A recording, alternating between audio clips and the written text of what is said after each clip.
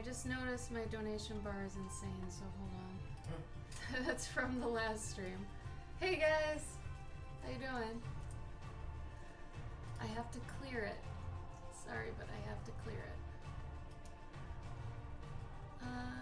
Who's here?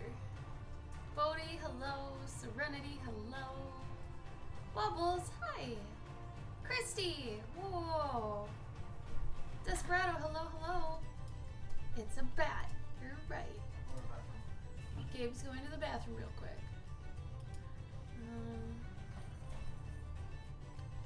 Let's see. I'm going to switch over my music real quick. Oh, weird. That shouldn't be in here. There we go. Okay. So whenever you have a donation bar, you have to clear it once you've reached your donation thingy. So I have to reset it. Hold on.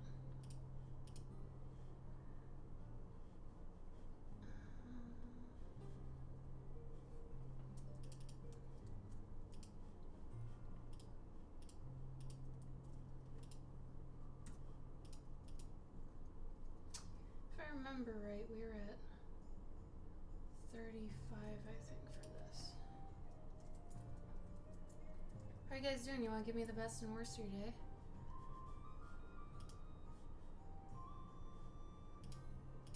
What? 2020. That's there. Okay. It should be updating. Yeah, there we go. Okay. Sorry, we're in the new place, so I actually am a little late because I was getting my my lighting figured out. Thanks, guys. I'm glad you like my bat. I've been doing a lot of safe things lately, things that I'm really comfortable drawing. So like this bat. Maybe some of you saw my post from, was it Monday? I don't know what day it is right now. It was the other day. I did this mouse with the bees, and she's yelling at him because this guy's like, yo man, you stole all the thistles in the field, and she's like, no, there's still some left. And this guy's mad, he's inquisitive, and he's sleeping. Probably has narcolepsy, you know. Also, so I found out there is a glitch in OBS right now with my filter lighting, so as you can see, the lighting's kind of messed up on me pretty hard. Yeah, it's alright. It's not the best, but it's not terrible either. So lately, I haven't had a lot of time to draw anything. I just sent out like a huge batch of Christmas commissions though today. It was like 7, something like that. All the ones that I was working on that aren't the biggest one I have left. I have this one that is a really weird commission I've never gotten before. This guy had a really weird request. He wanted 9 9x12s arranged in like a grid, right? And so the ones he wants for Christmas are the first 3 in a column on the right. So to do this entire thing, or at least plan for it, I had to do a sketch of it, right? And then I had to show how it was going to be broken up into 9 different pieces of paper / the grid. And so the 3 on the rightmost column, he wants those by Christmas. And then he says he'll keep ordering the other 2, but I don't know about that. Just because he's kind of, correspondence with him has been kind of weird. So the hardest thing though is planning ahead to the point where it's like, okay guy, I'm gonna do these and then I'm gonna ship them to you. You do know if I do that, I'm not gonna have them for the next section to be able to line up all my colors and stuff. So I'm going to basically be working blindly, because even if I scan those and printed out copies of it and had it next to it, the color isn't one for one. You know, it's going to be hard to get the exact size too. So I gave him options. I'm like, do you want me to send you prints so I can at least have the originals to line it up? And he made what I thought was probably the second best decision, which he wants the originals. That way, at least he's got them for Christmas, and if he doesn't end up wanting the other two sections, he won't be forced to. So on his end, it was a smart idea. But it's just figuring out how I'm going to do this has been one of the weirdest things I've had to do in terms of commissions. So, I have headphones on. I can barely hear it. Oh, you guys can't hear me.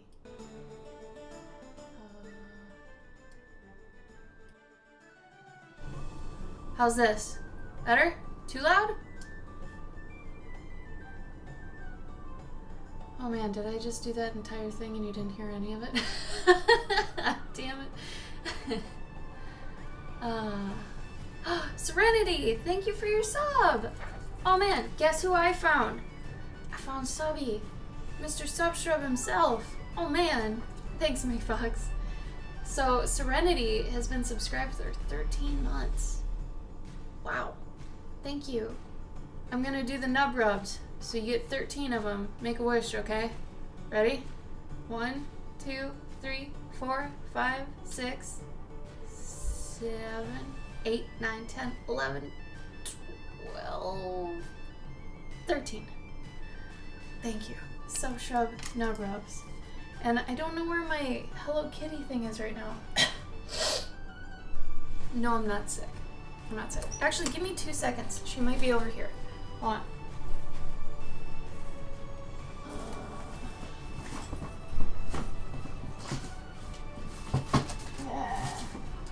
No, not there.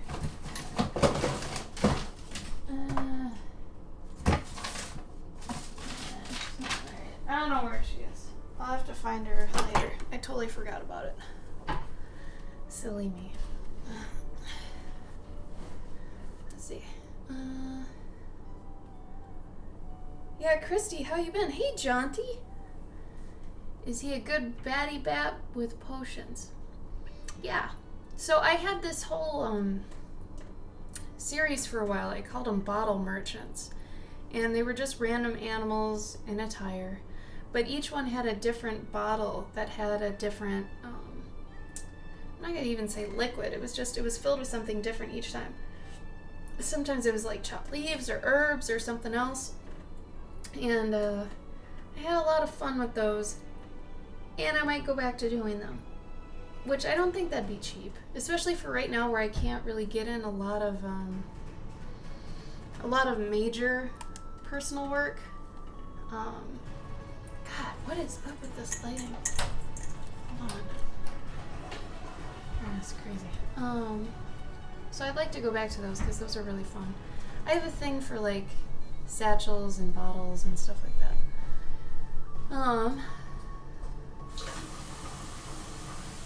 River dance. You only get the river dance gift if you make a donation.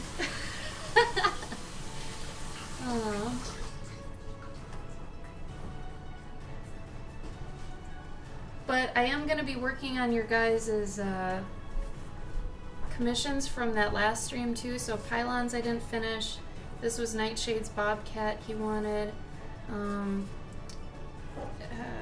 Medidog and her guy ended up wanting this character. Ushi had a jumping mouse he wanted. So there were a lot. And then Desperado, I still have to do yours. I think you were the last one, actually, that I was supposed to do on stream. And I think you got Grayscale. I know it's been a while, but I'm pretty sure I wrote down to add gold. So if I wrote down to add gold, I'm pretty sure that meant you got Grayscale. If you remember that differently, let me know. Worst, you have a final tomorrow. Best, you're eating food. That's not too bad. I mean, finals are kind of like you need finals, right?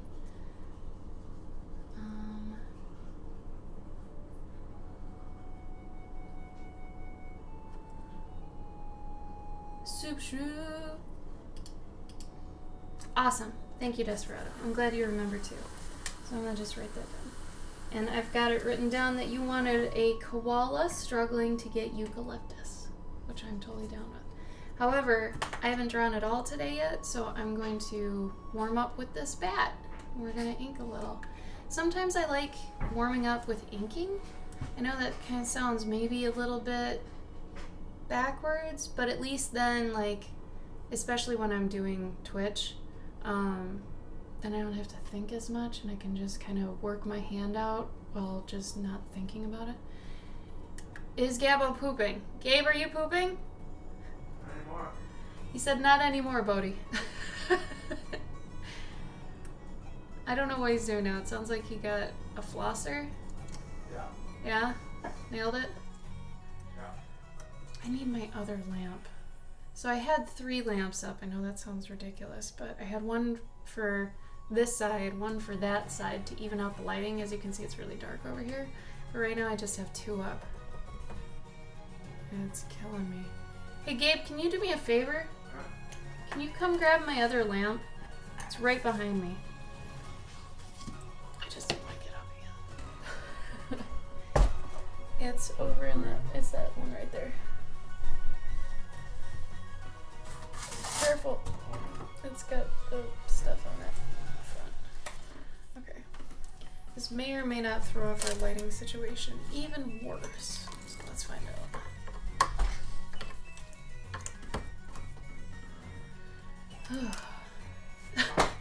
Fire Seal says pooping is the best moment in life.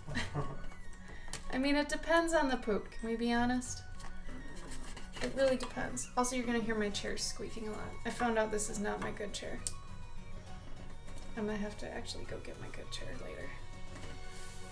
We have too many office chairs.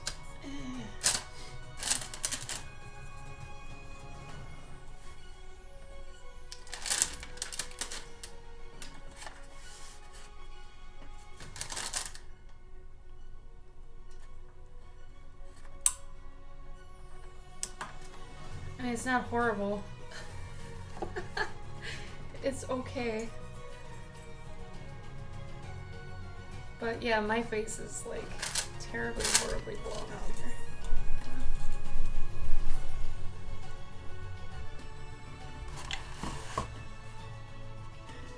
Oh, now there's this like, I kind of like this. I look a little bit rosy. Maybe we'll leave this. This isn't so bad. Unless it's gonna fix itself. Maybe it'll fix itself. Sorry, guys. New place, new problems. Alright. Well, let's bring this one back down.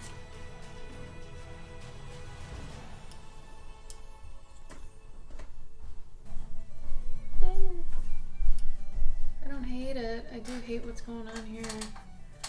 Lord almighty. Maybe I can just turn that. Oh no. Oh. This is the worst. Can we deal with this? I look like I'm in a creepy cave. If I do that, ooh, that's even worse. Okay. I'm telling you, until they fix this thing, I've been doing all these workarounds of like contrast and everything. Right now it's really messed up. Like if I try to put a tint on my face, which I usually do, I put a warm tint on my face, I'll be honest, because I'm a little too pale for camera.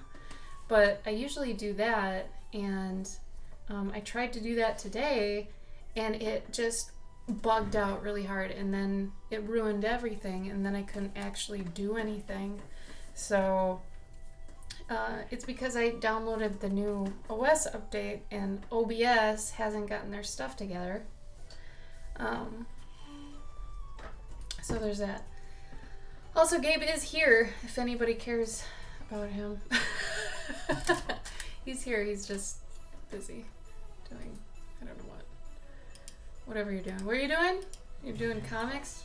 Comics. He's doing comics, per usual.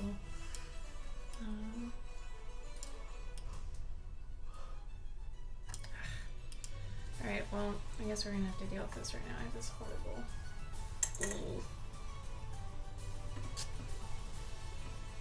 And also my computer's like 3 feet away now instead of where it was. Anyway. Okay. Oh no, he's all screwed up. Do it for the drawing. Okay. Does everything look okay? Oh, that looks great. Wait, okay, never mind. The water bottle isn't fantasy themed. I know! I'm sorry. But it is one of the water bottles that's got a Brita filter in it. Very good if you travel a lot. Because then you can get like water out of hotels, bathrooms, things like that, and not be too worried. It's really good for cons. But yeah, it is not fantasy themed. At least it's still purple. I could throw these leaves on it if I wanted to, but I don't go too crazy far. Only at conventions. Like at conventions, I'll change my Fitbit to actually even be themed, but not here. 18! Thanks, Bodhi. 18. Excellent. You're a saint. Okay, this is gonna look crazy probably for a minute. Hold on. Oh, that actually doesn't look that bad. Shoot. This is just driving me crazy. I'm such a problem solver that I really don't like. That doesn't look too bad. Whatever. I'm over it. I'm over it! Serenity, why? It's not connecting to the app. Is it old? Do you have like a flex? Because it might not be up to date anymore. They moved into a creepy cave. The best creepy cave! No. In fact, we're probably higher than we were. Do you think we're higher than we were? No. No. I think we're lower. No, we're not. Really? Feels like we are. Well, we got a balcony. So there's that. And we're getting a dog in a month. I don't know if some of you didn't see our, I want to say notification or alert, but that's not right. Gabe, what's the word I'm looking for? Announcement! There it is! Announcement. Oh shoot, I don't even have... Oh, I gotta sign into Facebook. You know what? I don't think I have a favorite robot. Like of pop culture bots? Of just any kind of robot. I don't think I have one. What Because kind? No, you just like, you like mechs. No, I know, but like... Wait, Like what do you I'm- mean kinds of robots? Well, I was trying to think of like... Well, you know, what robot have I liked forever? And then I started thinking, well, like which ones am I actually like... thinking about all the time, or I'm really like, you know, In love with? in love with. Yeah. But they're, you know, I like them all equally, I guess. Like it, you know, like I'm thinking like maybe RoboCop was my first robot, you know, aside from Voltron. But beyond that, like, you know, there's Mega Man, there's like Iron Man. I think there's- Mega Man's my favorite robot. Yeah, but I think like if somebody were to like be like, I'll make you a little statue or whatever of, or if like, or Metabots, if it was like Metabots and like I could use robots Yeah. like pets, then it would be Cutman. I always like Why Cutman. do you like Cutman? He's such a jerk. I just like his design. Ah. It's just very simple, and I like his little cutters look like a bow tie. I always thought he was a woman. I don't know why. Yeah, they didn't add a woman bad enemy bestiary person until Mega Man 10. That was Splash Woman. That was the first time. That's a bad name for a girl. I know, I don't... Hey, wanna see my boobs? What? She's straight out of college. Wanna see my boobs? Why is it what? Did you say splash or flash? Splash! Oh, okay. Still applies. Wanna see my boobs? I want that as a You thing. know, like since Mega Man X, Yeah. like whenever you would go into the room, like now the bosses talk. Like there's like a gorilla and he's like, I will smash you! I will crush you. Yeah, but that's kind of like Guts Man too. He was kind of like that in the actual anime. Yeah. I think So, that's why they added the voice. I like the anime too. That's why I like Cutman. I like Cutman in that. No, Fire Seal. I think the Fire Dude's cool too because he's got just like a. It's like one of those just. It's not a. It's like a fire nozzle on his head that's always got a flame. Yeah. Like that's cool. I like Fireman on. Like my favorite design was Fireman in Battle Network. Can we agree Snake Man's kind of lame? Hey. I like Spark Man because he'd do the thing. Oh, and yeah. dun-dun-dun, Yeah. dun-dun-dun. Yeah, it's cool. He was. I don't know. He looked cool when he did his thing. Do you guys want to see pictures of the pup? I'll throw in some pictures if you want. But also Now I've there's- got Gabe ringing in my head. Want to see my boobs? Let's see my boob. You sound like Gene. There's two Gundams that are like my absolute favorite, and that's the Zaku 2 and the MS Dom. Who even asked you this question? Bodhi, which is really weird. What are you up to, Bodhi? Yeah, Bodhi, what's the deal here? What's your intention, friend? I think the MS Dom is my favorite. He's just like this big purple dude, and he's got like parachute pants, Yeah, and he's got like one eyeball. yeah. This is really. I'm really glad I finished most of my commissions minus one before I did this stream because when I do the Twitch streams and I have a ton of commissions to do, it feels horrible. And I still have a ton of commissions to do, but at least like they don't have a rush like the Christmas ones do. So I'm happy about that. Have you guys bought Fire Seal's digital book yet? Because if you haven't, you should. I'm embarrassing him like a mom. You get a free sketch. You get a free sketch, maybe. Still. I don't know if that Oh. was just like people right away. Fire Seal, is it all the time? Do you know spells that can murder? Well, no. Yeah, all spells can murder. No, I'd be more of a white witch, I think, if I was anything. Wait, did they ask if you know any spells? So I looked into Wicca for a while and I found out it's just super selfish. Like I couldn't get into that because it's all like, have a love spell to get the person that you want. Don't want to do your dishes? Here's a dishes spell. Like it's all avoiding responsibility. So I was like, I don't like that. But there are ones that are better. Anyway, I don't know how we got on Those this. all sound like BuzzFeed articles. I know, and that's kind of, you know. Wicca feed? Yeah. Bodhi's trying to decide what to get you for Christmas. Oh my. I We didn't do know that have we were- Amazon wish lists, y'all. Yeah, I didn't know that we were Just doing saying. this. If you want those. I didn't know that we were getting each other presents. Dude, Burrito, even if I had murder spells, the level that I am versus the level he is, I totally wouldn't be able to handle that. I'm not like thousands of years old. I don't have tons of like, you know, magic experience behind me. Even if I had a little, it's not enough. Hey, Just you know what's great about having the Taco Bell app? You have the app? It tells me to go buy Taco Bell. You know what's really weird about that? I actually was gonna surprise you at Taco Bell today. Oh man, that'd be great. I know, because I was at Starbucks. I'm like, I got him a coffee. I might as well get him a taco. Because they're basically connected. I thought about it, and then I was like, nah, Well, thank you for thinking of me. you're welcome. That was the second time.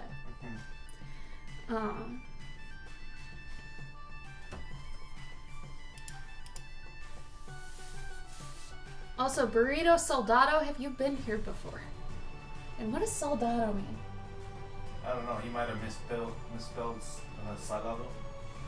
Was Which it means- sun something? Which means no, it's like soul burrito. Like I'm the only one. I'm the only burrito. So it's like the Highlander, Or but maybe, burrito? No, that might be actually soldier. Oh, that's also cool. All these things are good ideas. Yeah, burrito soldier. Are you burrito soldier? That's great. Taco Bell. Nice glitter. Nice. Also, glitter, the Secret Santa thing, when's that due? Sorry. I've been trying to keep up with Discord lately, you guys. It's been rough. I think I'm gonna call him burrito salado though, Why? because that's a salty burrito. Oh no. You made your bed. Hey, Eric's.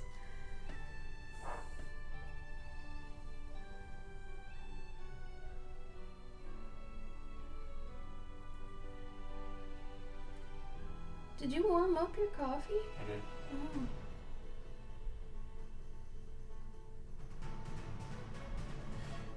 Oh.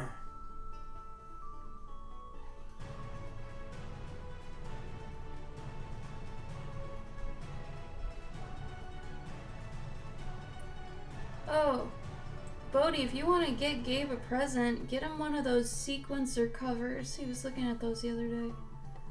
Oh, those are expensive. Are they? I mean, it wasn't. It was like $25, but I already have one. But this one's like it's made in. It's actually made in Wisconsin. The guy lives in. Are you kidding me? No. That's I think messed he up. lives in. Never mind, Bodhi. Don't even think about this.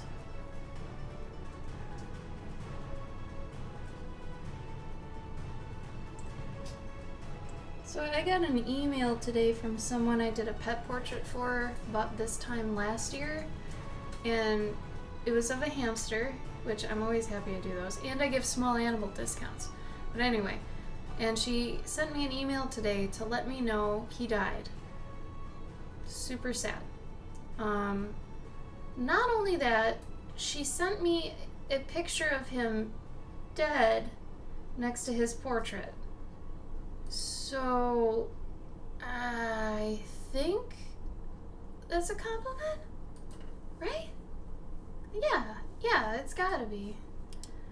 Yeah, Bodhi, but I didn't know it was that much. Don't worry about it.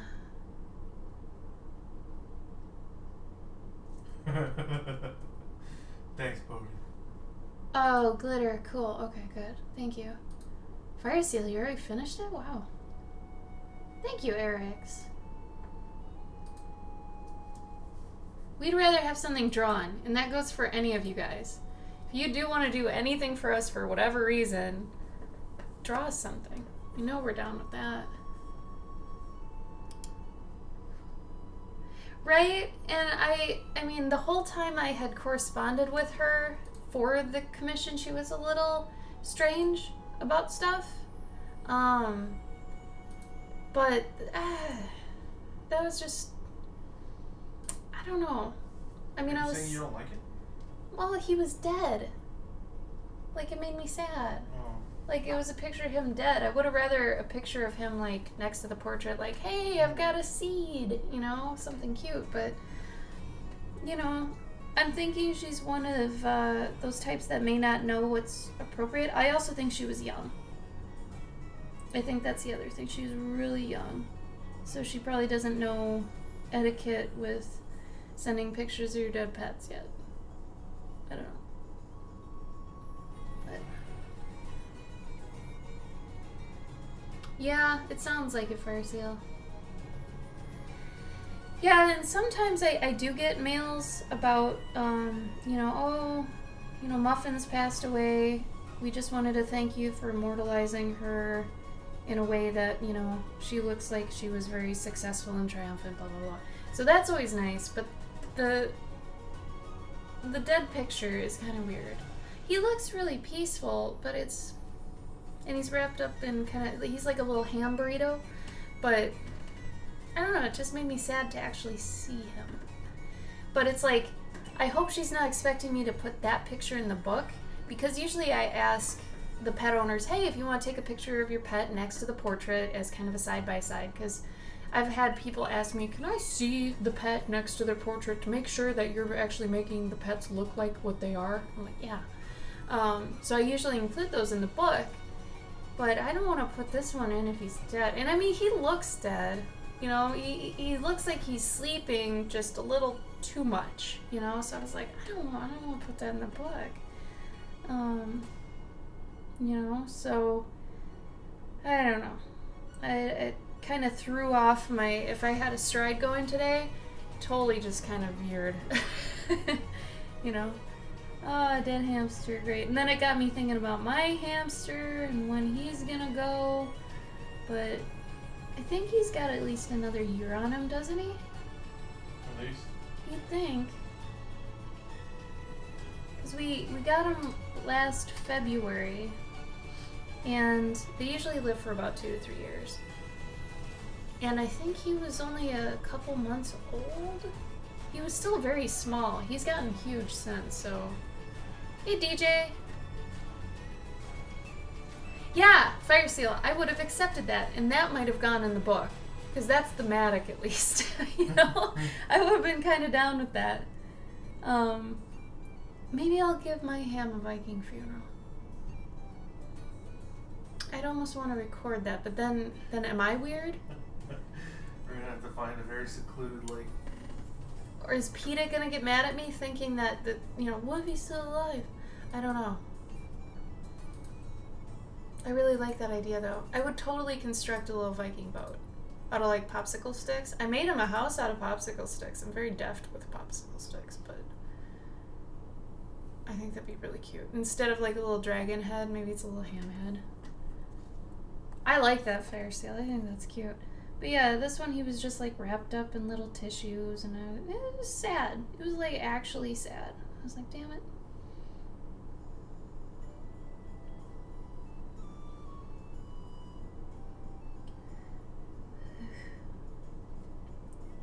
What game is it you're playing? SteamWorld? Yeah. Is anybody else playing SteamWorld Dig? Gabe's playing it. Playing the second one? It's got this terrible guitar riff in it that's exactly the opening to Dream On from Aerosmith, and they play it way too much, and it drives me nuts. Like, crazy. I don't know. Every time you go back to town, there it is. Is it like entering the town, that noise? Well, yeah, because you can teleport back to the town Yeah. to like sell your, you know, whatever minerals you've gotten. Yeah. Weird. Yeah, they don't have a lot of like different songs, so it does get very repetitive. Yeah, and that's what makes it feel really like an indie game to me, is the fact they don't have that, you know, high budget sound stuff. Mm-hmm. You know, and you can usually tell. But yeah, when they repeat a lot of the same sounds, or if a sound jumps out at you in a game, that usually means it's not mixed properly in, or it wasn't professionally done. Because the best UI, the best music, the best audio, and visual anything in a game is the kind you don't really notice. If anything sticks out to you or gets annoying to you, they did it wrong. Because everything should just be seamless. Like, that's a cohesive experience, you know? Same thing with comic book lettering. Same with comic book lettering. Oh, I wanted to send you this one comic I found. Mm-hmm. Their lettering was touching the edges of the bubbles in every bubble. I don't see how they... And I was like, Gabe would just rage at this person so hard. That I don't understand why... I mean, unless you're like 9, like I don't understand why they would... That's one of those things where it's like, you're an artist, right? Any artist would notice that you need to give that some breathing room. You know? So, I don't know. But yeah, that's a really good analogy. Comic lettering. Same thing. I would even say like how a mall or a store is arranged too. Because basically that's like UI. Mm-hmm.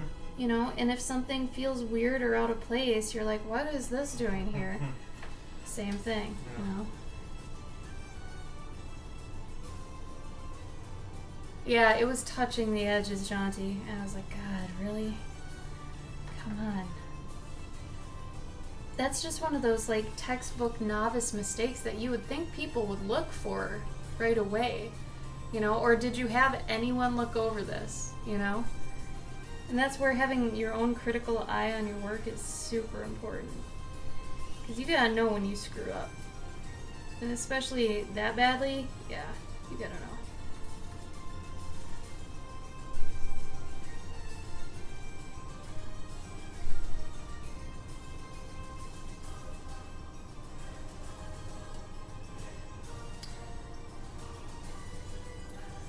Has anybody done anything fun for the holidays yet?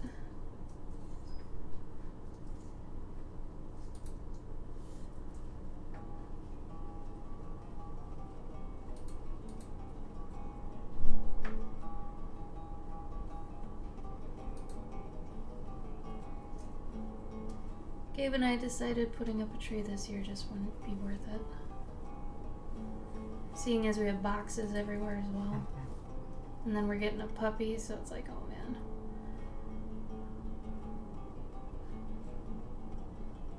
Also, we'll both probably start off our stream by holding up the puppy. As long as we can, until she gets too fat. She's guaranteed to get fat. Oh, bake some cookies! And bought a tree. Wow! Serenity, you're on top of it. Mayfox's tree is up. That's good. Desperado, nothing yet. You know, some years you can take a year off from it too. Think about that. If you're kind of burnt out from holidays, I've learned that sometimes taking a year off from it, the next year you're more excited to take part. You know, just like anything, you can get burnt out from it. And that's, you know, more than understandable, especially if you live in the US where it's shoved down your throat starting in October. You know.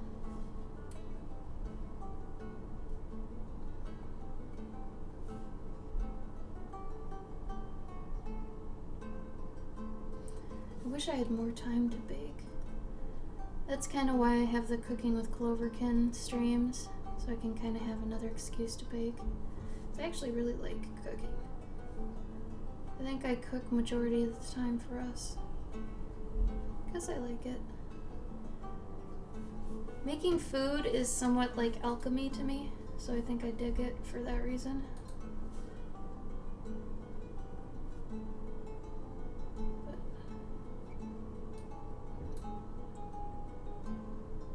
And I also feel like cooking's one of those things, once you figure out like a certain new method of doing something or a certain new addition to something, it's one of those things like you remember immediately going forward, and it like feels like an actual level up, which is always really cool. Like you can actually tell, oh man, I just figured out something new, that's awesome. Because you can literally taste the progress, you know.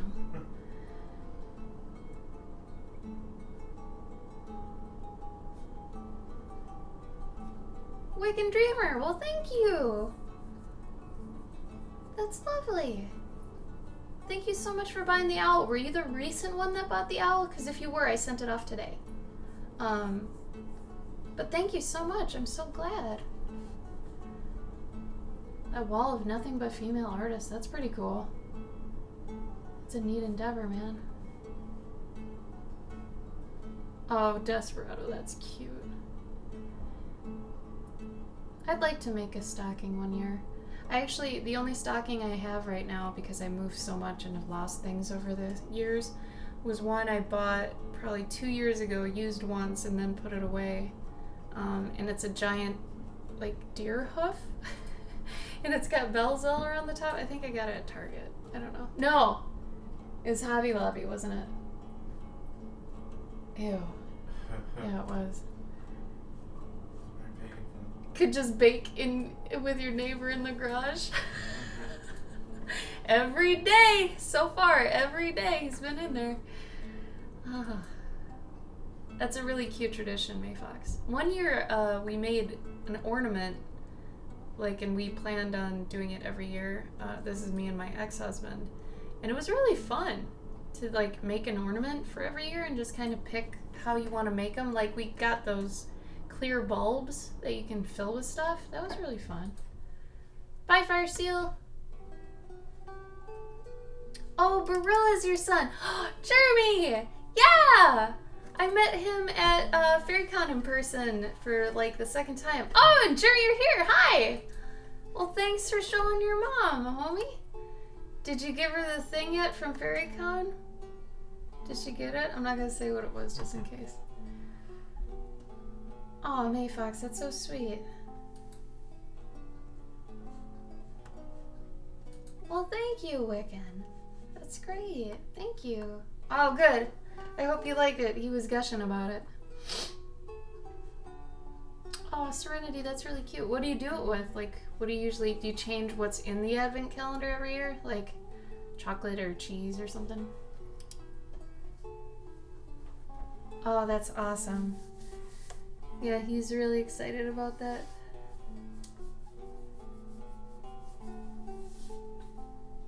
There are a lot of great sculptors at FairyCon. I actually got a couple things from this woman who was making mainly like sculptures that were connected to a necklace. Like, I wouldn't say that they were exactly fully jewelry because they were more on the sculpture side, but they're really interesting, and I hadn't really seen anybody doing that before. But they were a little bit gaudy, but they looked really cool. I'll have to show them when I find them. Everything's still in boxes, but it's really neat. Really cool take on it. Yeah, your seamstress skills are nuts. Jeremy is showing me a lot of what you've done with costumes and things. You need to, like, wow, if you love doing it and you want to make some money, you could totally easily do that with, you know, Etsy, because your stuff is great. You could totally do it. Little bowls, and I fill them with whatever I can. Cute! That's actually super thoughtful, Serenity. I actually really like that idea. So you spend like the whole year filling up each one probably with something that, oh, mom would like this, or blah, blah, blah, and then at the end of the year you give it to her. That's super thoughtful. Like, were I a mom, I would think that's really, really cool. Bye, Glitter. Bye, Glitter.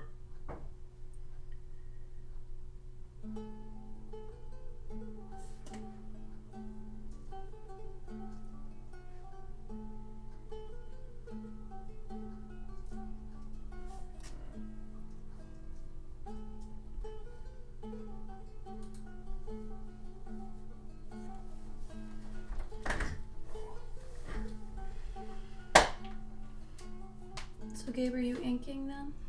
Yes.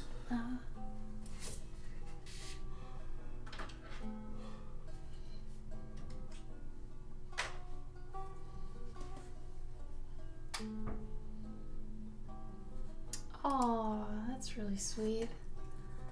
I love that. Is anybody working on anything right now? Like drawing, sewing, painting? What are you up to? In the back of my mind, I always kind of hope people reserve my stream, or Gabe sometimes, to actually do their art. You know, if you haven't gotten time today to do any art and you really want to, I'd hope this would be a time that you could, you know? I read an article today about there's a certain section of Twitch that's meant for gambling. For those of you who actually like watch Twitch a lot, is this true? Like, you can watch people play like internet slots and stuff? I don't understand how that's a thing. I thought it's internet slots. That's what it looked like. Huh. Like on the, you know, in the article, that's what it looked like. It's like, okay. Weird.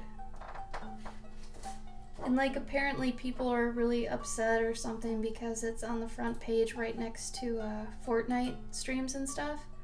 So parents are all like, you know, you're not even trying to gate the whole gambling thing for my kids. It's right there, you know.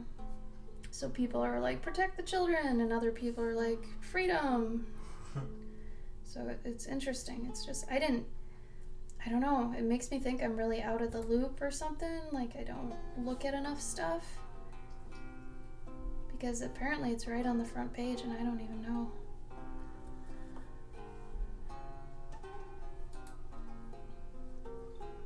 Isn't that just weird though, Wobbles? Like, I don't know. I guess it could be interesting if you're like watching it and they get a jackpot.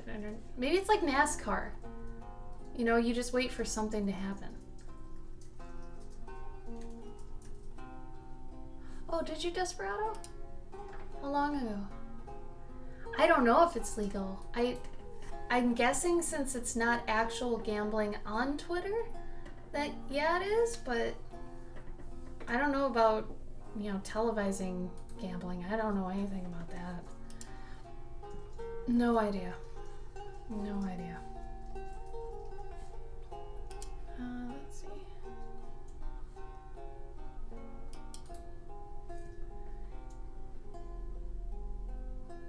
Yeah, and if you guys are getting that that glitch on Instagram of you'll see like a piece of pixels missing in like a post or a story, everybody's got that so far, so it's not just you.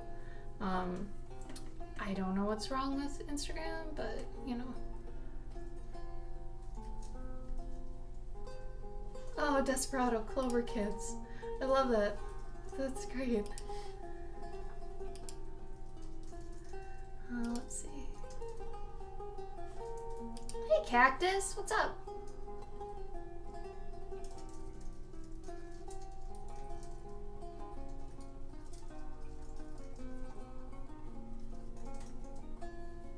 Nugs and bugs for Nugget Bucket. Cute. Oh, Bodhi, I love it.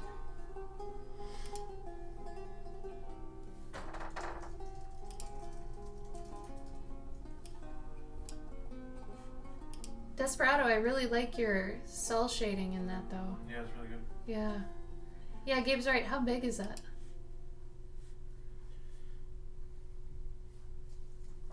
Bodhi, that's such a cute idea.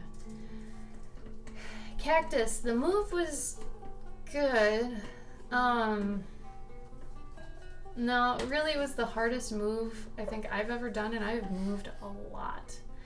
The funny thing about why it was the hardest one, we only moved like a 30-second drive away, but I think because of that, we didn't fully pack like we would have if it was a longer move.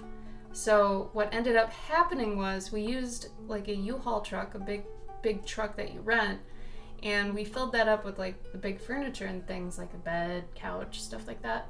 And we moved all that stuff, and then we were like, yeah, we don't need this now, let's bring it back. So we brought it back, and we used like no gas, so really it was only $50 to rent it. And then the rest of the next 3 days, we are going back and forth multiple times during the day, filling up my car, which it's a, I mean, is it a what is it? Is it a truck? It's a crossover. It's a crossover, so it doesn't have a ton of room, has a little bit of room, but it was back and forth for 3 days, and it was hard. So I guess my best advice, if anybody else is gonna do like, oh, it's only a short move away, pack like you're moving far away. And label things still, because it doesn't matter how long ago you did it, you're still gonna forget. You know, totes look the same, boxes look the same. What's funny is I've saved a lot of my boxes from moving, so a lot of the times they'll be like kitchen, and then kitchen will be crossed out, and it'll say games on it, because the next time I move I use the same box, and then that'll be crossed out, and then it'll say something else. This time I didn't even label stuff, so I didn't even know. So yeah, I would definitely say to actually pack stuff, even if it's a short move. No, Bodhi, they don't. And honestly, they're from a while ago. But if you just... Let me see if I can find them real quick. They were kind of a ways away. Let me see, though.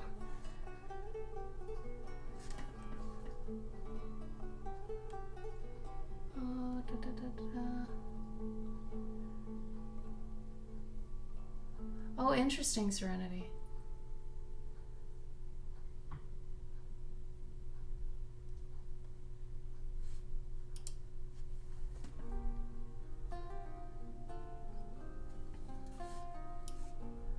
Oh, Bodhi, I love this. Gabe, did you see his Nugs and Bugs? Oh my god. Oh, it's so cute. I love that. So wait, the dungeon you did, is it like a fast food place then? Bodhi, I love it. That's so cute.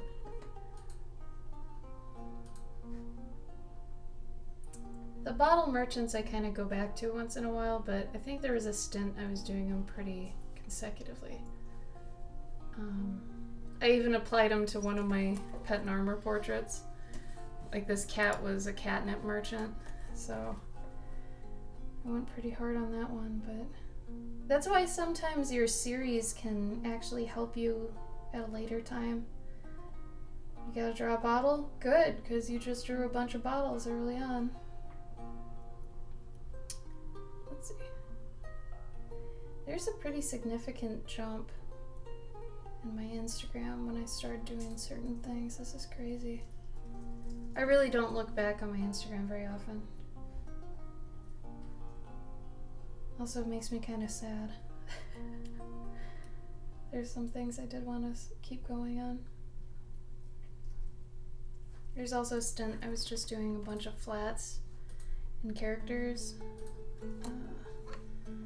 Like, I was super into Sergei Brosa at the time, so I was really having fun with cell shading and stuff. And I really liked this character, he was really cool. But my bottle merchants... I also started redesigning Peter Pan characters. Peter Pan's public domain, so... I really liked my Wendy. I liked her dress. It's cute. Still my books. Books. No story. Oh, here's some fan art, y'all. There you go. Some Dark Crystal fan art. Yeah, actually, if you go very far back in my Instagram, you'll see a ton of fan art. Never sold it, but it's there. Damn, I didn't think the bottle merchants were that far back. Here's one. He was a drunken fawn, so he always was tapping into his own supply. This guy, apparently also tapping into his own supply. So I also played with a lot of fun different designs of bottles. So a lot of the time I'd go into like a craft store and go to their bottle area and look at what kinds they had. I love these types. I don't even know what they're called, but they're the ones where the cork is attached to the bottle via like not wires but just metal, and you pop it on the top and then you cinch it down and it corks it really good. And there's this guy, he had more of a jar, but you can see kind of these are a little bit old. So I did a couple of those. Then there's my March of Robots. I think I have more back here too. Anyway, I'm digressing, but still. Always take time to look back at your Instagram if you can. What's really funny is I did this porcupine in 2014, so 4 years ago. And if you guys look at that newer one on my Etsy, it's basically the same idea but flipped, which means that I've always really liked this idea and I didn't even really know it, which I think is neat. I also made these twins that are like bell ringer spirits. I forgot what their deal was. I called it a tolling ritual. Spirit bell tollers. I really like them. They're cool. I had this little girl for a bit. My mice. Oh, here's another one. This guy was more disgruntled. I don't even know what he was selling. I don't even know if he knew what he was selling, honestly. His bottle's all covered up. Oh, this I think was the first one. I think he was actually the first one. And I don't even know what he was. He's just a creature. No clue. So yeah. I think I had more time to think about things I wanted to draw back then. This is when I had a full-time job, so I had a lot more time to think about, oh, when I get home, I'm gonna draw this, and it's gonna be great, and blah, blah, blah. Because once I started freelancing, as great as freelance is, you really actually lose time. I know it sounds kind of backwards, but until you get yourself on your feet, and even then, you have to make sure you're balancing your work so you still have personal time, which 3 years in, I still haven't gotten a hold of that. Like, I'm still trying to figure out how to pull back on, getting orders and stuff like that so I can have time for myself. But I think this next year is the year I'm gonna actually put my foot down and start saying no. There was a guy that emailed me today who wanted a pet portrait by Christmas, and I could do it if I broke myself. And I'm like, is that worth it? Is that really worth it? Should I really do that? And I told myself, I'm like, no, you're gonna regret that. And this is one of those things where it's like, you have to learn what things to take and what things not to, because quite literally, your health is involved directly, Like, I might lose sleep over that one, or, you know, I might do a worse job because I am burnt out, you know, and you have to kind of read yourself as an artist and know kind of where you're at mentally and how much you've done and if it's too much. Oh, that's awesome, Bodhi. Really, Serenity? Oh, that's crazy. Oh, bye, Wubbles. Bye, dude. Oh, Bodhi, that was a good idea for a pack. I like that. I haven't started working on the Secret Santa gift yet. Mine will probably be a little bit closer to the deadline. At least after I finish the final commission I've got for Christmas. And then I'm gonna take like a day for myself, which I never do. And then I'll get back to doing stuff for other people. Because I'm really bad at taking time for myself. Gabe can vouch for me. Oh yeah. Yeah. I'm pretty bad at it. Gabe's actually a lot better at managing his time and being more nice to himself. Too nice to myself. You've had a longer time being a freelancer knowing, okay, I need to, you know, pull up. Yeah, that's true. Where me, I'm still like, I can do all the work. It's like, oh, no, you can't. Pull up. Pull up.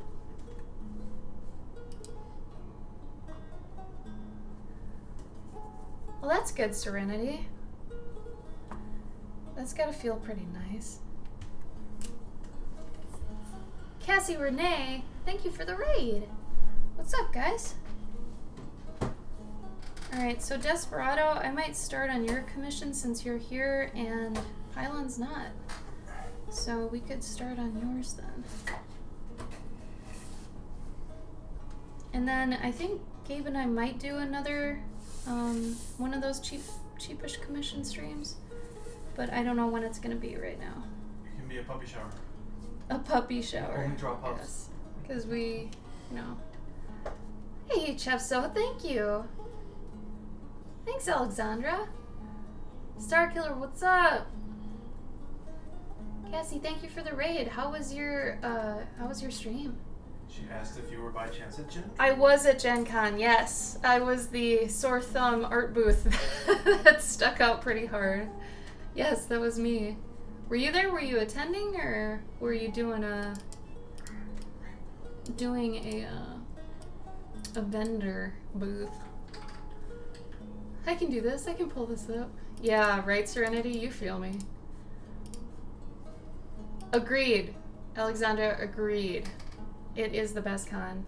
We have done so many cons, and especially last year, we were doing more of an experimental year, figuring out, you know, which ones were good more in the South, because we know which ones are good for us on the East Coast and the West Coast and in the Midwest, but we hadn't really tried any in the South. I mean, like Florida, North Carolina, we went to Dragon Con in Georgia, and really, depending on what you sell, there are going to be certain cons, obviously, that are better than others, but Gen Con for me is the best con, hands down. Will I be back this year? We don't know yet if we're in. We applied, because with, like all cons, you have to apply really to be a vendor, at least in the Artist Alley, and then a lot of cons will jury your work and figure out, okay, yeah, you know, have them this year and what else. So far this year, I'm doing a lot of for next year, I'm doing a lot of Midwest cons and Emerald City. I'll be in Emerald City, which is in Seattle.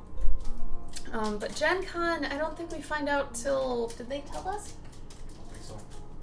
I thought it was supposed to be in December sometime, but they didn't really give us a date. They'd tell us if we made it in by yet, but thank you, Cassie. I appreciate that. I'm just glad that, like... Oh, yeah! Yeah, Jeremy did show me that. That stuck with me. I do remember that. So you were the one that was actually at TwitchCon, right? And you got, like, the big award? Is that right? For that dress that it had, like, crazy amounts of detail. That's what it looked like. if that's the same dress I'm thinking of. Because, wow, that was insane. What were you going to say? Forgot. No, it's just, I don't think we've ever been to a show that was so, where everyone is so incredibly, like, enthusiastic about being there.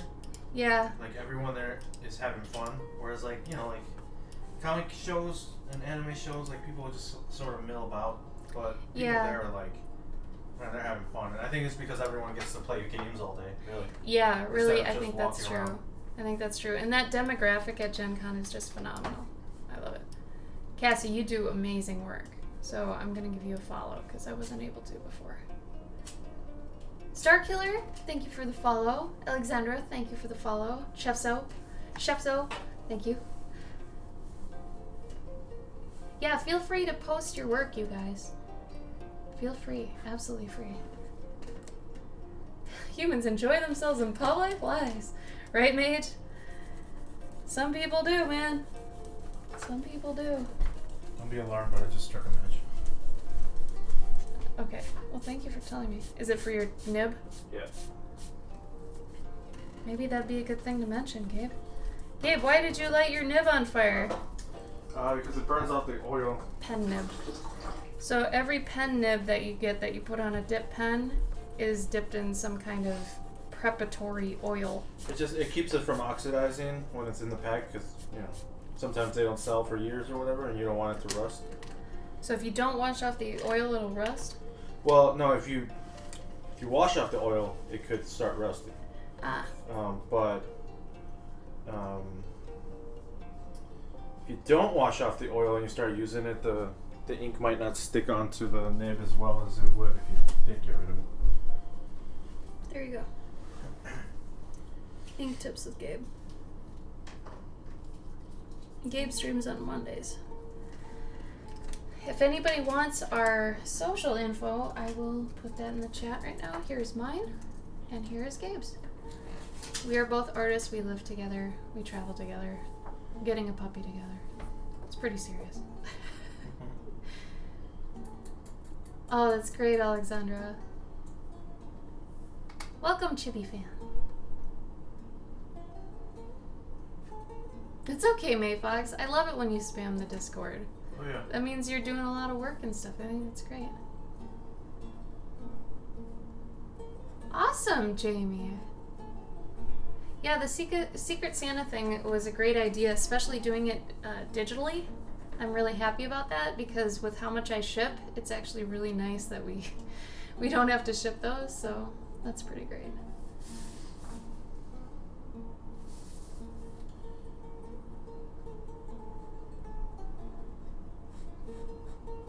Oh, that's great.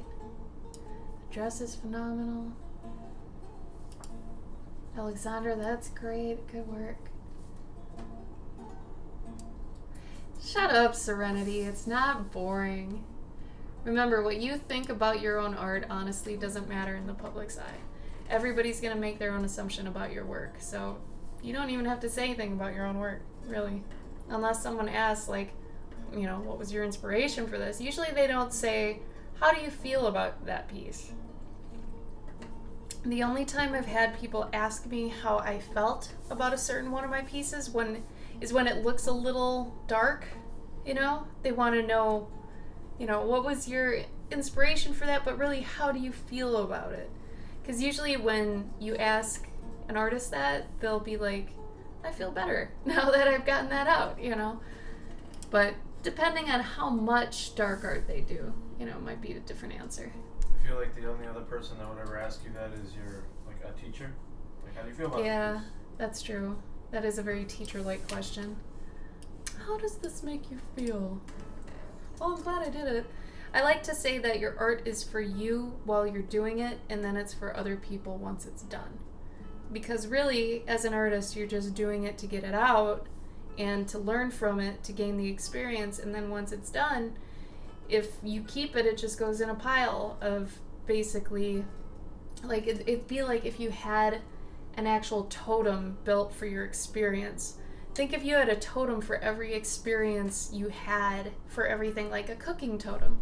Here's how high that is, or an art one. things like that. And I feel like if you keep your art, it's just going to get taller and bulkier and it's going to take up space. But it's the best reason to give away art is because it's no longer for you. You know, it's for other people. And in my opinion, it always was. I feel like a lot of the time, you know, we have things that we like and we don't realize that a lot of people like the things we like. So as long as you have a scan of your work, let it make someone else happy, you know? And even something you think isn't that great, someone else might just adore it. So I say don't keep that stuff to you, you know, give it away. It's for other people then. By giving it away, you mean sell it? Either sell it or give it away for free, depending on how you feel about it. I mean, and where you're at in terms of if you're a freelance artist or if you're a hobbyist. If you're a hobbyist, you know, and you've got an actual job and art's not your main pursuit, give it away for free. You know, give it to family, give it to friends. Do what you think is right for that piece. But otherwise, if you are a freelance artist, know that everything you make is potentially money. The time spent on everything literally is money because you could have been doing something else that accrues money for yourself. So it gets a little bit different depending on your intention, you know.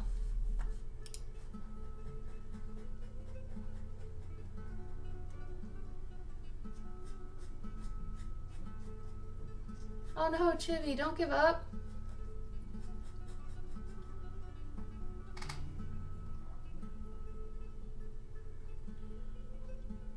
Oh, I'm glad you're excited for Secret Santa, Mage. That's great.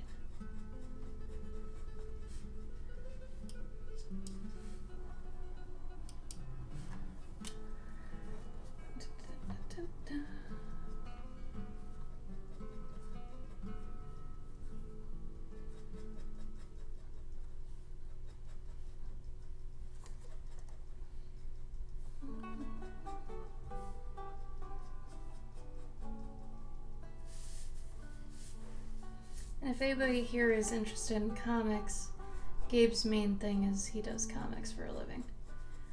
So if anybody wants to start doing comics or has questions about comics, feel free to ask. He is right here, so he can answer your questions. That's great, May Fox. Mine's a little bit more challenging, but I'm fine with it. I think it'll be good.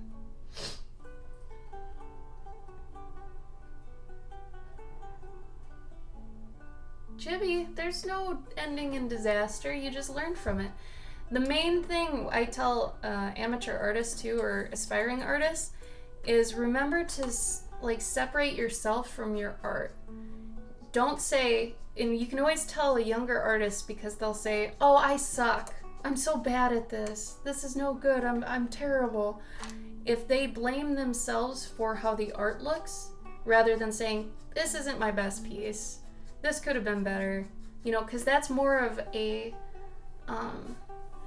subjective or an objective take on it, where they're stepping outside and knowing that the art doesn't necessarily reflect their full potential of where they're at. It's just a small facet. Maybe you had an off day, maybe you need a break from art, maybe you're doing too much art, stuff like that. Your art is going to tell you where you're at. Mine lately has been telling me, well, you're doing a lot of comfort zone stuff. Means you don't have a lot of time, but you still want to make things. So, like, this is pretty damn comfort zone for me. Like, mice and insects and stuff and woodland creatures, pump it out, you know?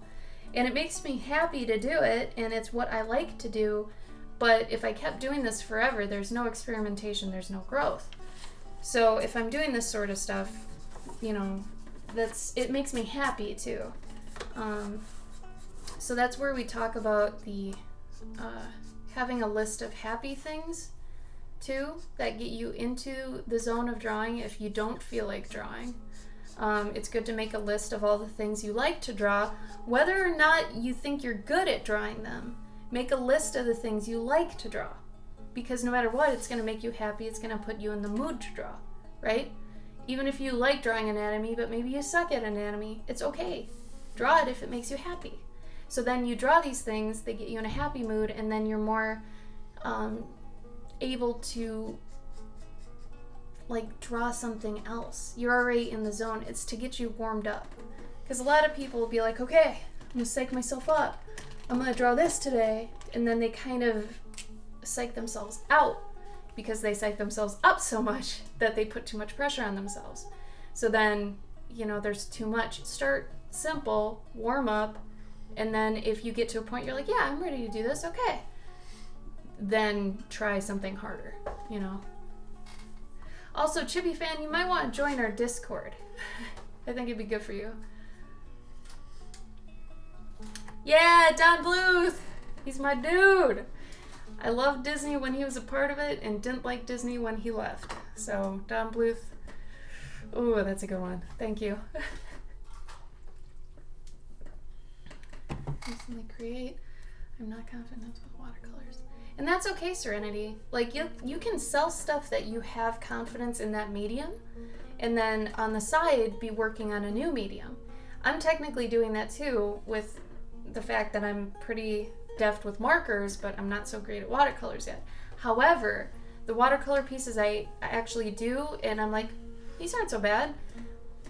I'll sell those because they were time, they are money, and somebody might like them, and I don't want to take that from somebody. So, thank you, May Fox. Same, Chibi. Don Bluth, Beatrix Potter, and Brian Froud for me are like my 3.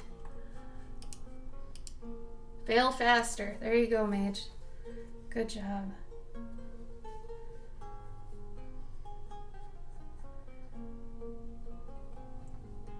Yeah, the quicker you can get over, thinking your art's terrible or comparing yourself to other artists' journeys, because what's that gonna do? You're spending time thinking about, this person's so much further ahead of me, blah, blah, blah. You don't know what they've been through. You don't know the help or the bad things that's happened to them along the way. You've had things that have held you back or propelled you forward. There is no absolute way you can compare yourself to someone else. In any facet, not even just art. You can't say, they're a better person than me and blah, blah, blah. They might have a dark side. You don't know. That's not healthy. Just compare yourself to where you were the day before, that whole thing, and you'll be happier. It's thinking on a smaller scale. Because once you start thinking on a bigger scale, you're really going to put all this pressure on yourself, really. Peaky Peach, thank you for the follow. I think the biggest problem is that sometimes we get into our own heads and we think that we should be better than what we actually are. That's true. But we don't want to be patient with ourselves. Yeah. And you look at other people and you look at other people's art and you're like, oh man, I wish I was that good. But, well, that person didn't come out of the womb that good. Yeah. They were in your spot at some point also. So I think Gabe's mainly saying be nice and patient to yourself too. Be forgiving. If you can't do something one day, that's okay. Try again. One piece could be, as Chibi said, a disaster. In your eyes, maybe it was. Maybe for somebody who's 10 years behind you, it's a work of art. It's all perspective. And it's better to not tell people kind of how you feel about your art, because I feel like that's going to reflect on your character too. So you need to really fix how you even perceive your own art and know that your art doesn't directly project you. It's a part of you, yeah, but it's not fully you. So you can't say because this art sucks, I suck. That's a little... Yeah, Miyazaki's great. It's true. It's another example. That guy didn't come out of the womb drawing like the way he did. No, and he made sacrifices. Oh, yeah.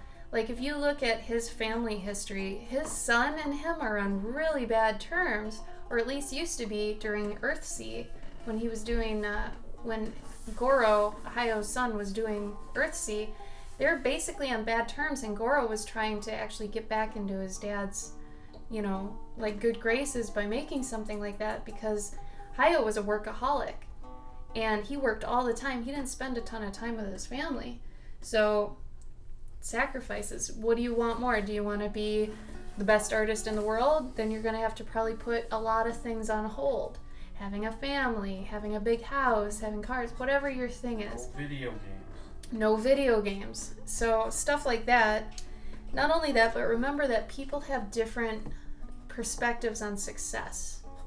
Okay? Having money, having a big house, having a car, having a hot spouse, whatever, money, that's someone's idea of success. It's not necessarily yours. Right now, I feel the most successful I ever have, and I'm like doing less, I think, and have less than I did 5 years ago when I had a full-time job and a career. Success to people is totally different. Like, I don't see having a career and being in that for years and years and years success. I don't want a big house. I had a house. I ended up hating taking care of a house. I never want a house again. I'm okay with having an apartment till I die. I'm fine with that because I don't like doing yard work. I don't like fixing a water heater. I don't want my basement to flood.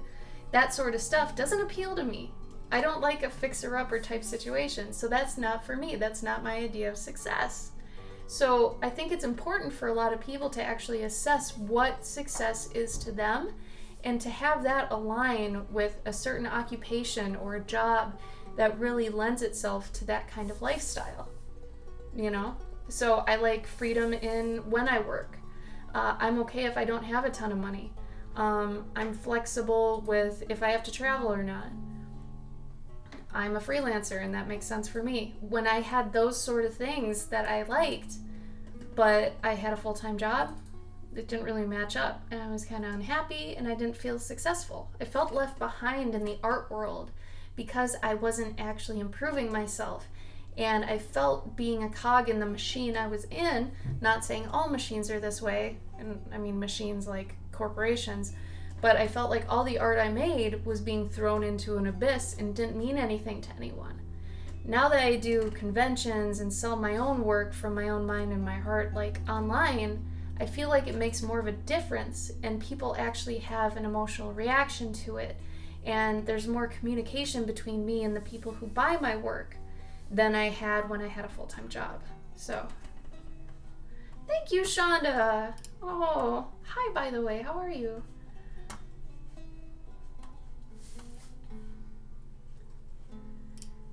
And yeah, Serenity and Mage, those are both two different mindsets. And Serenity, if that haunts you, you should find the phrase that actually motivates you. And Mage, that's a different perspective too. If that works for you, go for it. Just know that there's no right or wrong. That's the best and worst thing. You need to find your own path, which is a bunch of trial and error. And a lot of people give up on that and just kind of go with whatever works at the time, But you have to find what works for you to be the happiest that you can be, and that does take work. It takes work to be happy. It's not, easy, and it's not free. Hey, Eliza.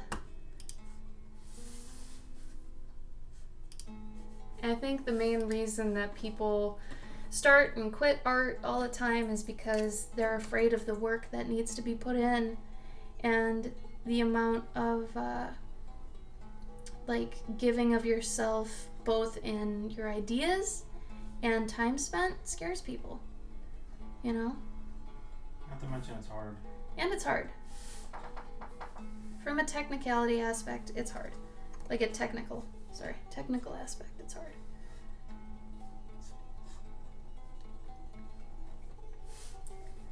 I mean, some people want to be part of a team and they like the 9 to 5 and they work towards one single product and they're all proud of that and they're all in the credits and they like that. That's someone's idea of success. Good for them. If that's not you, that's okay. That doesn't mean you're wrong. That just means you need to find what makes you happy and works for you and how you work best.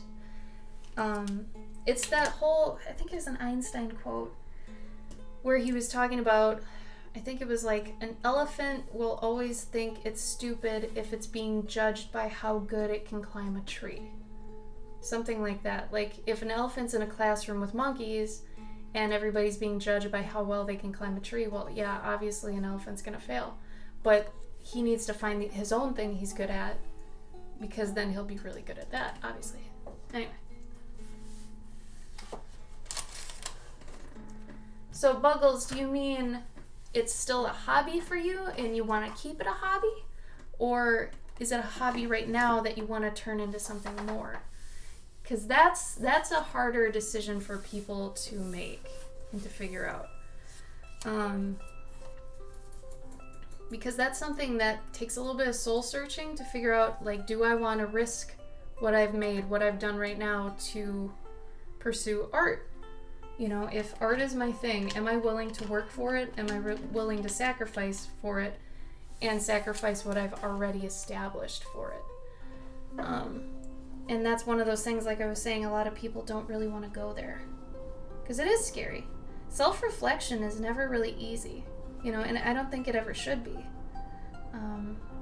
Because if you're not self-reflecting, like, deeply, I don't know if you're going to really get anywhere.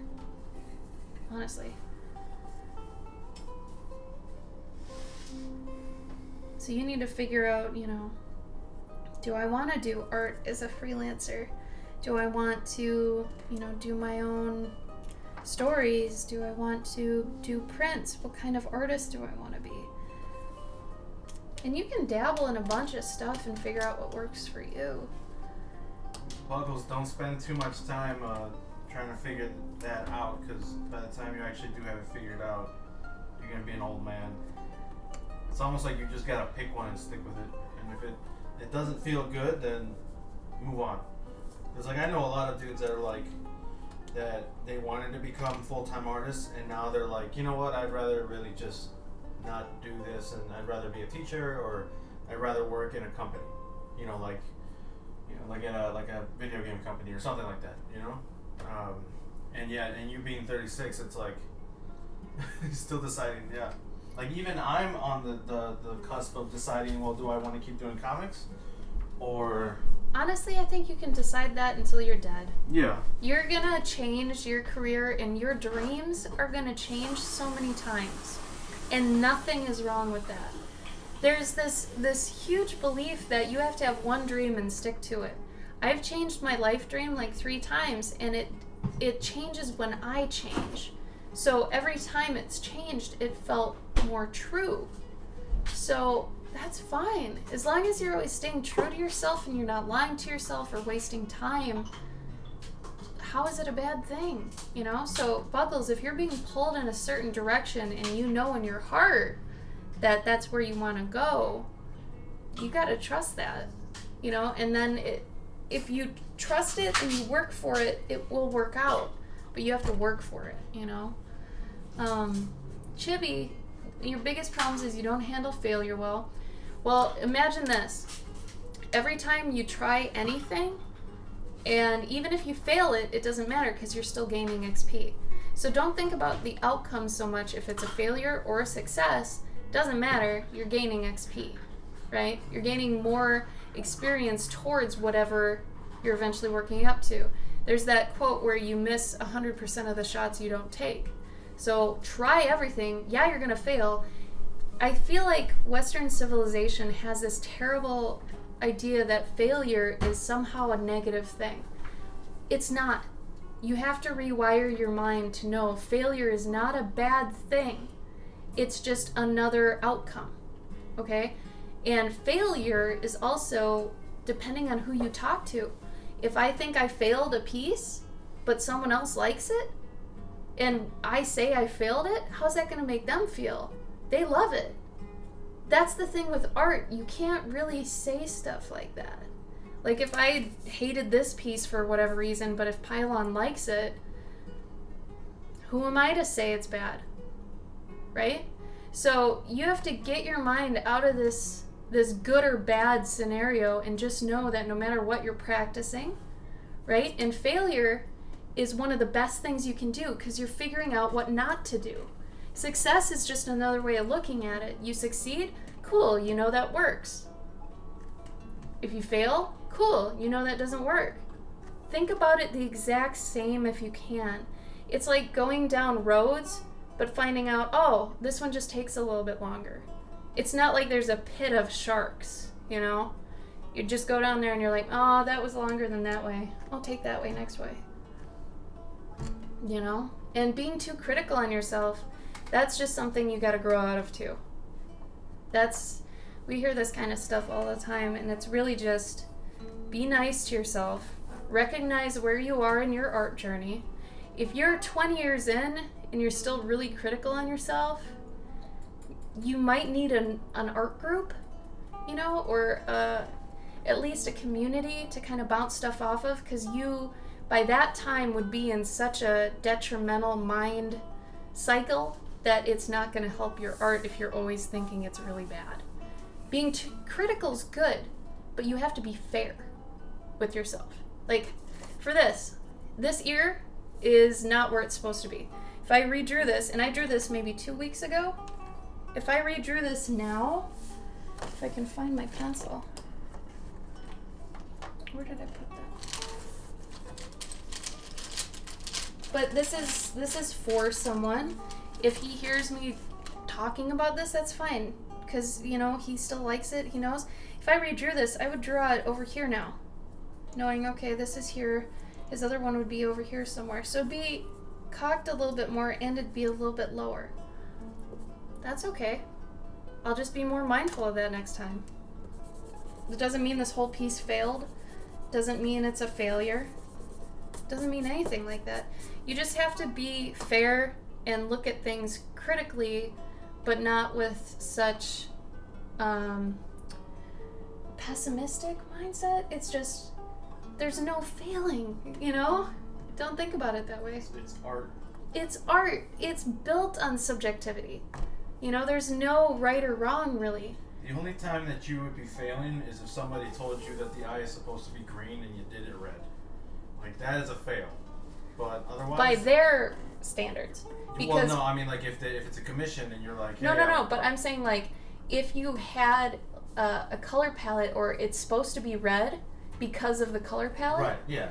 Like, technically, it should be. Yeah. But if someone wants it blue, then it changes to them being who's in charge, you know, instead of you. And the actual textbook reason it should be red, you know, something like that.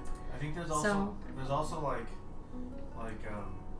what are you doing to better yourself? Like how much are you actually, how much do you want it? What are you doing to better yourself? And then also like, I forgot the other part. Thank you, Serenity. Yeah, I hope our Discord helps. I mean, Gabe and I will take time to actually critique your stuff and things like that if you put it in, you know, the critique area. But so, Chibi, are you a hobby artist then? Or are you still aspiring, even at 30, to be a professional freelance artist? Like, what are you trying to do and what are you doing now?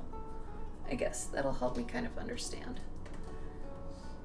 I'm really glad you get a lot out of it, Serenity. I mean, we try. We didn't expect our whole Twitch careers to be teaching. But really, we found out along the way that we do have so much experience in various places that it'd be a crime not to share it. So I feel like that's the point of having experiences, is to share them, right? Especially if it helps someone else go faster. You know, so I mean, that's probably the whole thing with parenting too, I'm guessing. You don't want younger people to make the same mistakes you made because that's a waste of time and energy, you know? You know what sucks too though is like the internet and its infinite wisdom and how it like Is super detrimental? Yeah, like it people go on here and they see other people slamming themselves. And they're like, oh, this is what I'm supposed to do if my art isn't good. So then they keep following that. And I mean, this happens constantly with artists where they're like, oh, I gotta be better than that person. Oh, but I suck. And then it's like, well, who told you to think like that? Like, why are you, what's the point, what is that gonna get you? Yeah. I would get mad and be like, no, F that guy. Like, that's what I used to be like. I would get mad at those people and be like, no, no, I'm gonna draw something way cooler than this dude, or I'm gonna work my ass off and I'm gonna learn how to draw, whatever it is that person drew, and I'm gonna draw it like way cooler than him. But instead, people like get down on themselves and instead like recede into a dark cave. I mean, you have to really get to the point where you're like, why am I ripping on myself so much? This is wasting time and energy, and in the time I'm complaining about what I'm doing, I should be making other things. It's just a hobby more than anything. I want to do graphic novels, but it have to be just writing. Okay, so Chibi Fan, first of all, Gabe and I actually made an entire monthly challenge for people who have the ultimate goal of doing stories. It's called Journey June, and it's during the month of June. So if you're interested in even just writing the story side of it, this will help you. It's based on the hero's journey. So that's a way to do it, and also to find out if you even want to do stories. So many people that say, oh, I want to do graphic novels, oh, I want to do stories, oh, I have so many OCs, so many characters, blah, blah, blah, blah, blah, but you haven't done anything. You need to do something. I don't care what it is, but you need to start writing or start putting these characters in places. I don't care how you do it, just start doing it, because if you're one of those people that just keeps claiming you have all these things, you don't have it. You need to actually start it, because one of the funniest things that I think happened that was really good during Journey June last time, this year, was that a lot of people came to me and they're like, you know what? I got halfway through the journey and I figured out I don't actually like writing stories. I was like, good! You figured it out! You don't want to do something. That's just as important as finding out you do want to do something.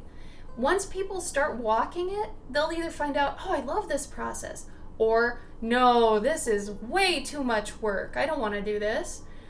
Some people just don't know what it entails until they actually start doing it. So they keep saying, I want to do this, I want to do that.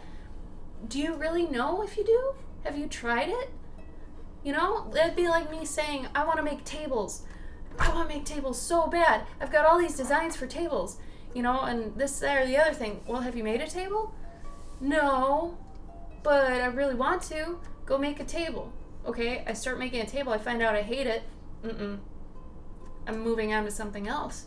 So then I'm not wasting my time anymore having this aspiration that's huge that I might potentially be wasting time I could be spending on an aspiration I actually like. Imagine that. Yeah. It's right, Jonty? It's that simple. You don't know if you like it until you try it. But in the art world, it's treated so much differently because there's so much more claims, But that's okay, Chibi. At least you're writing, so you know you like it then. That's great. But the whole graphic novel thing, Gabe can back me up on this, especially since he's done numerous graphic novels. You have to start small. If you've never done anything like that that's that big, you need to start small. And just even with a scene, and then take your characters, work them in, go bigger than that, Because I feel like drawing a graphic novel is like throwing a party for like 1,000 people. When you've never thrown a party? When you've never thrown a party and you don't even have a mansion. It's like you all you got is you live in a studio apartment in like downtown New York City. Not downtown, but just like a really tiny apartment. You don't have room to even entertain a dog, but no less like a crowd of people. So you need to learn how to deal with the dog first, and then you move on to like a friend comes over, and you have a dinner party. You fold down your your bed, and you put a board down, and that's actually a good analogy, Gabe. Everybody wants to be the socialite, but they can't do it. Yeah. They don't know what it entails. And especially when in this day and age, artists and writers and comic books and everything are seen as rock stars, but it's like, it's not as easy as it looks. That whole thing. Nightshade, 15 months. Damn, that's so great. Thank you, Nightshade. How's my favorite Cloverkin? You have other Cloverkins. How am I your favorite? Nightshade, you get 15 sub-shrub nub rubs. Do you have a wish? Okay, make a wish. I'm gonna make one for you too, regarding some information I know. Ready? 1, 2, 3, 4, 5, 6, 7, 8, 9, 10, 11, 12, 13, 14, 15. 15 months. Thank you, Nightshade. I swear to God, I'm gonna get you all your packages. You're gonna get so many packages from me. Before the beginning of next year for sure. Okay? All the things that I've been telling you, I'm gonna get you. Just wait. Rub that shrub. Do you guys ink first when you're gonna watercolor later, or watercolor first, then the ink? I think both of us work a little differently, and I'll even change what I do first depending on what I feel like. Sometimes I'll pencil, then watercolor, then ink. Otherwise, if you have waterproof ink, you can do it beforehand. Gabe actually will draw it, scan it, print it out, and then you ink and then watercolor, right? Yeah. Sometimes I'll ink the piece, scan the piece, print out the inks on a new piece of paper. That's what it is, yeah. So he still has the original inks. Yeah, so I don't ruin the inks. And I mean, honestly, that's probably the best way to... Because that also gets rid of the whole waterproof ink scenario. Yeah, I mean, sure, like some printer ink might wash off a bit, but it's I haven't had a problem where the ink is so... it runs off so bad that it ruins a piece. And hey, you know what? If it ruins the piece, then, you know, guess what? You can just print off another one. But if the ink on the printed version is sort of like, it is running off a bit, usually I'll add in like an entire water wash. So I tape down the whole piece, and then I just run water over it, you know, and I use the brush to sort of stroke away all the ink that hasn't settled in, that isn't permanent on the paper. I'll wash all that off and let it dry, and then I start I start watercoloring. But there's also, like, I've done watercolors pieces where I don't ink at all. I just use a darker colored pencil. Yeah, and that's usually what I end up doing too, is, especially with my style lately, I've figured out that unless I'm doing like a full ink piece or inks and tones, ink sometimes with my style is a little bit too harsh. So I end up needing to do something softer, which I usually end up using a Prismacolor Premier Brown, which with my color palette it fits right in and it's not as abrasive as a black ink. I could use maybe a brown ink, but I also like the softness that a colored pencil has. So really, you know, it's a lot of experimentation to figure out what suits your style, because there's so many ways to do everything. Honestly, there's no wrong way. You could even use a non-waterproof ink, watercolor over it, and use that bleed to your advantage if you know how to do it. Like, there's no wrong way to do it. There's just different ways of doing it and more desirable outcomes depending on, you know, what you know about the actual medium. So that's the best and worst thing about art. There is, but there isn't, you know, a good way to do stuff. The one thing I don't like about inking after watercolor is that sometimes the watercolor has made the paper warp? It not only has it made the paper work, but sometimes it makes it a lot more absorbent for whatever reason. So so it's spiders? So either it's spiders, or you get a lot of it sucks up a lot more of the ink than what would normally happen. Yeah, he's right. And not to mention also, like, sometimes you go a little bit outside of the lines, or you end up inking an area that, you know, you realize, crap, you know, like, when I penciled this, you know, I should have put this ear over here. So now when you watercolor over pencil, it sometimes bakes in the pencil, so you can't erase the pencil. That's true too. Yeah. So it's basically like you did ink it. Mm-hmm. So you know, And like we're saying, it's a bunch of trial and error. Like, you need to kind of figure it out for yourself. And that's the part a lot of people get scared by. They don't want to spend so much time figuring out what to do and what not to. Not only that, but a lot of people are afraid that they're going to ruin a piece. So if that's you and you're afraid of ruining a piece, couple things. One, know you're going to ruin pieces. So the best thing to do with that is work smaller until you get better at a medium or you get more skilled. Work like this size. You don't have to work 9 by 12, 11 by 14. You don't have to work big. Honestly, if you work big and it's not very good, or you can tell you don't do it very often, it's going to show. You want to make sure as you keep doing bigger pieces that you're actually growing with the size of your canvas, that you can actually do it appropriately. Meaning you know how to balance a piece, you know composition, you know silhouette, you know form, shape, all that stuff. Because the bigger it gets, it'll show. If you don't know how to actually balance a piece, and you've got everything in the lower left corner and everything on the right is like messed up, that's going to be pretty obvious you don't do this very often. So you can usually tell when you're supposed to level up to different sizes and stuff when you actually get too close to the edges of everything you're working on lately. Move up a size, you know? But when it comes to watercolor, it's the same sort of thing. The whole fail faster mentality. So to fail faster, do things smaller, right? And know that if you screw up something that's this size, that's fine, isn't it? What did this take you? Like a half an hour to an hour, maybe 2 hours? That's not as bad as someone taking 14 hours on a piece, right? So work smaller first, okay? I feel like a lot of beginner artists really want to jump to something big. And I mean, you can if you want to just play with it, but know that you're not going to be able to do that size justice until you work up to it, you know?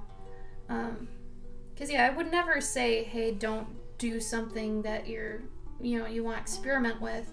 Just know if it turns out bad, that's not the end of the world, and this is the reason why, you know? Everyone wants a little bit of the glory. Prismacolors are best, I agree. Yes, Wiccan Dreamer. This is another owl, but this is for, this was a request that the other day, I say the other day, but it was like 2 weeks ago. So it was Thanksgiving, wasn't it? Yep. Oh my God. Okay, so for Thanksgiving, and usually for every holiday, Gabe and I will do a dual stream where we're both on stream. It's split down the middle, and we'll both be taking commissions. Here, I'll see if I can show it. Oh, it's kind of a mess, actually. I won't show it. But you'll get to either choose me or him to do your commission, and then you tell us right there, then and there, what to do, and we do it on the stream right then and there. Sometimes we get spillovers, which are like this, which we didn't get enough time that stream to do it, so now we're doing it on another stream. And these are a lot cheaper normally than our usual commissions because we're doing them on the spot, we're doing them during the stream. They don't have as much thought put into them as our real commissions are, where we take a lot of thought, we do thumbnails, we do rough sketches, stuff like this. These ones we just go for it, which we have a certain, I think, audience of people that watch us that get really excited and have fun with that, this was one of them. He enjoys kind of the raw nature of a lot of the sketches we do. So Monday on Gabe's stream, he's finishing up his stack, and I've got mine here too. So actually I'm gonna switch over to doing Desperados, because Desperados here, Pylon's not. Sorry, I've been talking a lot. So usually on a holiday we'll be doing that. So I don't know if we're gonna do a Christmas one. I don't know if we'll have time, but we should be doing a New Year's one like we did last year, which that one was pretty fun. We actually count down the New Year 4 times for every time zone. Okay, it was a 5x7. Do I have a 5x7? I think that one's 5x7. Let me make sure. Yeah, Eliza, if you were scared that the ink might be too harsh, definitely try the pencil. That's 5x6. Okay, I need to make a 5x7. Hold on, Desperado. I gotta figure out where my paper is.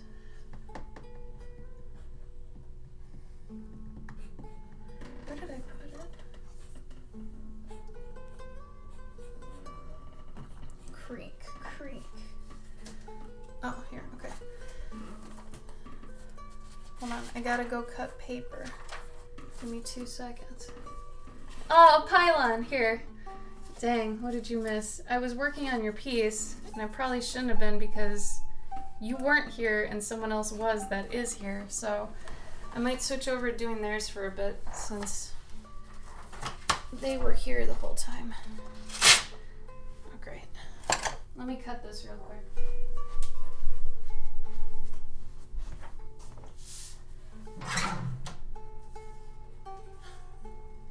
Mage, Serenity, we've been saying it for the past 2 years. What? Start small. Start small. Or did you guys just learn from us?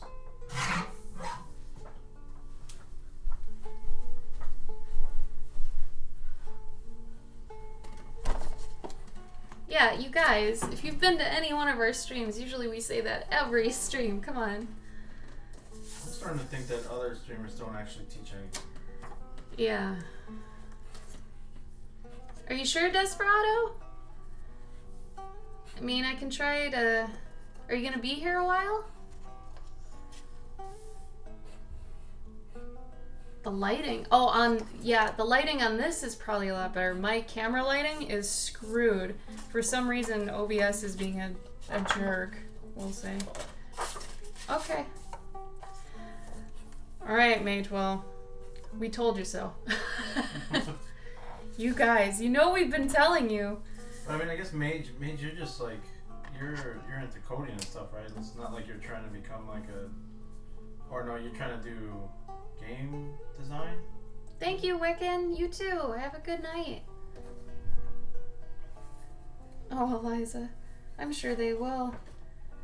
Honestly, I feel like all you guys that are in the Secret Santa should at least be thankful someone was taking time to make you something with you in mind. And honestly, if you think about it that way, you can't fail with, you know, feeling like you got something great. Really. I mean, even if it's, let's say worst case scenario, it's horrible. Maybe it's so horrible it's funny. I don't know. Maybe they had to do something in 20 minutes because they had no time left. Either way, they were still hopefully doing something they saw that you liked on your list. And, you know, they still did it, you know? I don't know. I think there's always a good outcome with that, no matter what. So, you know, try to be forgiving to people if they really didn't have time. You never know what people are going through. But I'm sure they'll love it, Eliza. I would not worry. And especially if some of you are taking this Secret Santa thing as kind of a time to experiment, I guess, and try something new. I think a few of you have already said that you were waiting for this to actually try something. I think that's really cool. And I think, you know, when you give it to your Secret Santa or whatever, the person you got, if you let them know, hey, also, when I was doing this, I want to try something new, and I learned this, this, and this because of you.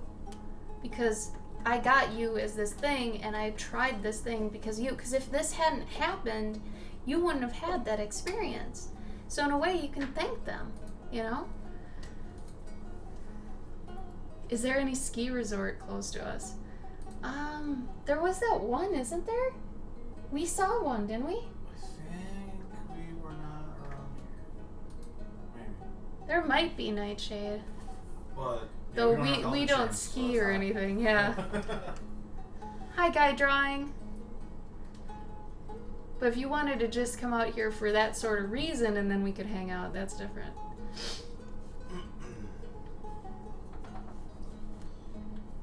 It's pretty flat out here, I think.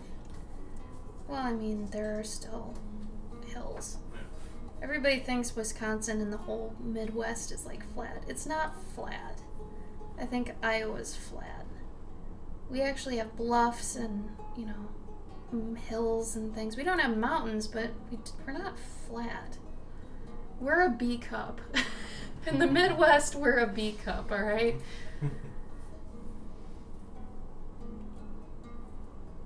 Really, Pylon? I don't know. I think the colors on the webcam right now are off, at least on this one. I had to do this thing where I put a yellow filter over me because... Oh, maybe that's better. What do you guys like? Do you guys like this one better? Or this one? Because I usually like being warmed up. This one feels too cold and... I don't know.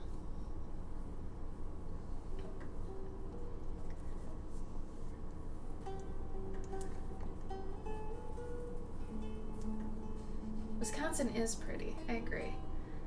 It's so is Minnesota though, but I'm biased.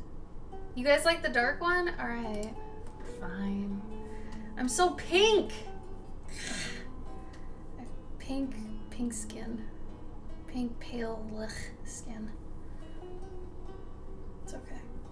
I usually try to put that yellow lighting, the warm lighting on the camera, but like I said, OBS is being extremely difficult and is doing this really weird thing where it just blows it all out, like crazy exposure. You can't even see I have a face. Oh, thank you, Desperado. You're very sweet. Fargo is in North Dakota. It's not even Minnesota. That's the worst part. So our Minnesotan accent is not Minnesotan exactly. Like, the idea everybody has about Minnesota's accent is actually like more North Dakota or Canada, and is in like super thick in Wisconsin, to where I'm from Minnesota. I'm in Wisconsin and it is thick here. THICC thick. It's crazy. And like I said, I don't really have it too bad. A little bit. I noticed, Nightshade, on those videos of you skydiving, you have it thick. You do. Fargo? No, I lived in Minnesota for 30 years and I had never been to Fargo. So I don't think it's as close as people think. But it's like 2 minutes from Minnesota. I have no idea. You are very white, Nightshade, it's true. But that's okay. We look like we could be siblings, which I'm totally cool with.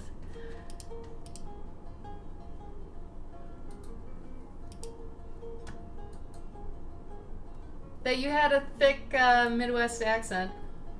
Your A's and O's and A's were, ooh, you know, all that. Hey Mars, thanks for the raid. Nice.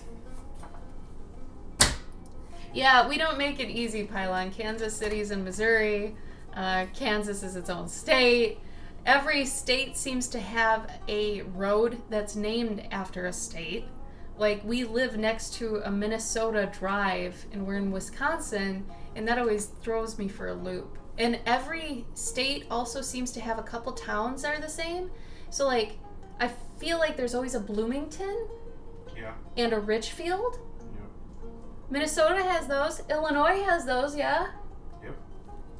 That's weird to me. I never knew that. There's also like Texarkana, where they just mix the two cities. Did you just that fall are, down? No. There's two cities that are like next to each other, and they're called the same thing. I don't know what you're talking about. Texarkana. You ain't never heard of Texarkana? I don't know what this is. What are we talking about? It's like, I think it's in between Texas and Arkansas. It's a city called Texarkana. That sounds so archaic and cool. Right. I like that. But that'd be like if there was a town between Wisconsin and Minnesota called like Winnemis or something. Winnemisota. That actually makes a lot of sense. Winnemisota. Or Wisconsin. Isn't that weird? I don't know. I feel like people are just lazy. you know, don't have the same towns. Because it's like you type in Minneapolis, and I always thought Minneapolis was just the only one in Minnesota. Nope, there's like 2 other ones. I didn't know that. Hey, Tara. But there are a couple of cities that's like, Wisconsin has them, Minnesota has them, Illinois has them. I don't get it.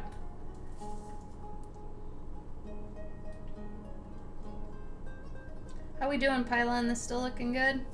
Did you get color? You got grayscale, right? I'm pretty sure you got grayscale. Let me look at my sheet. Yeah, you got grayscale. Oh, that cup's cute, guy. I like it.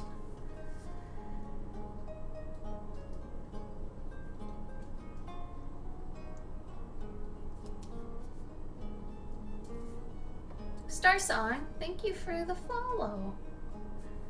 There's a city called Mexico in the Philippines. Good God. How do you feel about that, Gabe? I don't. No comment. No feelings? No feeling. That's weird. See, that even feels like a whole different level of weird. Ugh.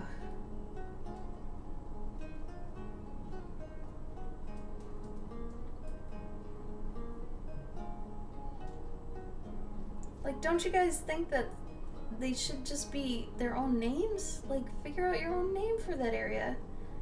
Otherwise, you're just causing more confusion than need be, you know? Because the biggest problem, though, is that you can't, like, there's only so many things that you can call things. Bah, disagree. Think about how many cities there are everywhere.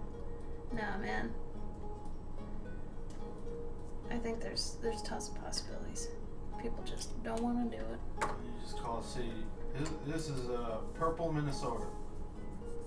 Hey, it worked in Pokemon. How long did it take you guys to figure out that all the cities were named colors and that Ash was from Pallet Town? Gabe, did you even know that? Yeah. So it's like Vermilion City, Cerulean City, all that, and then Pallet Town.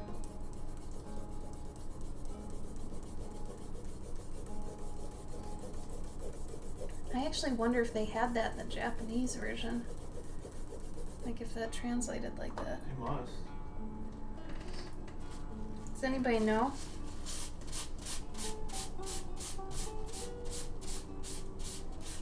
I wish I had on my big thing. Just a few weeks. Lucky you, Mars. It took me years. Shonda learning things.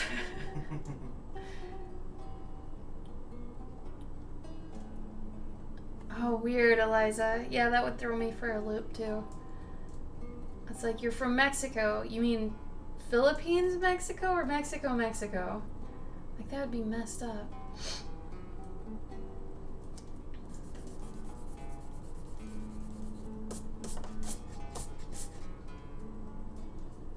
Oh, you're still in boxes. Mage, do you know Japanese? I feel like maybe you said something about this in the past, but maybe I don't remember. Sorry. Yawn. If I made you yawn, whoever yawned, I'm sorry.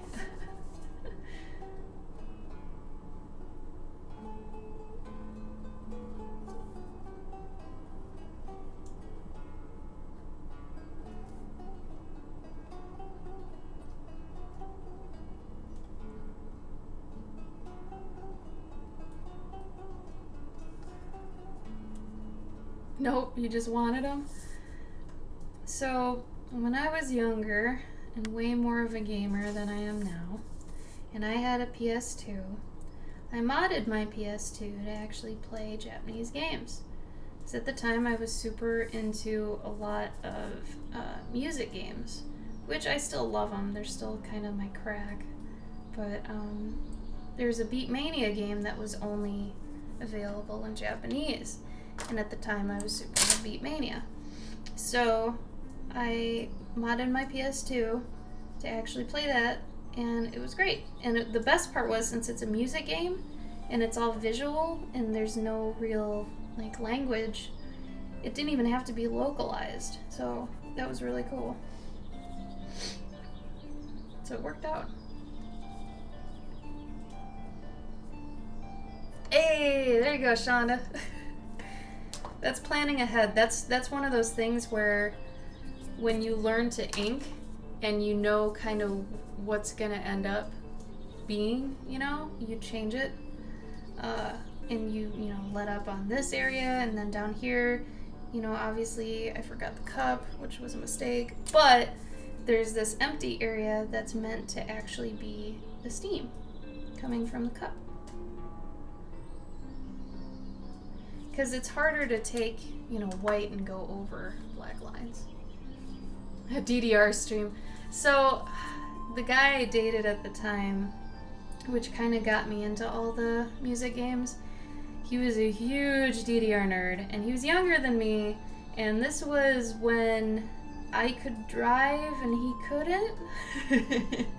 So we would actually drive to the Mall of America, which was actually the best mall we had near us, which is not too shabby of a mall at the time. And they were the only mall that really had Pump It Up in the area too, because he wanted to go around and do all these dance machines. And there was one in Roseville in Minnesota that had a Pra Pra machine, which was What? Pra Pra Paradise, that game? Para. Pra Pra. We always said Pra Pra, so now it's stuck. But Para Paradise, and we'd go to that one, we'd play there. But there was this whole thing about asserting your dominance back then at the arcade. Oh yeah. And so we would actually take weekend trips to these different towns and go to these different arcades, and he would technically dance battle people. Mm-hmm. And he always won though, which he was a jerk. But he was really good at DDR. He was a stick figure boy. He had no fat on him. None. And he always said he knew Taekwondo, and he totally didn't. But he would always just beat the snot out of everybody playing DDR. But I was always more of a finger-based music game person, so I like games like Poppin' Music, which Poppin' is awesome. If you've never seen a Poppin' Music controller, they're awesome. They've got 9 buttons, and they're technically I'm trying to find a thing on my desk. They're if you had one of these and you had it upside down and it was halfway in a board and you could smack it. It was really awesome. It felt really good to actually hit those buttons.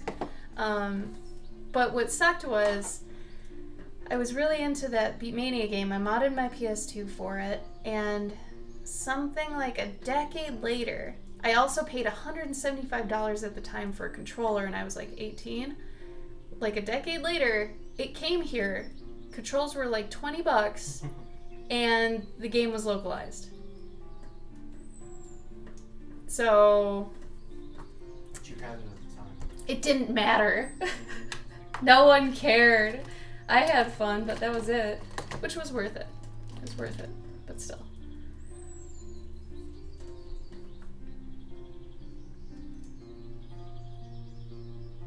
Yeah, Guitar Freaks was the predecessor to Guitar Hero.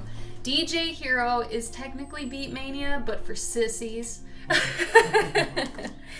You want the hardest shit they got, though? Type in Keyboard Mania. That's 56 keys of crazy, alright? It's an entire keyboard where you've got nodes coming down and you have to hit them, okay? You gotta be a real pianist. Not even. You just have to be really good with your spatial awareness. But Keyboard Mania, you want hard, go that hard. That's crazy. Oh, Keyboard Mania was nuts. I had 1 week where I was I totally want to do this. I want to do this so bad. And then I was no, it's not going to happen. Not going to happen. And then there was Taiko no Tatsujin, which was a drum-based one where you actually got they look like Japanese drums, the old Japanese drums, where it was a giant barrel, and you'd get the mallets, and you'd play it that way. That was really cute. The home system for that was ridiculous. But I had friends that would always brag when they got the metal DDR pads for home. I only had the pad ones, but better than nothing. You know, it worked fine.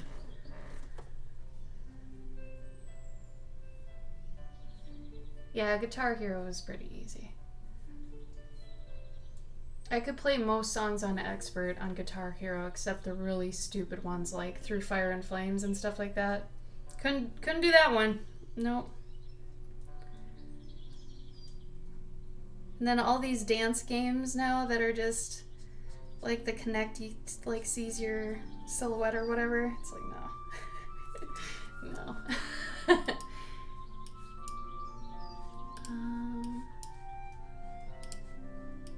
That's okay, Pylon. Gabe sucks at them too. Oh god, no. He, like, I tried to get him into him. Like, Amplitude is still one of my favorite ones, just because it uses the L1, R1, R2 buttons on your PlayStation controller, and it's super easy. It's super laid back, like if you want to play a rhythm game, but you don't want to do it so intently like the other games where you need like a special controller. Amplitude's great for that, but I tried to get him to play it. I think the biggest problem with those is that it takes time to learn all the things, you know? Yeah, it does. But it's not so much muscle memory. It is just learning where to look. And the sweet spot for any of the Node games is not the actual place where you're going to be hitting it. It's a little above it. And once you actually like look there and you start hitting it, you're fine. You just have to learn that. And if you have like good rhythm in general, you're okay. I don't know if you actually have good rhythm. Gabe's tone deaf. I know that. Dance. I could dance.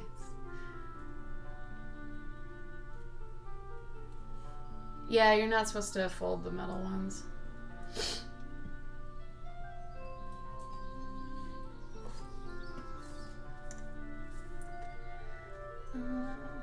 So anyway, that was me. Me in my old days. I was probably around 2003, 2002, somewhere in there. What were you doing in 2003, Gabe? Oh jeez. Ah, jeez. I was I don't know if I was going to. I'm trying to think of when that was.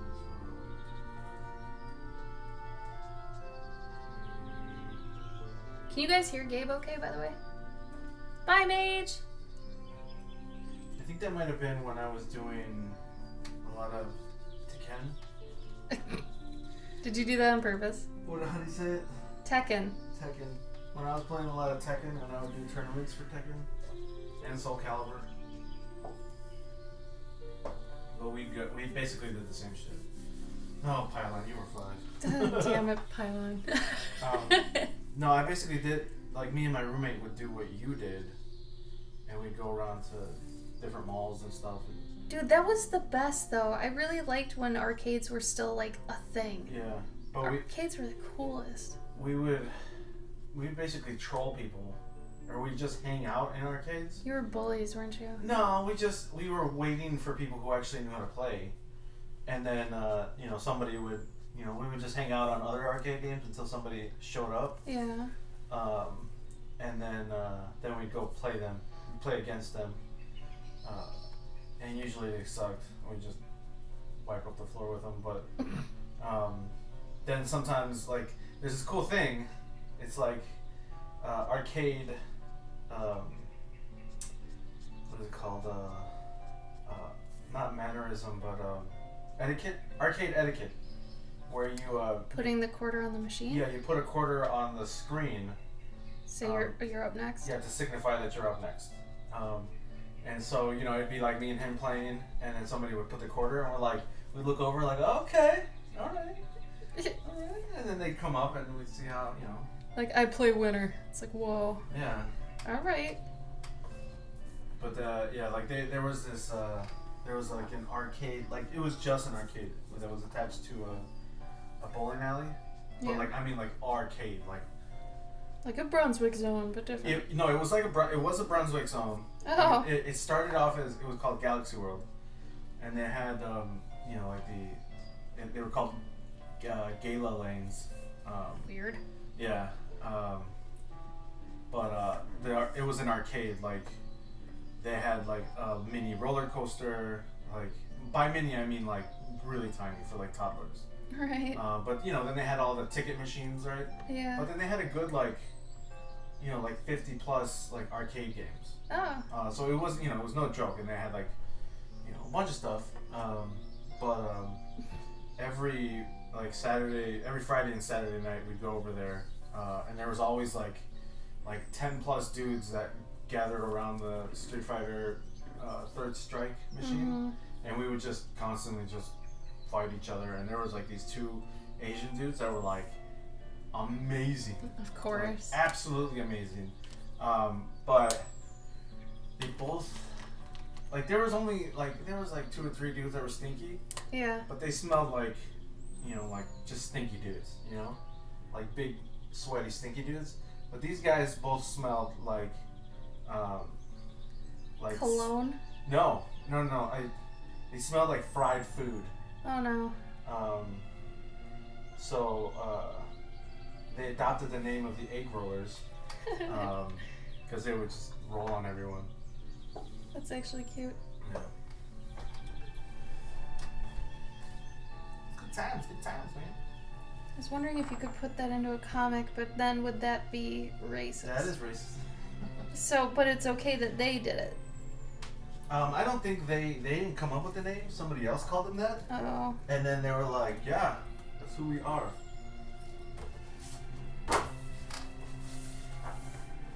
And at first they were kind of like, they didn't talk to anyone.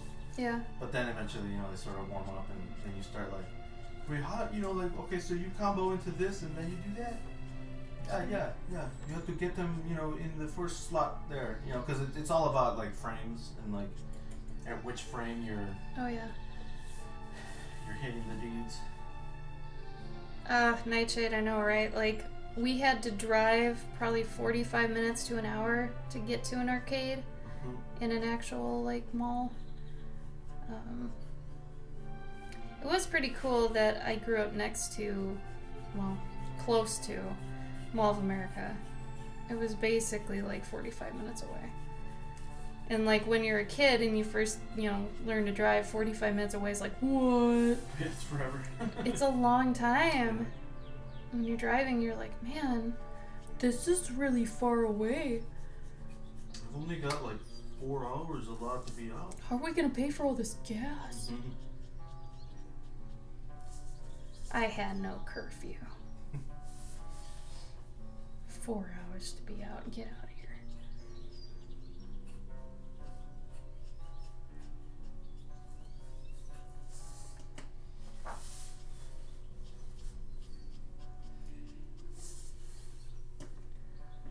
I feel like that's never gonna come back though, like the No. arcade. It's sad, yeah. It probably won't. Unless they put like VR in some like arcade only way. Like if they made laser tag also VR or something, because you need that space. Oh, that would be dope. Yeah. Right? So that'd be the only thing I could see arcades making a comeback with. Yeah. But otherwise, yeah, it's probably... But even then, it would just be then it would just be the VR space. It'd be like a mini putt. But you could have a bunch of people in it. Yeah. Is what I'm saying. Like you could have a team of 30. That's true. And it's just people standing in this room with headsets. But I mean, it could be a thing. You know. Yeah. Because right now, if there is an arcade, it's just a nostalgic dad with his 4-year-old trying to make him understand. This is what your pop used to do. Oh well, now it's Chuck E. Cheese, and they have the Simpsons machine, and that's it. No way. No, there's still like malls that have them. Yeah. It's just like kids that are waiting for their mom. Right. But they did end up putting mobile games on arcade machines. Oh yeah. I remember there was a not Cut the Rope, but Fruit Ninja. There's Yeah. a Fruit Ninja one. No, they do have a cut the rope one. Do they? Yeah. Okay, so there were a couple then. And I think Yeah. there's a Bejeweled too. Yeah, they got Doodle Jump. Yep. So that was really interesting. That was a weird move. But I mean, those fit perfectly for that sort of thing. It doesn't. It was really, like, it's strange. I think Doodle Jump works perfectly. Because you get tickets depending on how high you get, you know? Yeah, that does make sense. Bejeweled, I don't get it. But I guess they did have a Tetris. I feel arcade. like that was for moms. Huh? Mom doesn't have anything to do with the arcade. Oh my god, there's a Bejeweled machine. Carol, come on, I'll play you. You know? Bejeweled. The arcade game. What? I'm actually surprised Angry Birds didn't have one. Oh, Maybe yeah. they did, but that would pretty much fit an arcade scenario.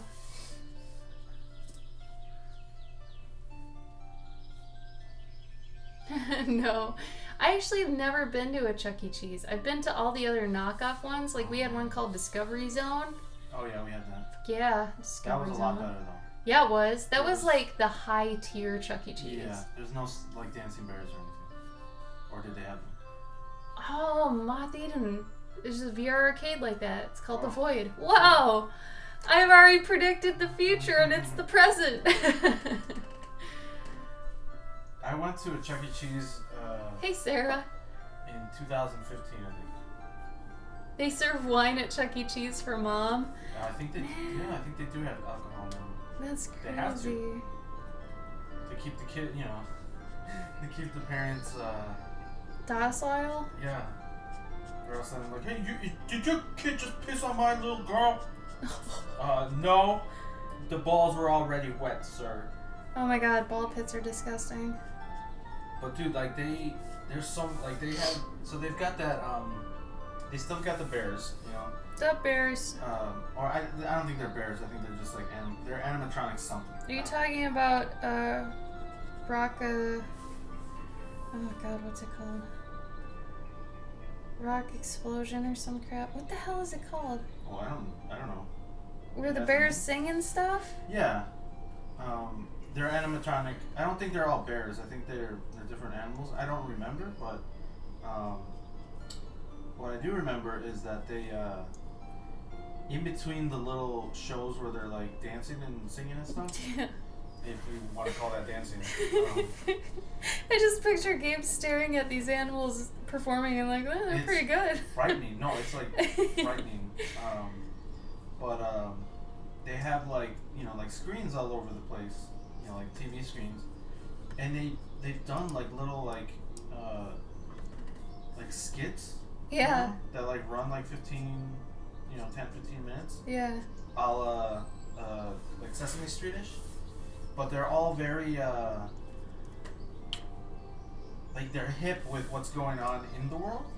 Ah. So it's very like, they're making jokes that For the parents?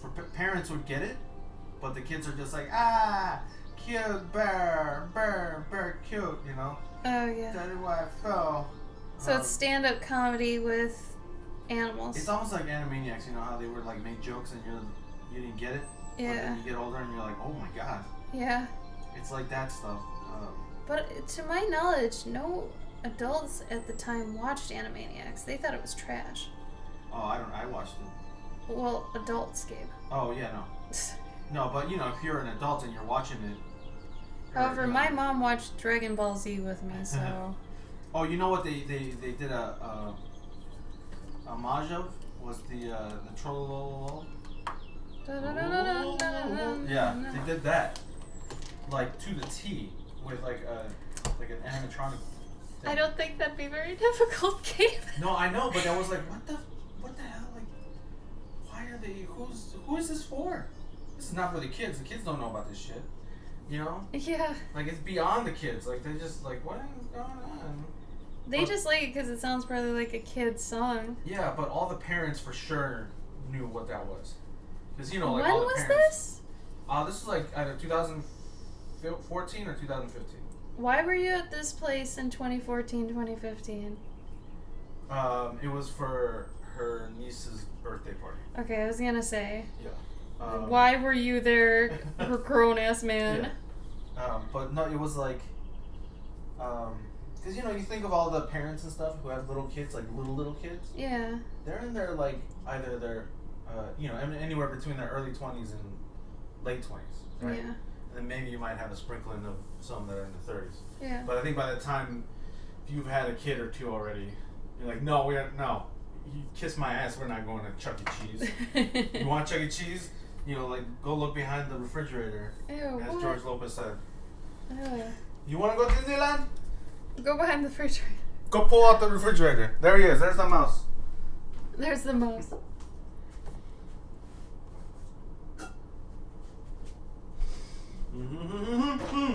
Ah, cute Desperado.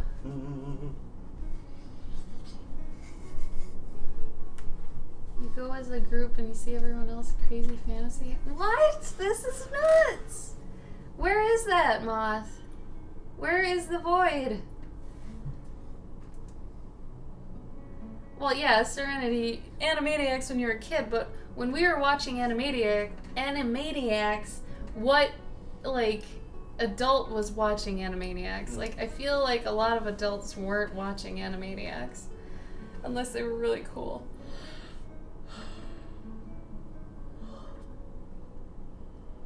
Hi, Emily. Let's see.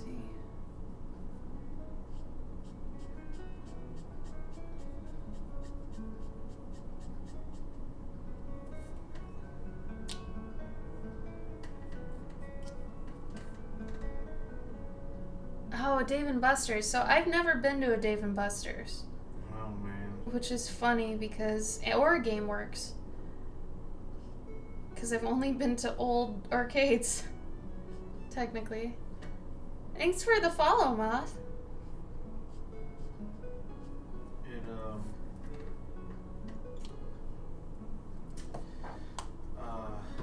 Dave and Buster's is like... it sucks. I hate it. Why? Because they don't have any good arcade games. You know what they got? If they have Time Crisis, I can handle myself. They maybe, like the last few that I went to, I think they might have had Time Crisis. If an Well, arcade does not have Time Crisis, I will not stay there more than 10 minutes. It is not an arcade. But they had, mostly it's just motorcycle games, you know, the kind that you ride. Mm-hmm. Like the So, car racing games. like, jock douchey Yes, games? because that's the only people that go there. And then they've got like a skee ball. Dude, okay, but I Skee-ball's love fun. skee ball. Yeah. I love that shit. But then there's the air hockey. They've got, you know, air hockey. They'll have like the game where you got to stop the light at a certain point so you can win your girlfriend an iPod. That one's, like, so rigged. Yeah, they've got like the basketball machine, the skeet ball. I'm sorry, what? I know, it's the one where you have a little puck and there's like little bowling pins at the end, but it's like little miniaturized bowling.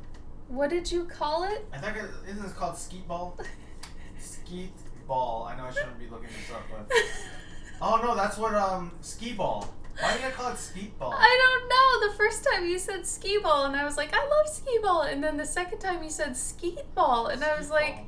what? The one that's like, does anybody know what I'm talking about? It's like you get a little puck, and it's I thought like, you were talking about air hockey. It's like air hockey, but the puck is really heavy. Like if you threw it at someone's face, they would probably die. But then there's like little, what are they called? There's just little pins. There's bowling pins, but they're sort of like attached at the top, so that when you hit them, they like flip up, so you don't see them anymore. No. Can you put it into the chat? Because I have no idea what this looks I like have in to my find head. it. Nightshade might remember this. I don't know. But yeah, they don't have a lot of good shit. It's really, it sucks. And you know, and then you get points, and I don't know, it's annoying. And then everyone there is drunk, and all the girls with the pants that are like way too low are flossing, and they're riding the motorcycles, and everyone's like gathered around. Nightshade, I don't remember that game, but I remember there was a grip game that would electrocute you. But Oh that's, yeah, Festus. Maybe. It wasn't always Adam's Family No. theme, though, but Nightshades I don't remember, but that's the only one I remember is the one that will electrocute you. Okay, skeet is the shooting. Okay. That's actually shooting like clay pigeons. That's Yeah. what it's called. Skeet shooting. Yeah. But God, is that due for a rewrite? I mean, you know?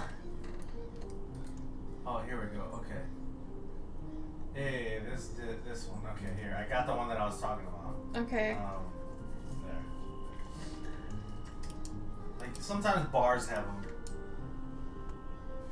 I mean, that's like a really old one, but they have like a way nicer ones. I think I've seen this before, but no. It's like the poor man's bowling game. It's like shuffleboard, but You keep saying it's like these other games that really, it's just bowling. it's bowling, but it's like shuffleboard bowling. I guess. I mean, it is bowling, but you know. Man. But I just remember the puck being really heavy, and I was very surprised that nobody had ever just stolen the damn thing. Weren't they tiny though? Yeah, I mean, it was the size of like basically like a hockey puck. Or like a quarter? Nah. No. I remember something else. Yeah, Dave and Buster's. Going out. They have Straight nothing? No, man, they don't even like. You think that they would have some? I bet they have those basketball hoop games for the dudes. Yeah, no, for sure. For the bros. But they don't even have like. Do they have they Need got- for Speed? No, I'm sure. Yeah. Okay. I'm Then racing these car are all games. bro games. They've Yeah. got the games where you put in the corner, you put the quarter in, and then it drops down, and you try to push all the other quarters into the.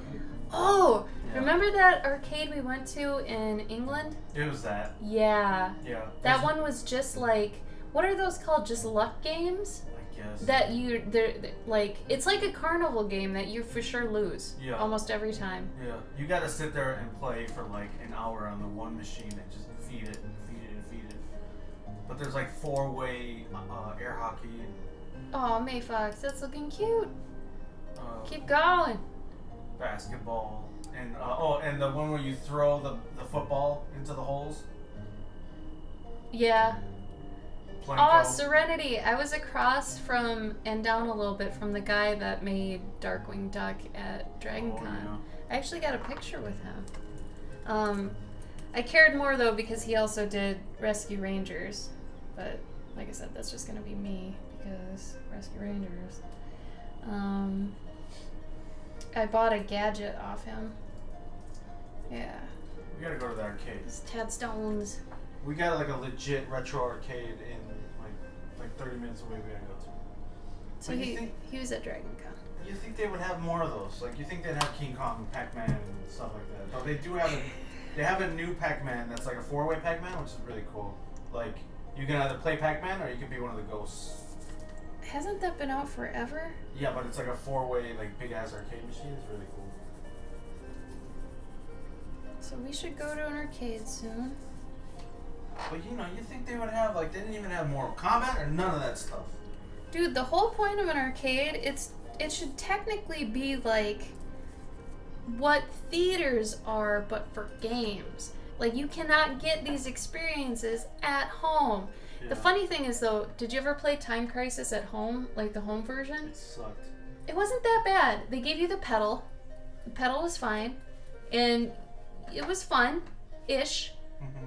But it's one of those things where you're going to basically play these things that you can't get this experience at home. Yeah, And I feel like I want that smell of like cologne and liquor that got spilled like 4 months ago and they can't get rid of it. I don't want the liquor smell, but that cologne smell is pretty prominent, and it's funny because it is always cologne. It's like you would hope once in a while there'd be a whiff of like lady scent or something, like a sweet perfume, but no, it's always Also fried chicken. that I'm okay with. It smells good. Or frozen pizza. Oh yeah. If you're in a bowling alley. Yeah. Oh man. Some bowling alleys had really good pizza. Some really did not. Yep. I used to every Friday after work, when I was a kid and I used to work at a grocery store. Mm-hmm. There's a bowling alley like a block away, Mm-hmm. and me and my roommate would go to this bowling alley. Wait, Well, when we you catch- were a kid? Yeah, I mean like my roommate that I had for a while, Cleo. Oh, not your roommate yet. No, not yet. No, we were like, That's why I was confused. and we would the check cashing place, because we didn't have bank accounts. Check cashing place was like next door to the grocery store. Yeah. So we would just go in there, we'd cash a check, and then we'd blow like half of it at the arcade, playing Tekken and Street Fighter. We'd get a pizza. So it was a date night. Oh yeah, every Friday night. So what was cool was, at the beginning of my game job, my main one, the one I liked for a while, when we'd have like a special occasion or someone's birthday, we'd always go to Brunswick for after work for their birthday party. And a lot of the time the bosses would, flip the bill and it'd be nice. But at this Brunswick zone, there was laser tag, but there was also a laser room.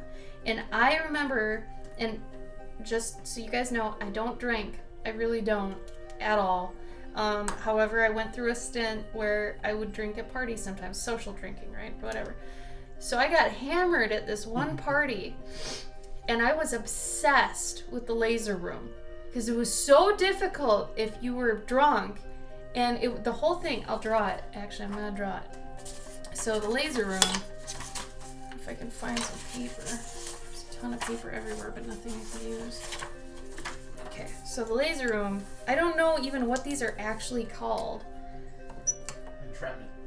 Yeah, flip the bill means they paid. Yeah, it's entrapment, basically. Catherine Zeta-Jones. Like, so it's literally a box. It's probably like 7 feet by like 14 feet. Something like that, right? So at the beginning, they have this button on this wall, right? And then you're standing here, and there's like a curtain here that covers the room, right?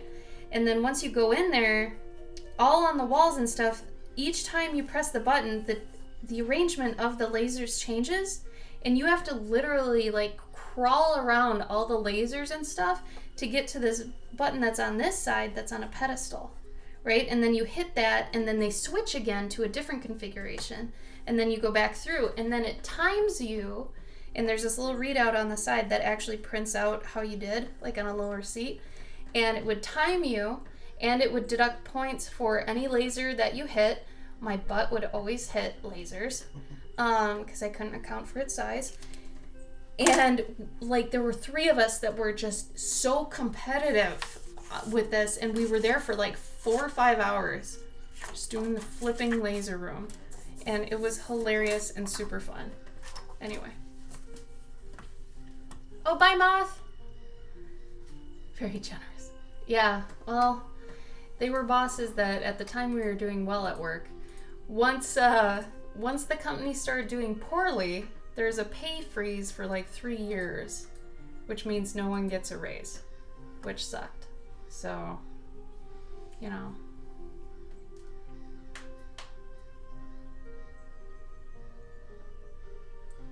Getting to try out new games before you decide to buy them. That's Redbox. Right? I mean, yeah, you can do that. Or play demos on Xbox, so. Hello, David Peterson. How are you? Thank you. I'm actually doing commissions for people that we've been having on stream lately. We do like this one day where people can come in and kind of donate and get like a cheapish commission that we do on stream right then and there for them. And we usually do that on holidays because it's a fun little thing. But otherwise, yeah, this one was a quick one for Pylon, who I think is still here. And then my next one up is for Desperado, who wants a koala struggling to get eucalyptus, which that's right up my alley, so I'm pretty down with that. I gotta find my 5x7 though. But thank you, David. Here, I'll show you some recent ones I was doing in the beginning of the stream. So then, the beginning of the stream, I had showed off this one. This one I think I'm actually gonna paint. I'm not gonna actually tone this one, but this one I put up on Instagram I think the other day, and the bees are really mad at her for actually clearing out the thistle field. She took all the thistles. And then I started doing this bat here this morning, so nothing too crazy yet, because I've been doing a lot of pet commissions recently. For Christmas commissions have been crazy. So I've been trying to get those done, but yeah, it's been pretty fun. But thank you. How you doing? You are very partial to the mice, it's true. I love your ink work. You do phenomenal textures and your architecture is insane. Plus it helps you do those models. Do you have just like a room that's full of just the models you've used for Mouse Guard? Is it like that? Because that'd be awesome to have a room like that. Or I suppose if you ever wanted to even sell them like charity stuff, you could get a ton for those. They always look like they're so well made. And Pylon, I'm gonna add some gold on here too because I think it just calls for it. I was gonna say, yeah, and the shelves must be pretty high. So for those that don't know, David Peterson here does Mouse Guard. So he's woo. He's a great one. I was gonna say, are the shelves up pretty high so the pups can't get to them, or?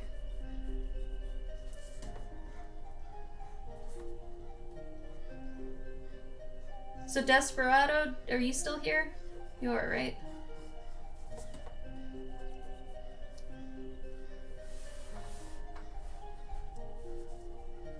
Gold it up! You got it, homie. You got it.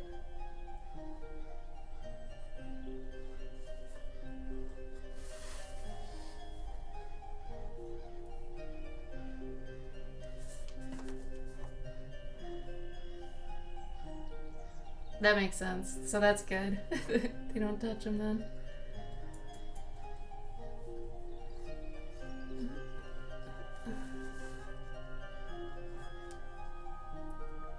No! Oh no. I suppose they go for those because they're probably similar to, like, I don't know if you give your dogs antlers or bones like the real ones, but I bet they couldn't tell the difference then. Is it a toy? Is it real? Do we know? I don't know. A great one like Thulu. You could say that.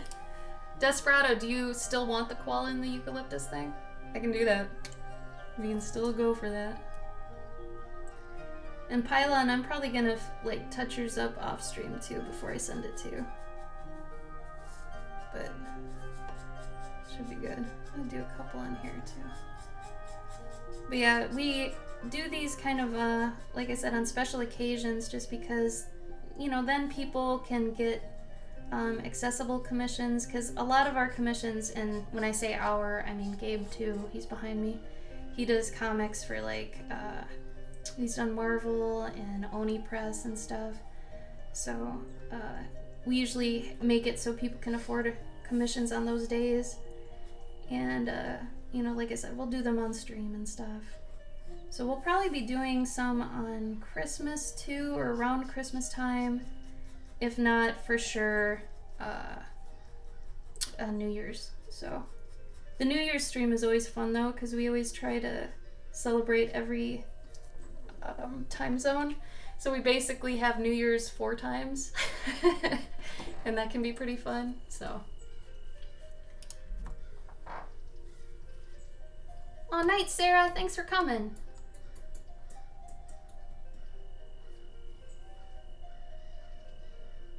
Yeah, no kidding. Hopefully you took pictures, David, of the skulls before they ate them, I mean. Or maybe while they were eating them. That could be good, too. Okay, Desperado. Good. Okay. And then, let me make sure this is the right 5x7. Let me start sketch. Desperado, do you want me to have clothes? You know I'm kind of partial to having the ones have clothes. Alright, 5x7.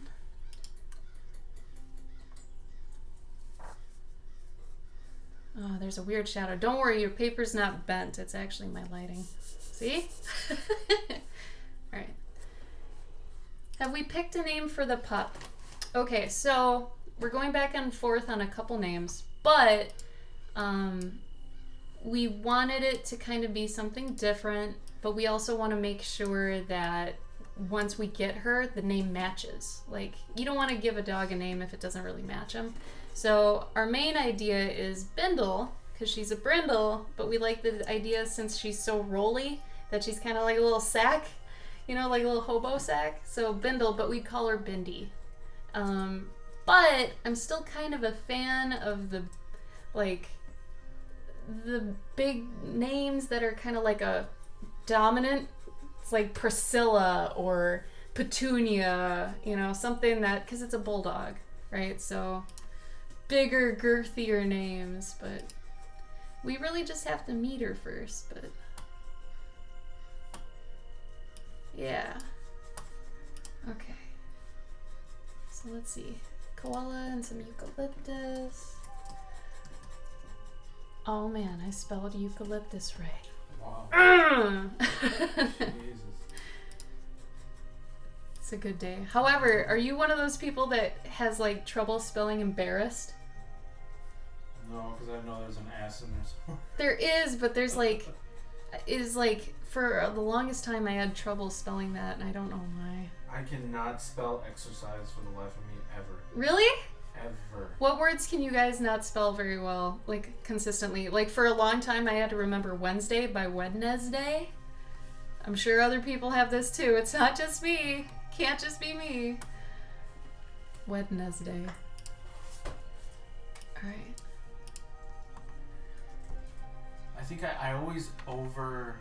Oh, night, Pylon! Bye, dude. Thank you.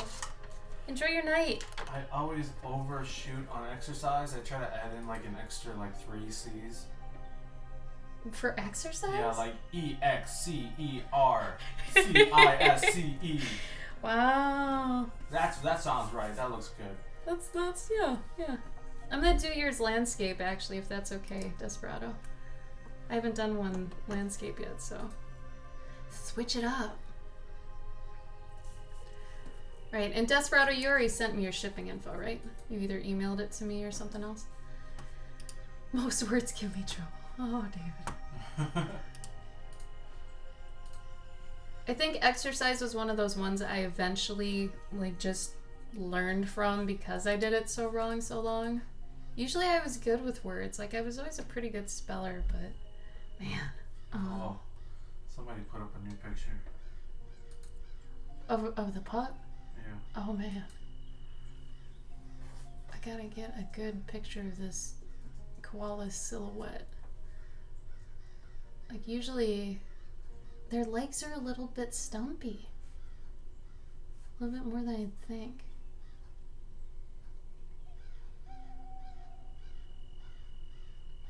Or maybe actually, hold on. No, I'm gonna do it vertical. I think I can, if he's struggling to get eucalyptus, then the idea of height is kind of prominent. So let's go with that. Ah, awesome. Thank you, Desperado. Yeah, and what's weird is once you see it, Serenity, you're like, oh yeah, that's easy. I can remember that. And then the next time you're like, no, maybe not. Oh, here we go. Okay. God, they're so round. It's funny because sometimes when an animal is too round or doesn't have enough, like, distinction in certain areas, they're almost harder to draw because they're so loose and baggy, and it's like, oh, I could have just done anything and I would have been right, you know? That sort of thing. So let's see, let's have him on a branch. I don't get to draw koalas much. I'm usually a woodland creature person because, I mean, I'm in the Midwest, so my favorite animals are beavers and porcupines, so I grew up in Minnesota. You're gonna have that kind of, you know, idea for it. Okay, let's see. Just get me reaching. The thing I do like about koalas, though, is they're super, like, sleevey, baggy arms. Like I said, no definition sometimes can be difficult, but on a koala, it's really cool because they literally have that thing where it's like, here's a sleeve. It's kind of like how Apu was drawn in Aladdin. You know, it's just simple shapes, which is really nice and usually really fun because then you can have like a lot of freedom with it and just kind of do what you want. Make them bigger, make them smaller, that sort of thing. Aww, look at her. Oh, good. I can't wait. So we'll start the streams by holding her up. This is our first dog together, so should be fun. She's a little bag, right? Totally. I'm also gonna accentuate the ear because their ears are so floppy cute. Hey, Jazzy. Oh, don't worry about it. You got a life of your own. Don't worry about missing the stream. Thanks for stopping by anyway. I mean, it's great to see you. Hope you're having fun. Also, I mean, holidays are crazy for everybody, so don't even worry about it. You're good. I'm gonna have the koala be a little ticked off.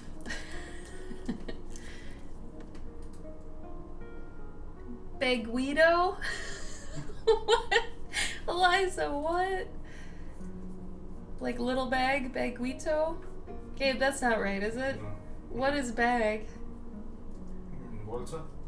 So it'd be Waltito? Bolsita? Walsita? Bolsita? Bol? Like bee? Bol? Yeah. Bolsita? That's kind of cute. Alright, let's see.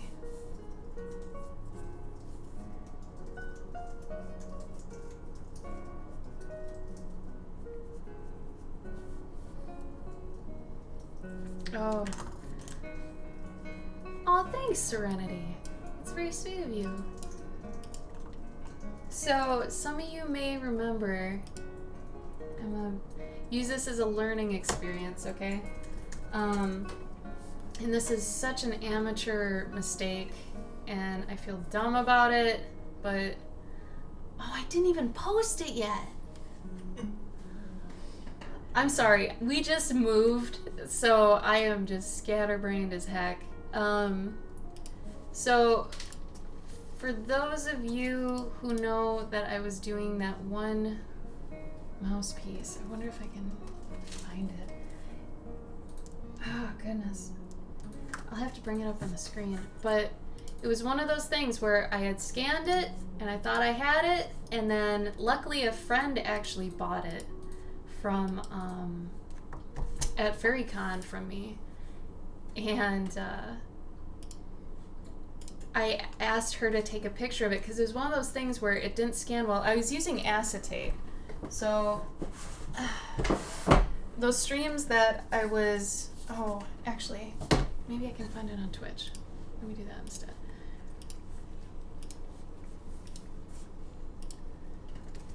So the stream a while ago where I was painting that mouse on the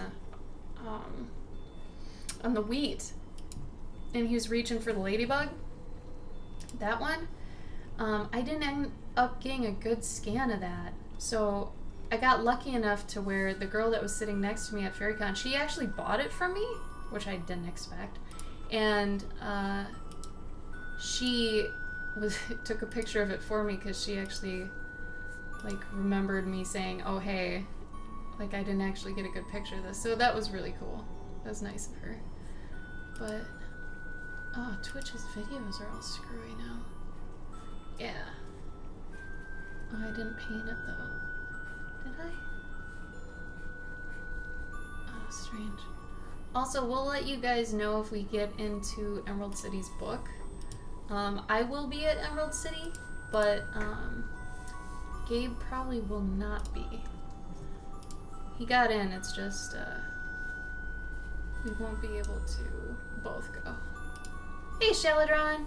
Yay! You love the mouse! Medieval Mouse is here too! Medieval Mouse's account on Instagram is great.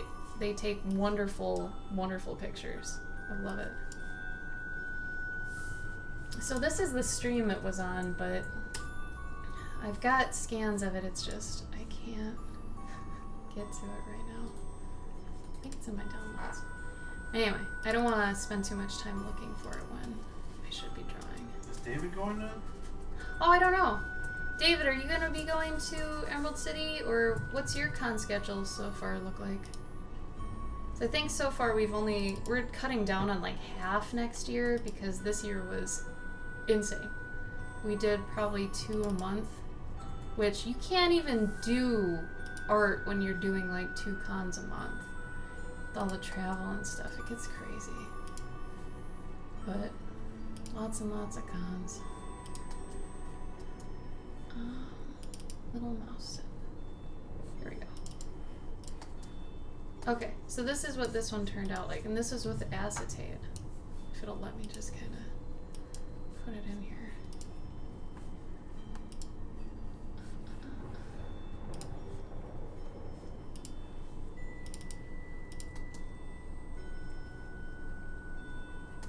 Yeah.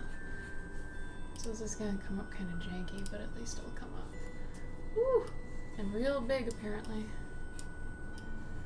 So this one that I put on acetate, and it ended up, I was able to do somewhat of like a Don Bluth animation thing where I did the front, because it was acetate, it's somewhat transparent. So I did it with gouache. You could see here. You can kind of see through it. See that? So I paint on top of that, and then I did a secondary background to kind of throw it backwards. This is a little desaturated, but this is to prove a point that sometimes when you scan something, make sure you're actually seeing if the scan did it well enough, and like zoom in. I know this is super amateur, but so I ended up actually having to take a picture of that, because the scanner actually didn't do it justice. So depending on what kind of medium you're using, you're going to want to actually, change how you're taking a picture, taking record of it, depending. Because a lot of people who use even watercolor or oil paints, stuff like that, they can't scan their stuff. So if for some reason when you're scanning things, they're not exactly turning out to the quality you'd like, or maybe the colors are getting washed out, you might need to take a high quality picture instead, which a lot of artists do. But make sure you're always recording your stuff anyway, one way or another. Oh yeah, because he was at Emerald this year too, right? Yeah. Yeah. Yeah, I'm skipping C2E2 next year too. SDCC, New York, Baltimore, Heroes. I love Dragon Con. Dragon Con was great. Gen Con's actually my best show ever, surprisingly. I mean, I knew my D&D pets would be a good thing. I didn't know it'd be as good as it was, but it was pretty fun. And those people there, like, they really like medieval fantasy art, super up their alley. So if you can get into Gen Con, I say go for it, David. Especially since you've got Swords and Strongholds and you've got your RPG mouse guard thing. You've at least got 2 games that you can even have there too, which is super helpful. But Desperado, are you okay with the koala being kind of upset since he can't reach it? Because he's kind of a tub. Make him a little fatty tub. I actually want to make him more unstable. Right, Serenity? Yeah. And having a Patreon really forced me into doing process too, which is good. Like to actually be like, oh yeah, people want to see your pencils. They want to see, and I know this sounds super basic, but when you're in the moment of the piece, you really forget that a lot, you know? Oh, good. All right. You're down with that. And I think they have nubs. You got a nub, don't you? Little tail nub. Their butts are so round. Such roundy butts.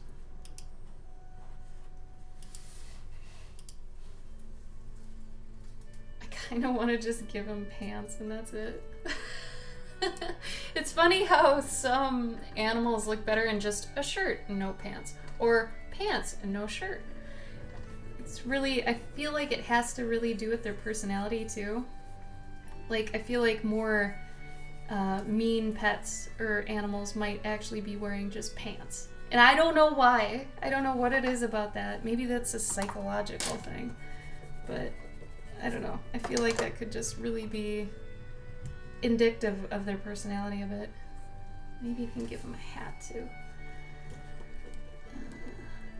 I like doing this sort of hat. Little floppy eared hat on the side. I love doing these.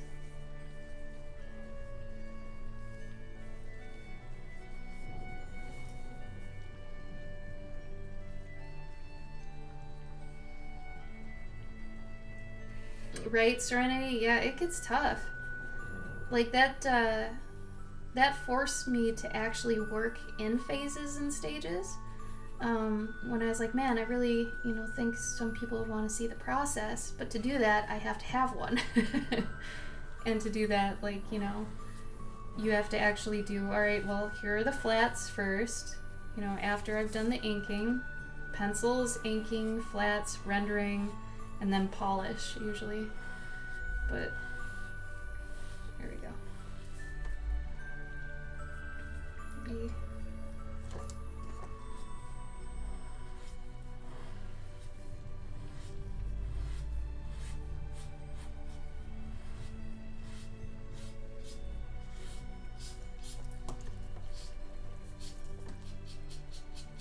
Let's do it that way.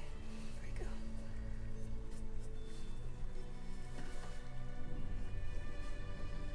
And just do a little bump there.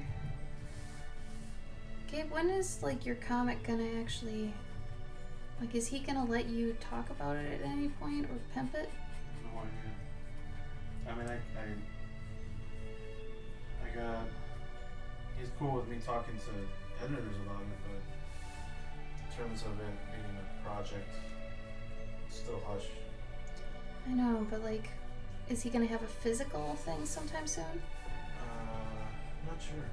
Are you gonna be able to bring it to shows? I mean, I could bring it to show. Oh, a physical Yeah, copy of it? yeah. I mean, eventually. If he decides to print it, sure. Okay, that makes sense. If he prints it on his own. Yeah. Does a Kickstarter, sure. Oh, that's right. They have these little claw hands. Oh. Oh man, you guys ever look at a koala bear's back legs? Their feet almost look like orangutan feet, but they're super furry. This is really weird. I've never noticed that. See, this is what I like more about animals than doing humans, is that animals have so many different parts to them. Where if you draw a woman, you draw a man, it's the same exact thing with some things exaggerated or held back, or you're just dialing things. Where animals, it's koala bear, totally different structure than say a deer, or a turtle, or all this stuff. There's so much to learn with them, and they're all so interesting that it's oh my god, I want to learn all these things. I want to draw all these things, because at some point, you start, or at least I do, craving drawing a certain thing. If I want to draw this shape really bad, where it's maybe it's a semicircle. If I really want to draw something that's a semicircle, I'm going for the porcupine. Oh man, that sort of thing. So I feel when you get cravings to draw certain things, animals can sate that pretty well. Where humans are fun and all that, and yeah, you can do them, but oh man, animals. Just want to say that I definitely dropped by your streams more. Awesome. Thank you, Medieval Mouse. You take care, okay? Have a good night as well. Thanks for coming by. Appreciate it. David, what's your favorite con typically that you like to go to? Either that you do well at, or that you prefer to just go to because of the people, or even how the con runs it, honestly. Some cons are run so much better than others. I'm gonna have to type in koala feet because I want to make sure they have 4 toes. Weird. Oh no, don't do that. What? They're weird. They're weird!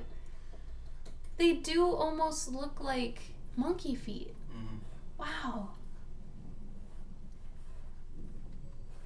Well, it's for climbing, so it makes sense, but still, that's crazy. Don't their hands, they look like Their front paws have like 3 and then 2. yeah. Their thumb is like split into 2. Isn't it like a Jackson's Chameleon almost? Kind of like a chameleon, yeah. How it's split up. Yeah. Yeah. Actually, I'm gonna make this guy's ear a little bit more epic. Because I actually really like that they have the big fur bits. Show my stuff to people so they can have a picture. Yeah, Emily, it's just smart, totally.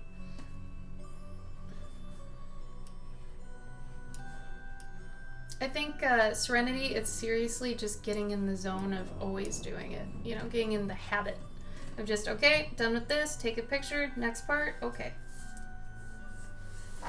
That sort of thing.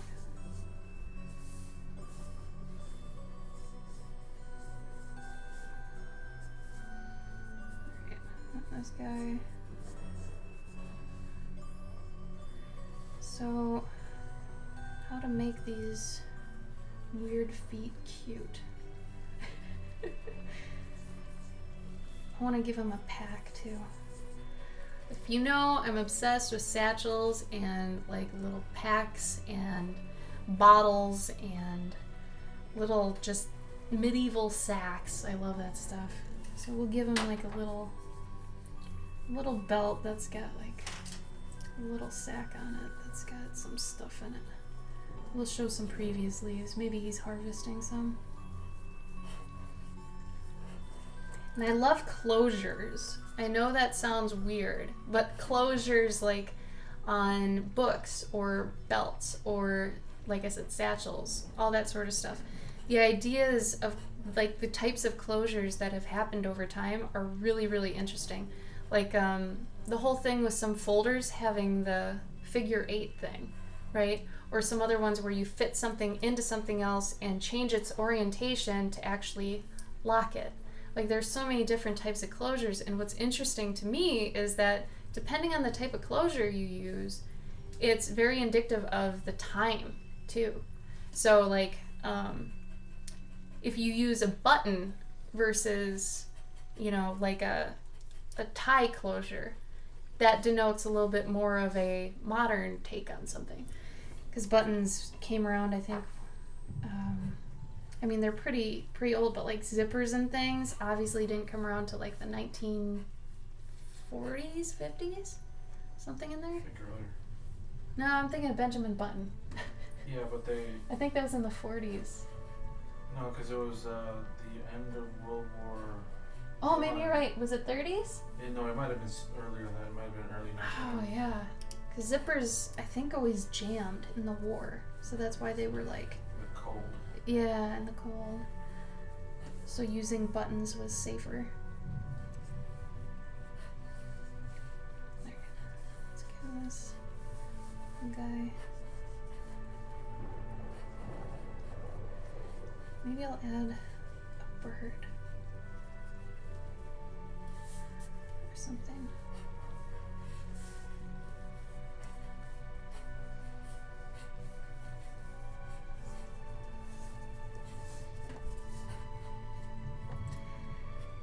I know on a lot of the pictures of koalas you can't really see their butts and if they've got like a little tail or not, but I really want to give them a little tail.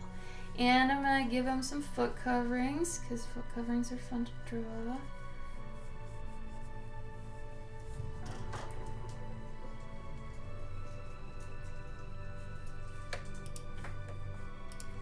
Yeah.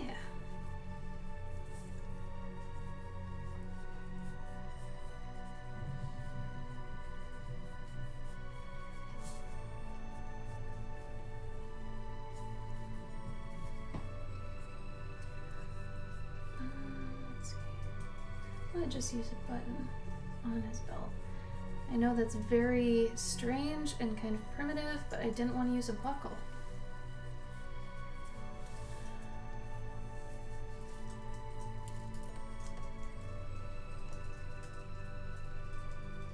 Oh, Serenity, I can scan it for you.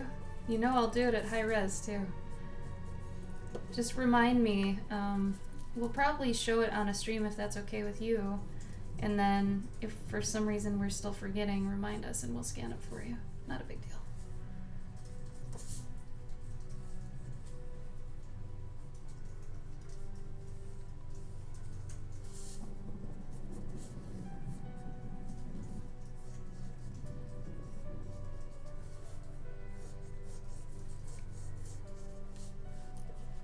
And remember that sometimes being completely anatomically correct can almost take away from some things. I know that sounds super backwards, but like if something has more definition when you're taking a more stylized approach and you try to fit in that definition, it might not actually work for the style.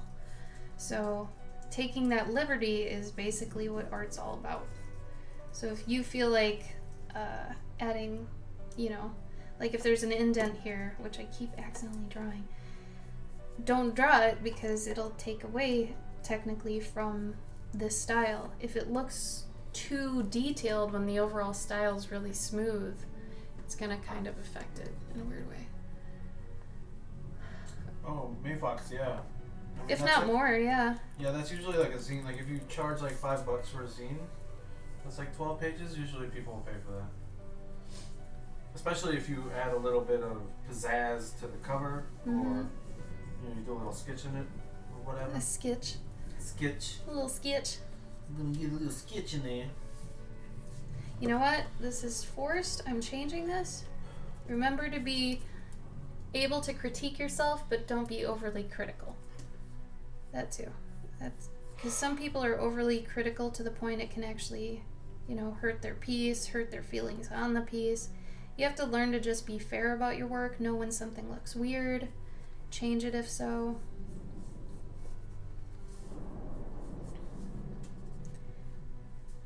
That looks weirder. If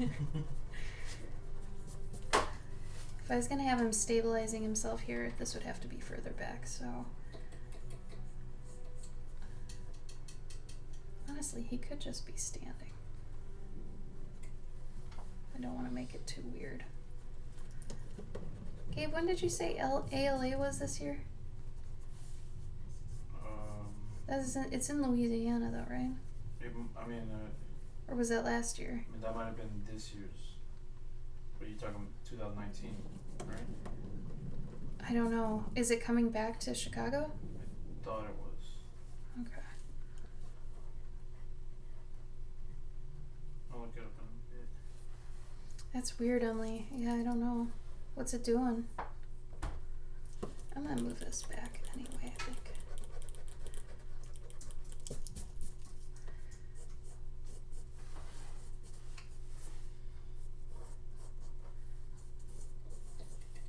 There we go. I feel better about that. Okay.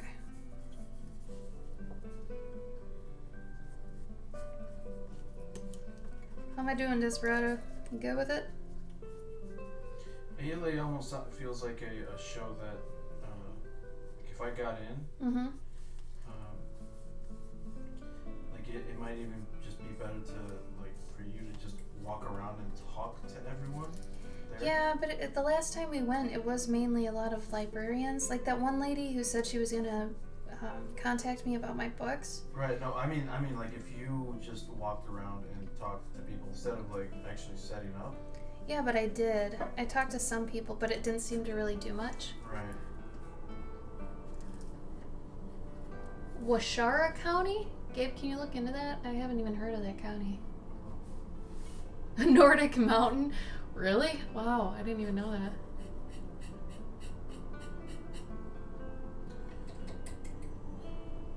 Honestly, I haven't used Chrome. Okay, I'm gonna be completely transparent here.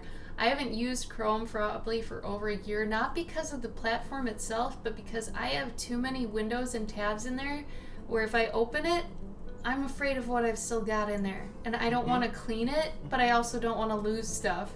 So I always work myself into this fear of, do I even do it, you know? Anyway. Gabe, did you look into that for me? Somebody put that in the chat. Yeah. Hold on, Nightshade, I'll look up. I'm just trying to finish. Gabe's scratching away at his inking.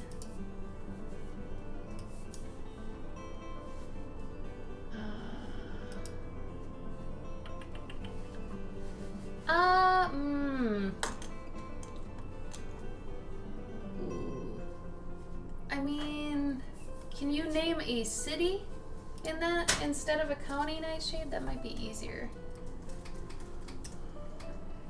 Looks like it's not too far, but don't quote me on that. Give me the town and I'll be able to look for it easier. I can. Okay. Yeah, we're like right next door to that. Right next door, sure, but I don't know how long of a drive between the two it is. Like maybe less than an hour. No way. To the middle of it. Is that the one we've seen then when driving? No, we've never been that way actually. Really? Yeah. Okay. It's to the west of us. I guess if we went to Madison anytime, then we would run into it. Dude, Madison's pretty cool. Yeah. Oh, actually, we wouldn't. Never mind. Wild Rose, Wisconsin? Wow. Remember, I just moved here, so I don't know jack about this state, really. I have to learn a bit more.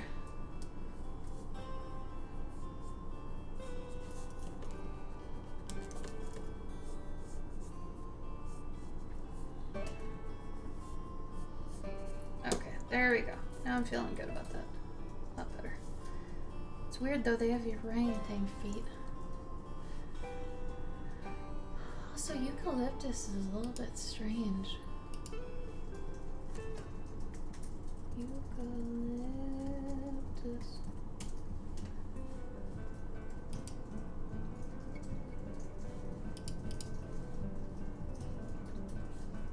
So hopefully, if everything goes well, next year I should have 3 books out.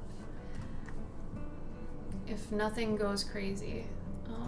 Since I'm doing less cons, I'll have more time to work on the books that I started. So that should be good. I am going to be running Journey June again with Gabe though. We're pretty amped about that one again. But so for those of you who are looking for a story outlet or a way to start getting better at stories, that's the way.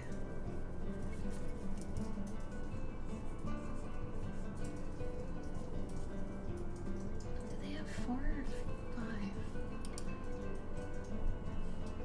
think it was 5.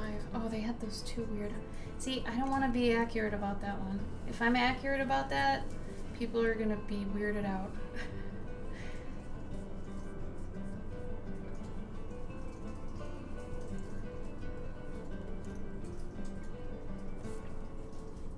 Oh, good, May Fox. Remember, if you want to prep for Journey June at any point, you totally can. Like, start making a hero that you'd like to take on that journey. And then leading up to Journey June, again, we're going to have a lot of those storytelling exercises we usually say, especially what do you do with a character once you've developed them? How do you learn about them? How do you put them into situations and then actually, you know, carry out their personality through the choices they make? How do you figure that out? We talk about that in length, okay? Because the best way to actually start doing stories is to do them on a small scale. Start small, then from there on you can keep growing, making bigger stories, doing graphic novels, all that stuff. But if you've got this ultimate dream of making a graphic novel, you have to start small and get used to writing, get used to how stories feel as you write them. You know, get used to characters, how you intertwine their stories and their objectives, as well as, you know, items in the story, stuff like that. Start small, because then you'll be able to weave a bigger blanket, we'll say, once you've learned how to make a, you know, handkerchief, that sort of thing. Serenity, for the most part, they'll stay the same because they are based around the hero's journey. And the hero's journey is a, you know, by the book, proven to be a good story arc, good thing to carry your characters through, something everyone's familiar with and they usually don't even know it. So we'll probably, for the most part, I'd say 70 to 80% stay the same, but there were a couple days that I feel like either need to be rearranged or just focusing on a different aspect of that area of the arc, you know. So we might change 1 or 2 things, but I think for the most part it's going to be pretty similar.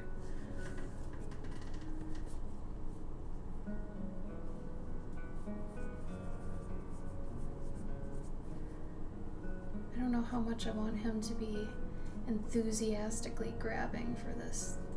Eliza, to answer your question, yeah, you can use masking tape, but if you find that you're, It's starting to tear. yeah, I would say get a Hairdryer. hair dryer and blow it until it's warmer. Yeah. Because with masking tape, the hardest thing about that is that it can pull up stuff sometimes. And when that happens and you start noticing it's pulling up the paper, you have to actually loosen the adhesive, and by doing that, you do it with the hairdryer. But Gabe actually uses the blue painter's tape that people use for like painting their house and stuff like that. And that works pretty well. Yeah, and it's almost silly to like go out and like the artist tape that they have, like drafting tape, sometimes it's too expensive. Like Yeah. they just mark up the price. It sucks. They really do. But I mean, I guess it sort of works. But for me, I found that like, You might as well just go to like Home Depot and get the painter tape. yeah, sometimes for me it doesn't work as well as the painter's tape. Not only that, but I feel like if you get the painter's tape, you get more choices in the width of the tape itself. Yeah. Yep. So, Yeah, you can get really wide stuff. It's like 2 inches thick. Or Yeah. You can get like 1 inch. where the regular artist tape, it seems to always be like 1 inch. You know? Like it seems to always be pretty thin. Yeah. Which I kind of like the thicker stuff, because if you're in the, you're using your arm and you're swiping the paint, you could go over the tape, or if you're doing a wash or something, like no guarantees, man. So I kind of also like the what's it called? The fact that it's blue, because it how would you say? It's like it helps for you to see the paper better. see, you like it for the same reasons I don't. Yeah. Yep. Like, because I don't like that it's blue, because I feel like that affects my color palette, where I feel like for you, it kind of fits into your color palette, but is enough of a brick of color that your eye just ignores it. Yeah. Yeah. Where for me, it's like when it's around the toned paper, it's like a blaring light, But I guess they do. I think they make green, maybe. They do, yeah, the frog tape. Yeah. I think the frog tape, they make it green.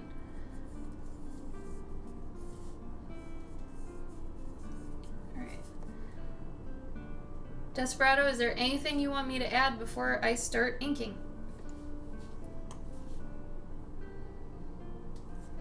I kind of want to redraw this one. He's too dainty.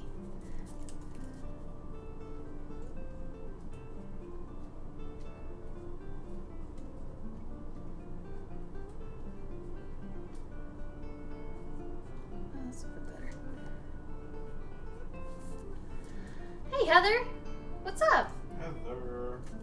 How you been? Nope. Okay, good. We will go from here. I kind of wanted to add a cape or something. Can I add a cape? Is that too weird? Could I do a cape? It'd be really fun.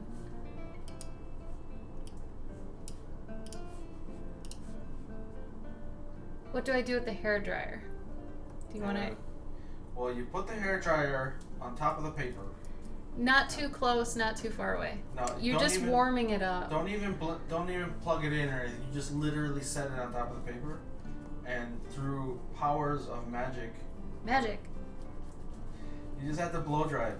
So think of it this way, Eliza. That it's making the glue melt a bit. Yeah. Like, it's also a really great way to get rid of, like, if you have a sticker on something, not laptops because you'll ruin your laptop, but if you have a sticker like on a binder or something and you want to get it off, blow dry it Yeah. and it'll like peel right off because it's just melting the glue. Which con, Heather? Where are you going?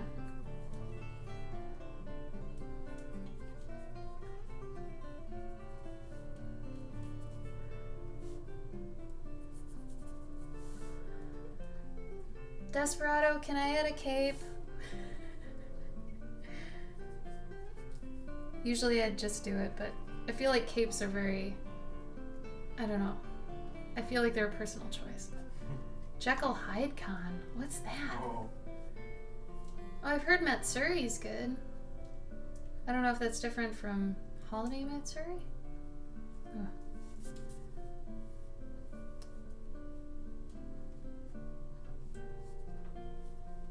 Awesome. Okay. I just wanted more emotion over here. Usually when I do like commissions and stuff for people, like legit ones, I honestly ask less questions. But the fact that you're here is part of the fun, you know, of doing them live. So, but yeah, if I was just doing one of my normal pet commissions, I ask a couple questions and then I really just go. People seem to be pretty happy regardless. There you go. I think that'll be good.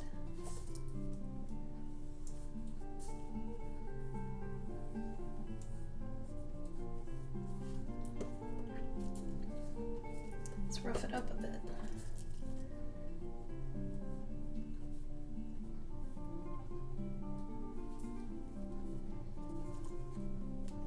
Capes are controversial. Thank you. You understand. They're not for everyone. No capes. No capes. So yeah, depending on the person or even the situation, maybe the character does not call for a cape. Some do, some don't. All depends. Let's see. Alright. Their noses are so plump. Desperado, do you like koalas a lot? Are they one of your favorite animals, or do you just pick a random one? That'd be cool too.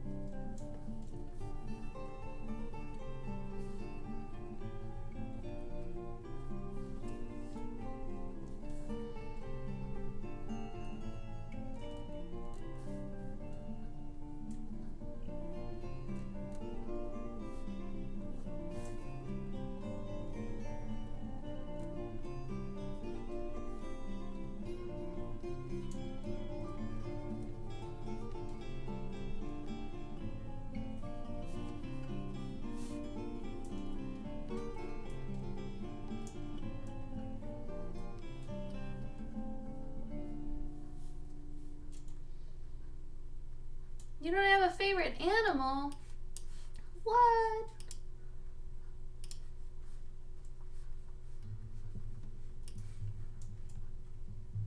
They sleep for like 22 hours a day. Jeez. They're like tree cats. Tree cat.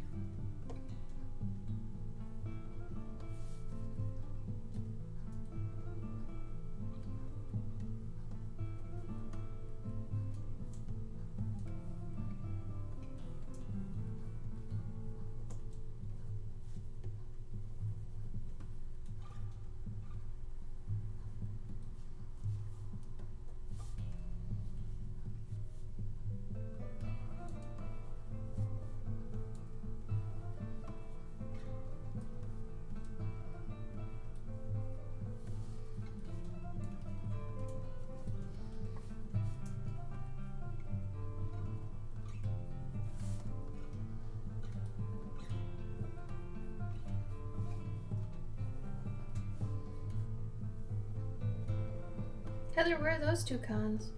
Are they in the same area, or are you gonna have to travel?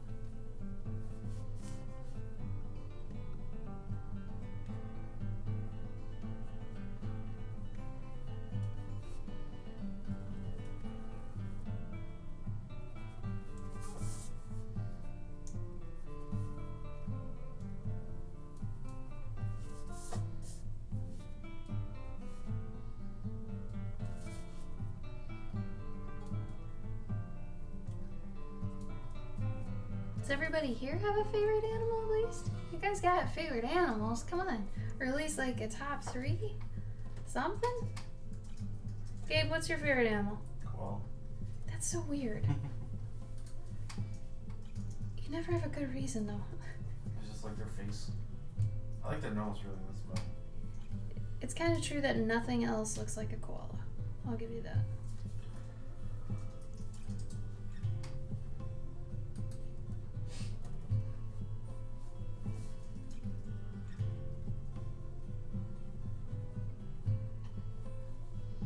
Unicorn. Oh, Heather, I could have guessed that. Does that mean you like horses, though?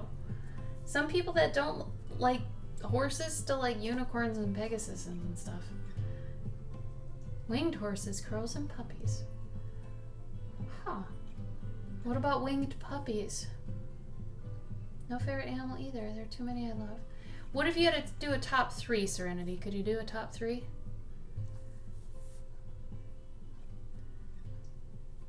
Oh, I could have maybe guessed that from you too, Nightshade. I feel like I could guess some of these.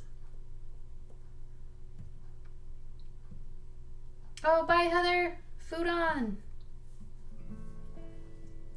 You say udon or food on? I said food on. They do have cool ears, Nightshade. That's totally true.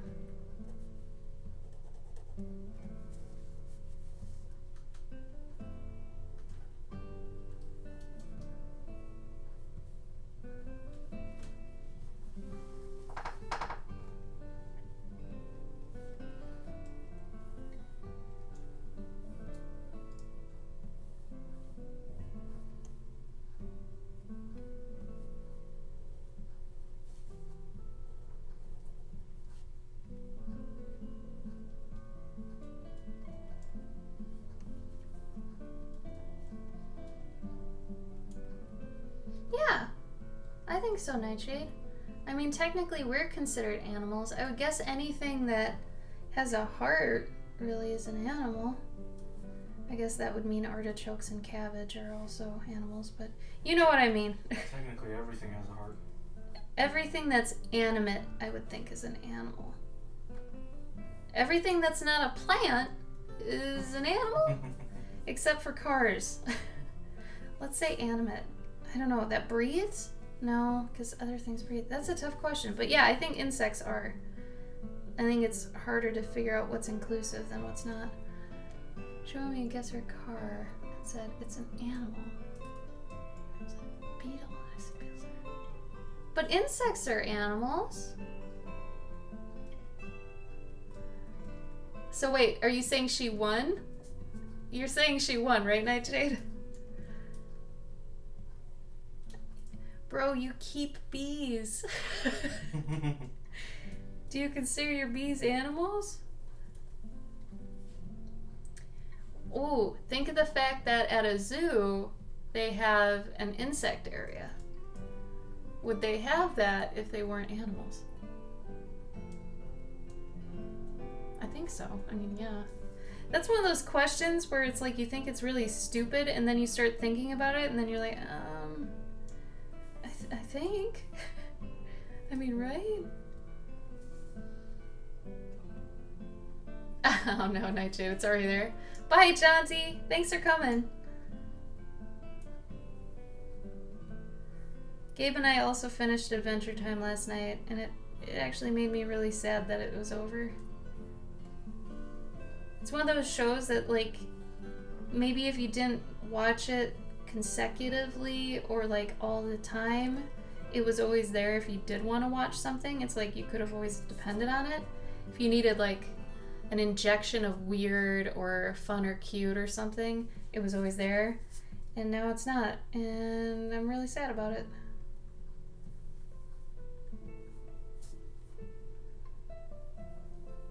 I was starting to get that from We Bare Bears too, but then I finished it without even knowing I finished it.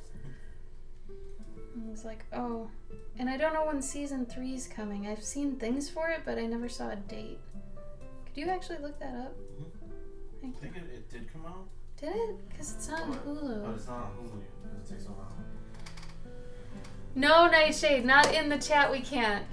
You can if you whisper to me. We'll talk about it. Yeah, so Emily, it took me a while to actually get used to the last few seasons because there was a huge shift of storytelling, the way they told the story. And at first I hated it. I even told Gabe that. I was like, these end abruptly. I don't like how they're being told. They have no formula anymore. I was upset at it. And then I kind of kept watching and I kind of gave it a chance. And you eventually get used to it. Because I almost feel like they had to shift how they told story because of the generation changing, you know?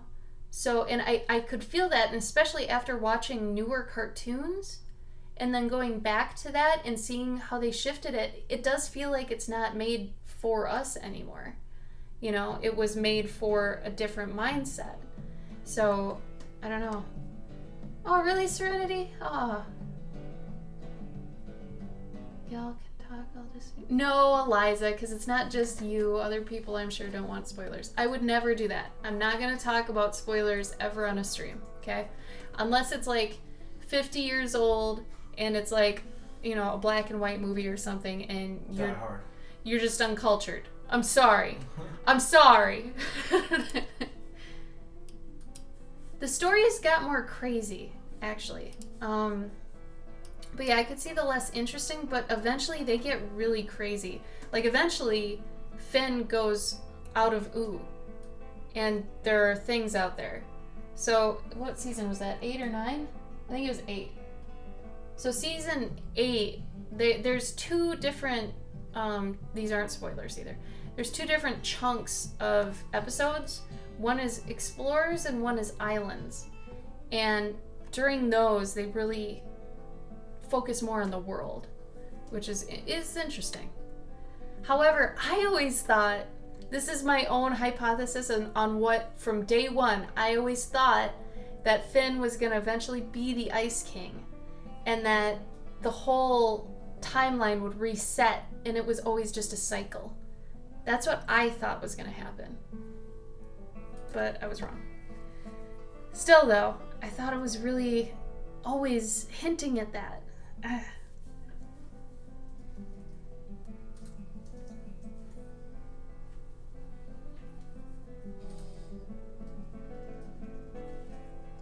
Because I'm not, like, upset at the ending or anything. I think it was fine.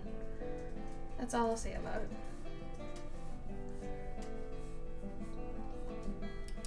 She did get more annoying, but I was thinking about it, and if I had a friend that was as smart as her, at first, yeah, it'd be really neat, it'd be really cool, but after a while, I think that person would get annoying, you know? You hated every single episode of Jake's Kids? What the hell? Oh, yeah, I didn't like Jake's Kids. They're all shitheads. Like, I don't know how they came out like that because both the Unicorn Girl and Jake are like such good people, but the kids are all jerks. But isn't this like technically like just how kids are? How it is in real life? Yeah, because kids may not be as cool as their parents or vice versa. Every other generation is good. No, I just think it's like you can't, you know, say, well, your kid's gonna be cool because you're cool. No, they're a different person. That's like walking up to someone on the street and being like, you're cool because I know you and I'm cool. It's like, what? No. Everyone's different. And even then, the grandkids. Remember, what's his name's grandkid?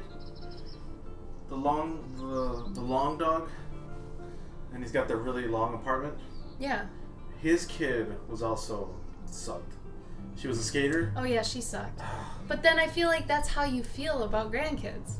Like, that you're so removed, you don't understand who they are. Like, I don't know. I get it. I get all of the sides of it, but I like to give things a little bit of leeway, I guess. I don't know.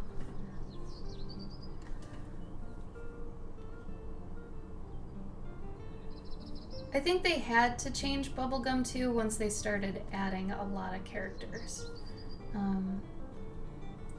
I feel like, you know, if they didn't do that, too many characters may have run together, because they ended up adding Betty and Huntress Wizard, and like a whole bunch others. So,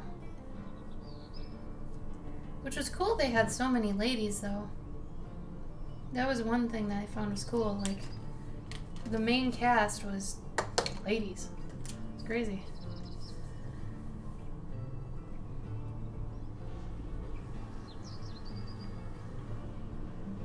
But I thought the show did a good job of at least having a good breadth of the different types of lady that exists, that too.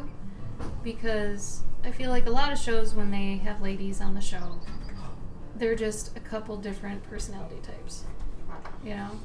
Where, I mean, you look at LSP is a totally different lady than, say, Betty.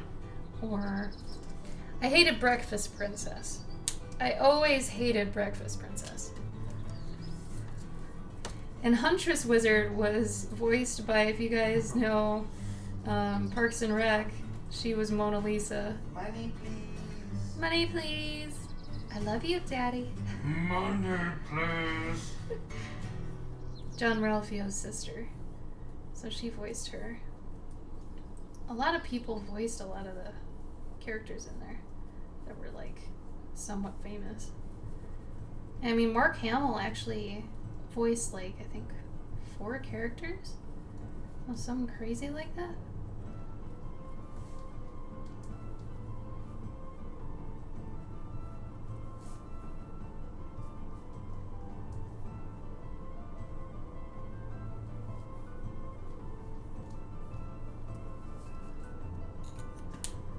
Yeah, Tree Trunks is funny because she was dirty. She's a dirty old lady, which that's another facet of, like, the different types of lady characters, which is interesting to me because you think of all these other shows that have ladies, it's like one of 4 different types. It's basically the Mean Girls formula. Yeah.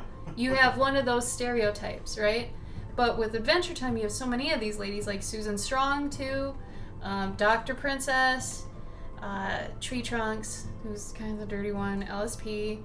All the different princesses were all different, types. And, like, Flame Princess being as angry and jealous as she could be, and PB being a little bit apathetic but really egotistical, and then Marceline just being outside it all. It was showing different facets of different types of people, which you usually get from male characters and different stuff, but not usually from lady characters.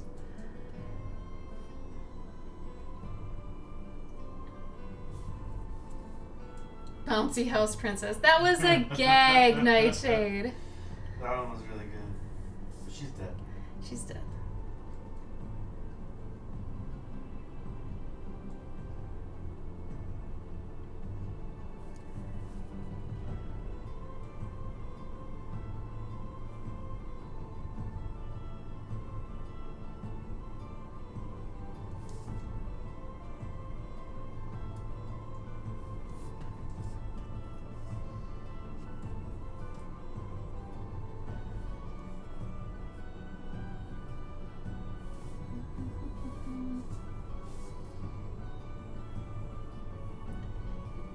Tree Trunks was very much like a Georgia. Like, oh, sweet honey, I'm gonna get you a pie. She's very sweet and Georgian, I thought. At least from the times I've been to Georgia. Yeah. The episode I probably hated the most was, there's one with, if anybody knows my main fear, of gray aliens. Oh, God. There is an episode with those, and I hate it. I think it's really...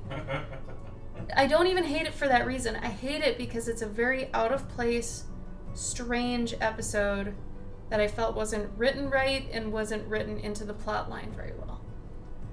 That they just kind of swept under the rug later. It's the only one I had a huge problem with. Everything else I was like, alright. I find I'm way more picky on live action shows, honestly. But I don't know. Also, I don't like a lot of typical cartoons either. Like, I don't like Steven Universe. I don't like the storytelling in that. like, I watched a couple episodes, couldn't get into it. The new She-Ra is too cheesy, man. It's so cheesy. It's so, like, anime. You know? Like it's definitely for. It feels like it's for the younger generation, yeah. So I'm not the target demo, but still.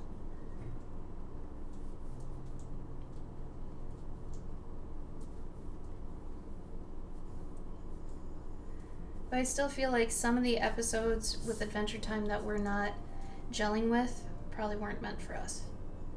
Yeah, You know? for sure. And I don't know, I feel like when something feels really off to me, you know, when it comes to storytelling or something like that, I feel like it has to do with some generational something, you know.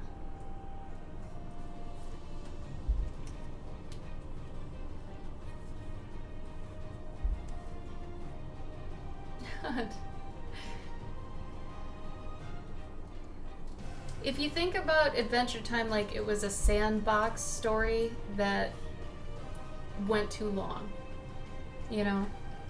It's like they created this world where anything goes. Any episode, we're going to do anything we want. And eventually they had to tie it together. And that's what I feel, you know, happened.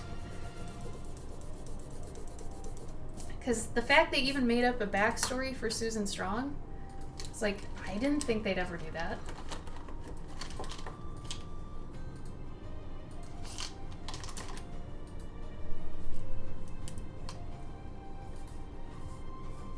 No, I think that's good, actually, Nightshade, that you watch the rest of it even if you weren't in favor of it. That way you'll at least be knowledgeable when talking to people about it. I feel like that's kind of what's bad about, you know, people who may, you know, watch something or, something like that where, like, they'll stop watching it and they can't actually have a discussion about it because they didn't really finish it. It's like, well, how do you expect to prove any of your points or have a stance on it if you didn't finish it? Similar to politics. If you're going to have a stance on politics, you should probably know both sides, you know? Know the good and the bad. That sort of thing. Or just anything in general, in my opinion. Know both sides. Otherwise, you can't take a very knowledgeable side. Yeah, his dad was a piece. If you actually, like, look at all the father characters in that show, they're actually awful. Like, all the dads in Adventure Time are terrible people.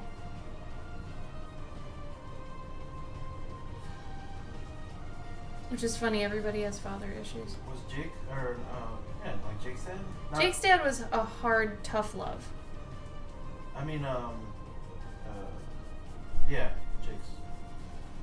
He Yeah. didn't actually screw him over. Well, no, but, he, like, it was tough love. Yeah. Like, they cared about him, but they weren't exactly careful with him. Right.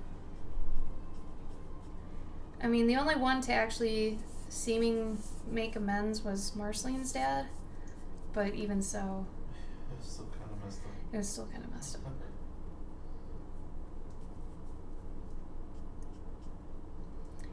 And I don't know if you could consider Mr. Pig a dad, really. They didn't tie that up either, but oh well. I'm not going to talk about spoilers.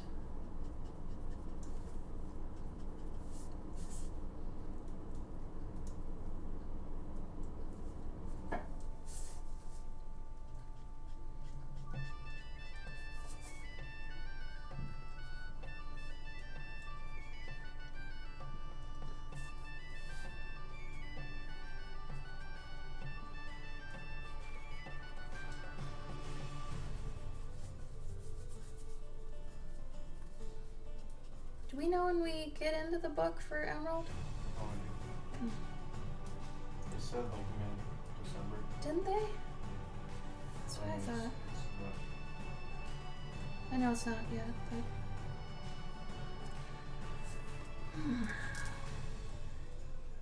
For those of you who have whispered to me since the stream has been going, I'll get to it when we are done.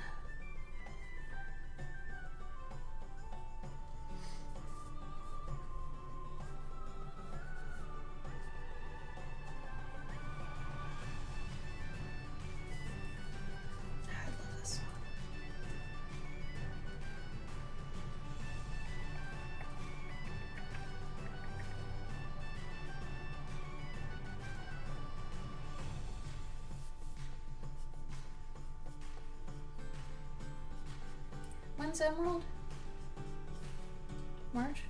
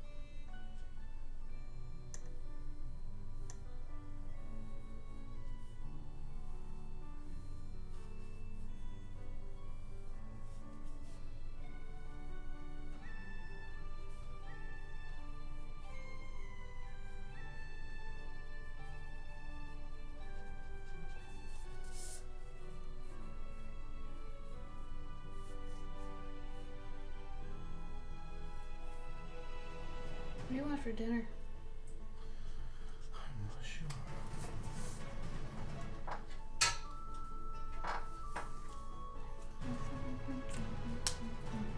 Were you planning on streaming all night? Or What? were you planning on streaming all night? Or Probably not all night. I was gonna finish these commissions at least.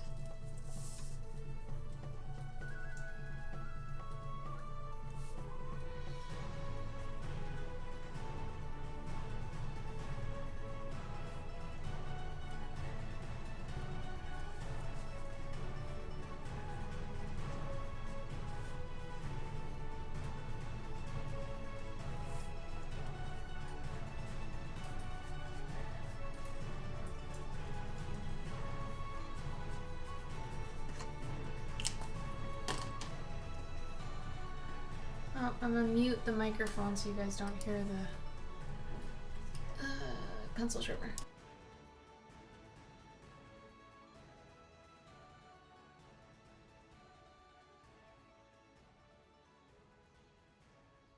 Okie dokie.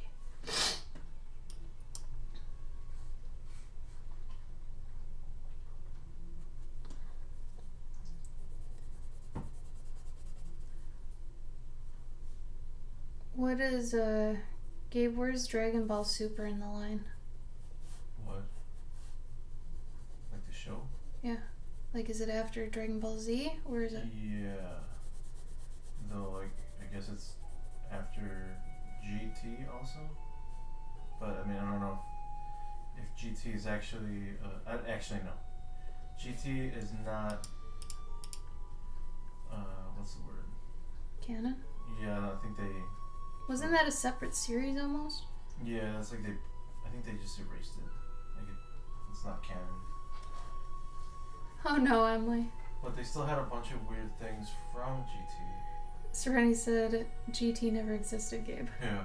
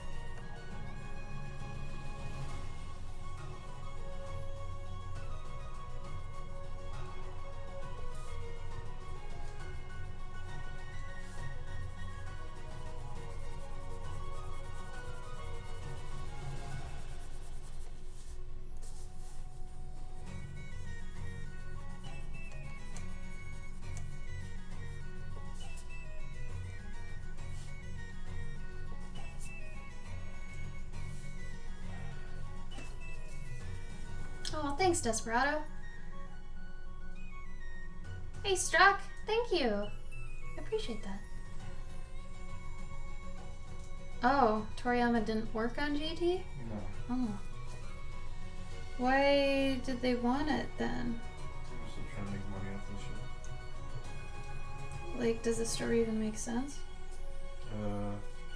Yeah, I think it just wasn't that great. Oh.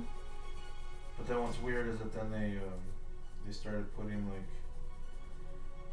in the movie, Mm-hmm. like the one where the pink cat comes out. Pink cat. They have like some new like he looks like a Sphinx cat. He's like pink. No, I haven't seen him. And he's part of the new Dragon Ball Super thing. Oh. But he was in like they released a new movie like a few years back. And in that movie, that was like the beginning of Super. Yeah. And in that movie, they have callbacks to GT. Oh. So like they were mixing the worlds. It was really weird because like, do you remember Emperor Pilaf? Yeah. Emperor Pilaf and like that wolf and that or it was like a little dog. I think he might have been a York, not a Yorkie. What does Tyler have? What kind of dog? It's Corgi. It might have been a Corgi. And then there was some girl who's got like bangs. Like they all were a little crew. But they were all tiny. Like they all got shrunk into kids Oh. in GT. Weird. Because he had wished that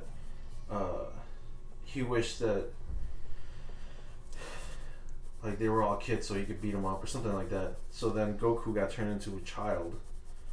And that's what, like in GT they're going to go find the Universal Dragon Balls. So it's just Chibi DBZ? Well, no, it was only Goku and then Pilaf and the three and his like two henchmen. Yeah. And they were all in the same room or whatever, and somehow they all got turned into babies. Not babies, but they're all like, like Small. 8 or 9 or whatever. Yeah. And so Goku's this kid now, and then they're going in. This is GT, and they're going off with like Teen Trunks, and Gohan's daughter to go look for the Universal Dragon Ball so that they can wish Goku to be adult again. Weird.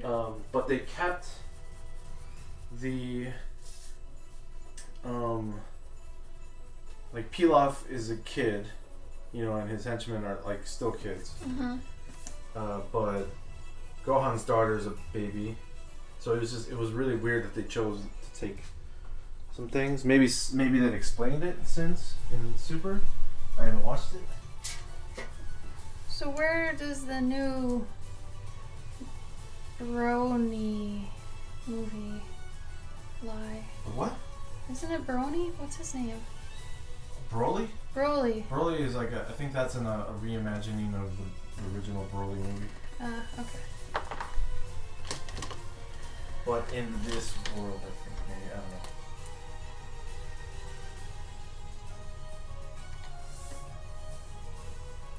Officially, he is a fox. Is he? Awesome. Yeah, and so like all of Dragon Ball was like that's my favorite thing. But then as soon as they kicked over to Dragon Ball Z and they just started getting like See, Z's all I've seen. Yeah. What's the regular one like? Dragon Ball's a lot more fun. I think it's more for kids really because it's like a Is it like kid problems and junk? Sort of. No. I mean he still has to deal with adults, but there's a lot more animal people, which was awesome. And a lot more monsters. Mm-hmm. And there's a lot more tech.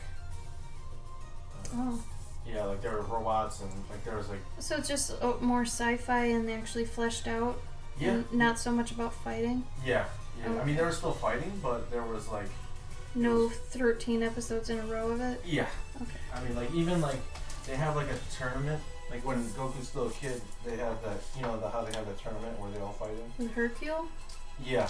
Yeah. Hercule wasn't in it, but like the Cell Saga where they're in the tournament or whatever. Yeah. That's been around since Dragon Ball, and there's the first tournament. Master Roshi joins it, but he's wearing like a wig.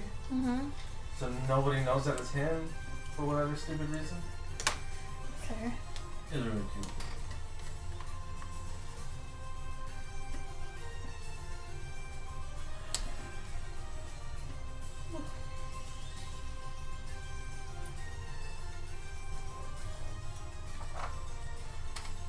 But then, like, if you had been watching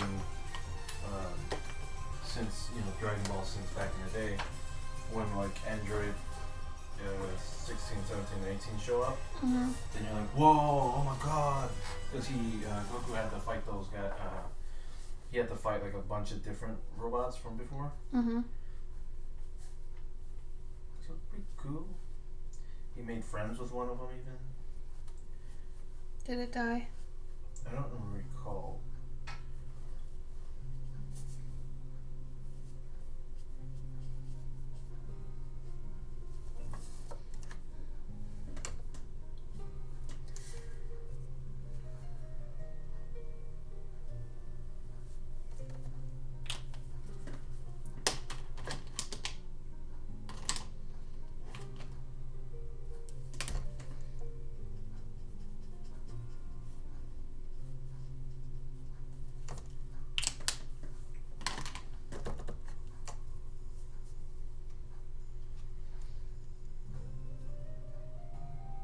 Dang, yours went pretty fast, Desperado.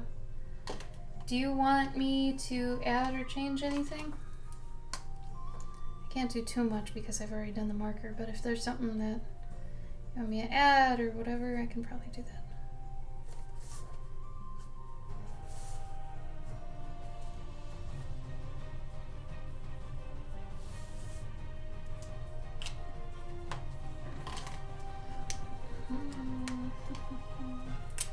What's Team 5-Star? I have no idea. What is that, Mayfox?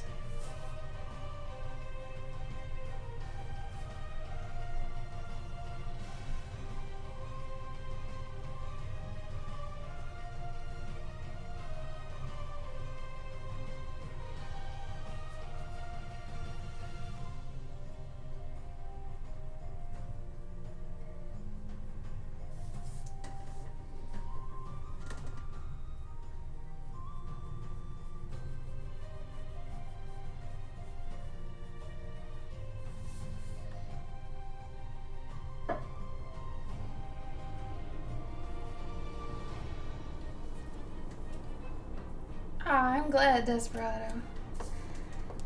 So, for those that don't know, the whole reason Gabe and I do these commission streams like this is because it's really fun for us.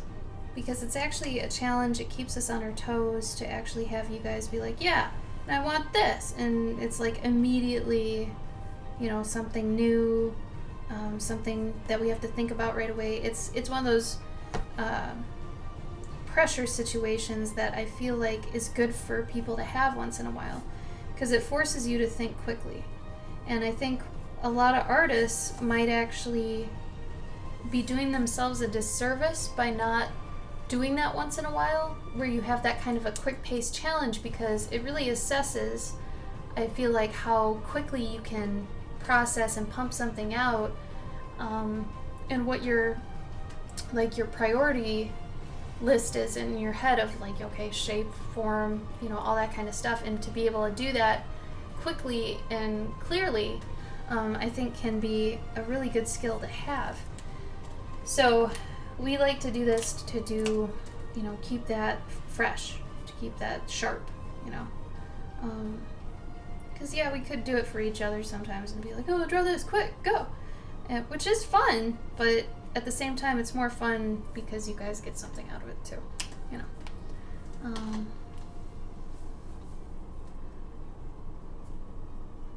Oh, they do Dragon Ball parodies? I've heard of this. Have they been around for a while, and were they on Newgrounds for a bit? Because I remember this one parody I watched where they're having a barbecue, and it's hilarious. But it is really old at this point. So I don't even know if it's the same group. Probably not. I don't know. Okay. So Desperado, this was yours.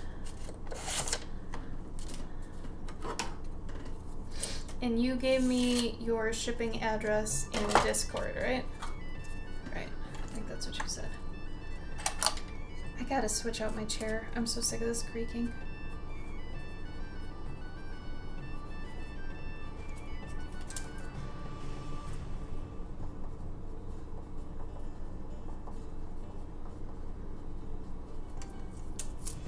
So I was thinking of actually doing the this thistle mouse on the acetate again, and then painting her on the acetate, which I still think I might do, because I do really like that idea.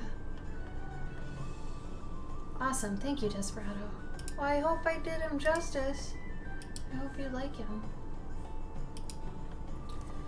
Maybe I'll go back and do...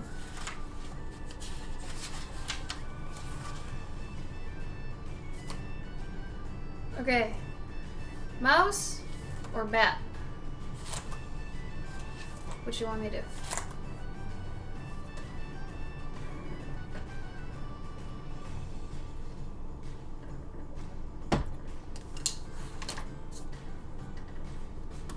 The bat?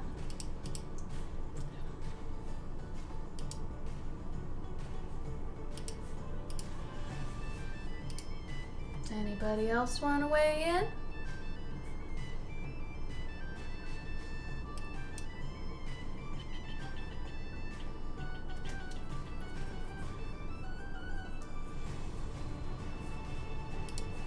Bat. Alright. We'll do the bat. Maybe I can actually make him into a cute little 5x7. Okay, so this is the acetate alternative I'm using. It's backwards, but it's Duralar. And it is not like vellum. A lot of people see this and they're like, oh my god, it looks like vellum. It's not vellum. I'm sorry. It's not vellum. Vellum, you wouldn't be able to use the same things on that I've been using. So I'm going to actually use one of these real quick. I'm going to... I think it would be better. Yeah, okay. So first of all, I'm going to make a template.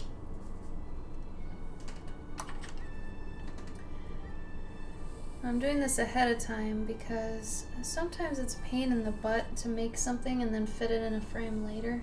So a lot of my work I do at frame size, 4 frames, in anticipation that I'm going to sell them, because I like to sell everything I make, because I still strongly believe that while you're doing something, it's for you.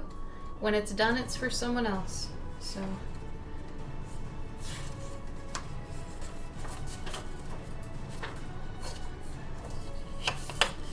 rip this out. You don't always need a sketchbook to be able to show people.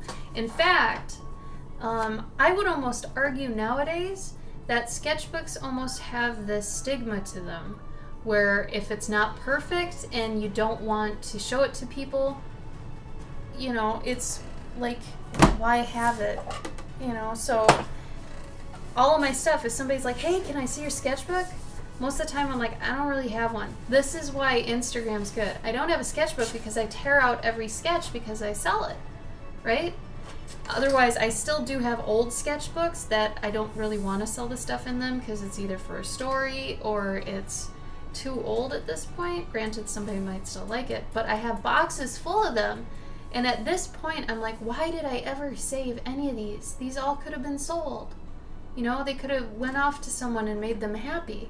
Whereas now, it's like every single thing I do, I basically just rip it out. Just rip it out.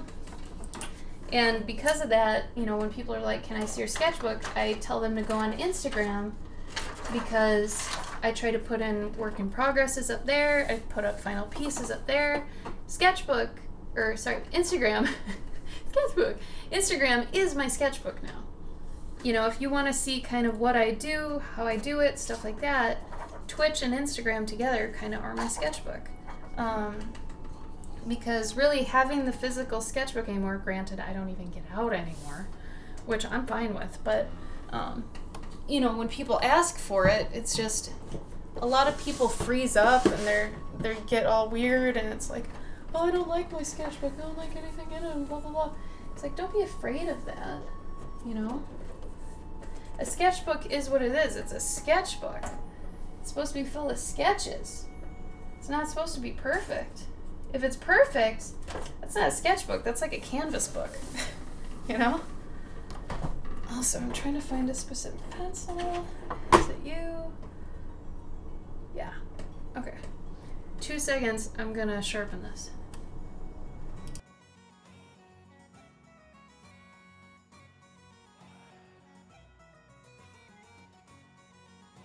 Serenity, that's a perfect outlook. I love that. A sketchbook is supposed to be where you can experiment, you can try things, you can not be afraid of people even seeing it. But I feel like so many people get so scared of what their sketchbook has in it that, you know, they won't show it to people, and it keeps them from actually doing art, which is like, what? You know, why?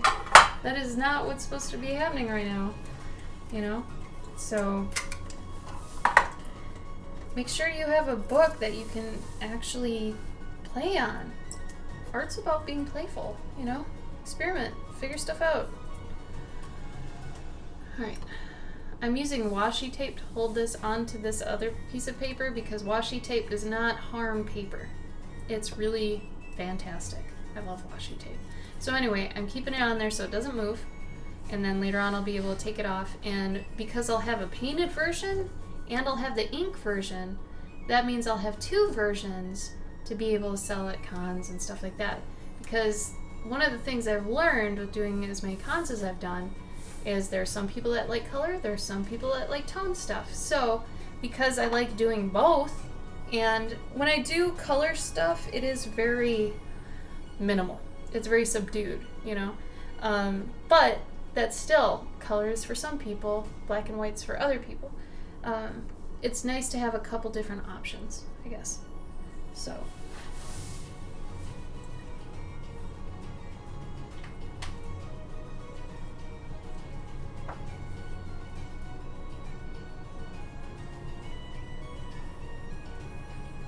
And I still can't tell you how buttery this colored pencil goes onto this acetate. I've never encountered something so lovely. Like, it's just so smooth. It's so consistent. It's really like inking on acetate with the colored pencil, because it has to be a Prismacolor Premier though. The Col-Erases just don't do it. But man, it is nice. So Serenity, the nice thing is that I still have the inked one. So technically that's still in its ink phase, so I could take a picture of that. So this is where it gets crazy. Once I've actually done the pencils on this one, I'm gonna have 2 different pieces. So I could do, technically, process photos on both. And honestly, I should. Because then on my Patreon, I'll have something to talk about. But Eliza's back. Eliza.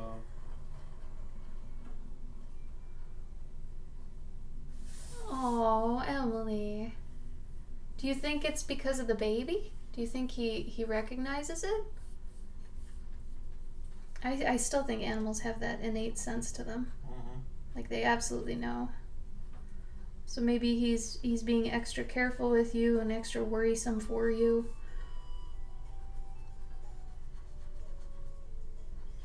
I guess because, like, I'm sure animals in real life do that anyways, right? They know. To each other? Yeah. Yeah, I think so. I like to think so.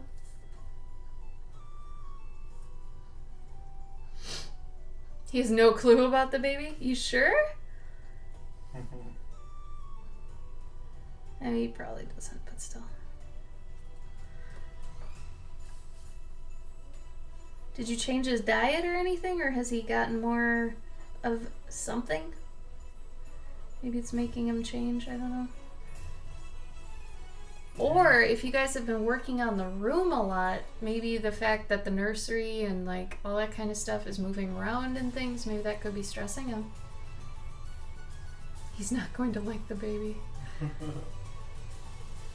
Ah, Desperado, that is a wonderful question. Thank you for asking that. Honestly, it's up to you, but really, you get more being a Patreon person than you do a Twitch person. And technically, I get more out of you being a Patreon person too. But I think for my $1 tier, I don't really offer anything except for like certain updates. Like if I do like a process run through, the dollar tier is usually for that and up. But I've got other tiers. One that I'm really excited about is the $6 one. That's like every month you get basically 2 buttons and a story that accompanies one of the buttons. Like every month I write a story about it. So it's really up to you. If you're heavily into Twitch and you really like emojis, maybe that would be better for you here if you just want my emojis, which I will have 2 more soon. I'm finally getting time soon to do some stuff, so I'll be doing that. But overall, I would say Patreon. I think we get more out of that, right? We get paid more. We get paid more, and there's less of a take from that they do. But anyway, it's all about the blanket. Oh no, Emily. Subshrub isn't on Patreon though. True. Maybe he should be. Because are they... No, they're called patrons. What's it called though? Is it called a subscription? On here? A Patreon. I guess, yeah. So if you're on Patreon, I'll call you a subscriber. You're a patron that's subbing. Yeah, then you just call them up. They're patrons, but they're subscribing. So technically, you could still get the sub show. Still going strong. I'm back. Hello, Fire Seal. Eliza, do you want to post a picture of it in the Discord real quick, and we'll take a look and I can give you my best guess?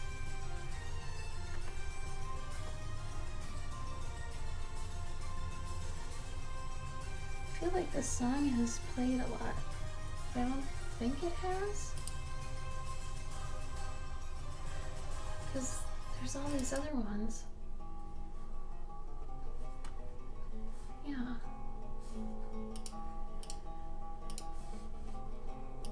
Isn't it supposed to snow soon? Oh man. Let's ask Google, shall we? Okay, Google. Is it supposed to snow soon? No, it's not snowing right now in Oshkosh. It's 19 degrees and clear. It's 19? Okay, Google. When is it gonna snow next?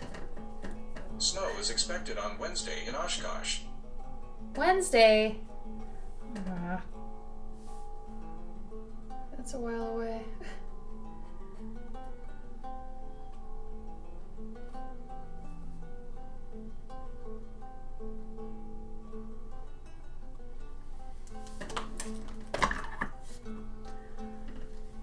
I am a protector of the pedal. Oh. Shoot, that's one of my Twitch tiers, right? I haven't messed with Twitch in so long. I do have those new emojis that we made on a stream together that one time, but oh man. Oh, it's for Secret Santa? Eliza! Okay, is it a soft piece? And could you use a colored pencil that complements the tones? Because if it's a soft piece and it's got a lot of pretty rendering and stuff, I would say use a colored pencil. But if it's more of a graphical piece, or it's got some grittiness, or it's, you know, harsh lighting or something, then I'd maybe use ink. Steve! Hi, Steve! Oh man, thank you for the raid. How was your stream, Steve? How was getting swole, Fire Seal? Was it good?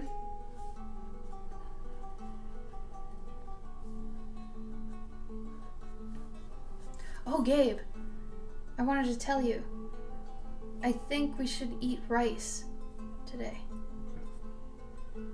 Thoughts? Sure.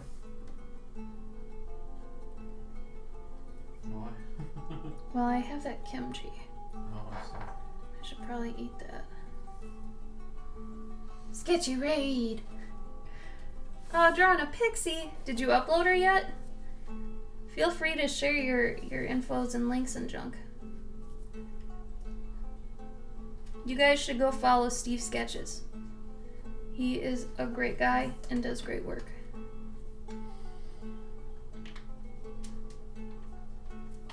And if I didn't mention it earlier, when David Peterson was here, you guys should give him a follow too. I thought that was kind of obvious though.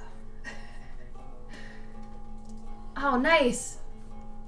Oh, she's not done yet. Steve, are you still streaming? No, you're not still streaming, right? Oh, the sketch is up. Oh, I love her sleeves. And you made her muscular yet lean. I really like that. That's beautiful. And she has a fantastic face. And she's got salt and pepper shakers. Oh my god. I'm in love with this. That's great. No, Steve, I totally get it. You gotta eat after a stream because sometimes these things go long. I totally get it. Oh my god. I'm usually hangry by the end of my streams. Yeah, I'm looking forward to seeing the end of that too.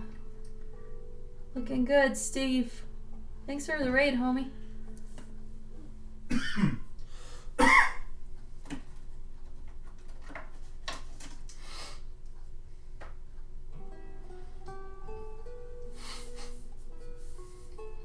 It's true, Steve is a wizard.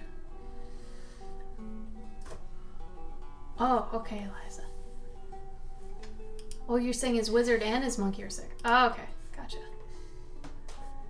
Yes, I see, Eliza. Okay. I've got it up. Tell me what you're gonna say.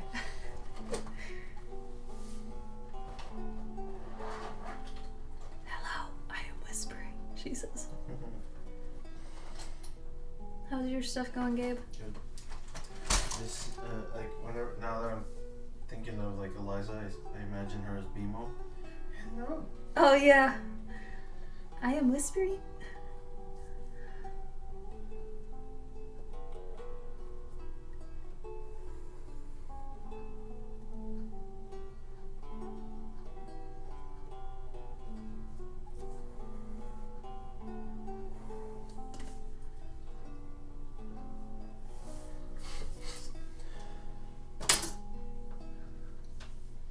So I probably won't be painting this on this stream, but probably next stream.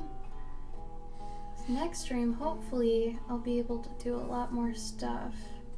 Because I won't have as many Christmas commissions to do. Even her saying, oh my god, I love BMO.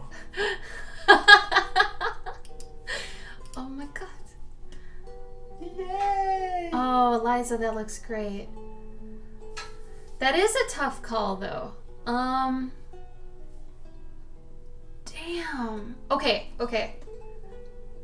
So since you don't have crazy amounts of rendering, you could do a lot of ink work and ink like texturing with this and go really crazy on different textures and different line widths and stuff if you do want to use ink.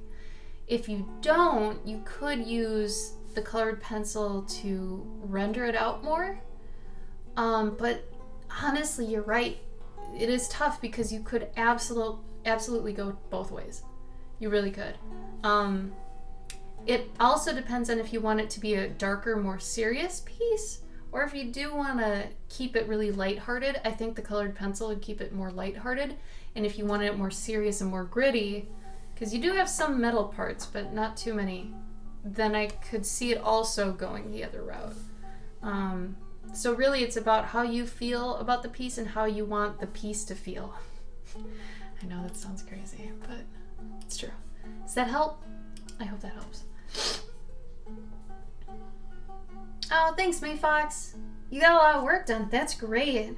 Well, I'm glad to hear it. Hope you have a good rest of your evening, okay? Thanks for coming.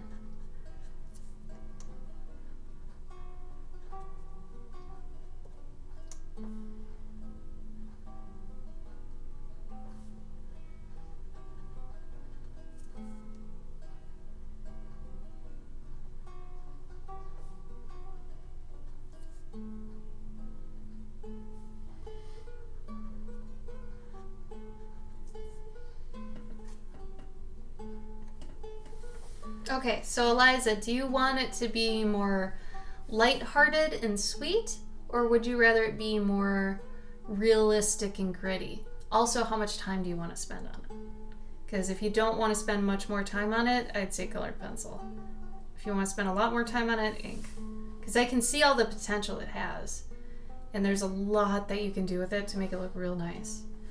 But it depends on how much you want to put in.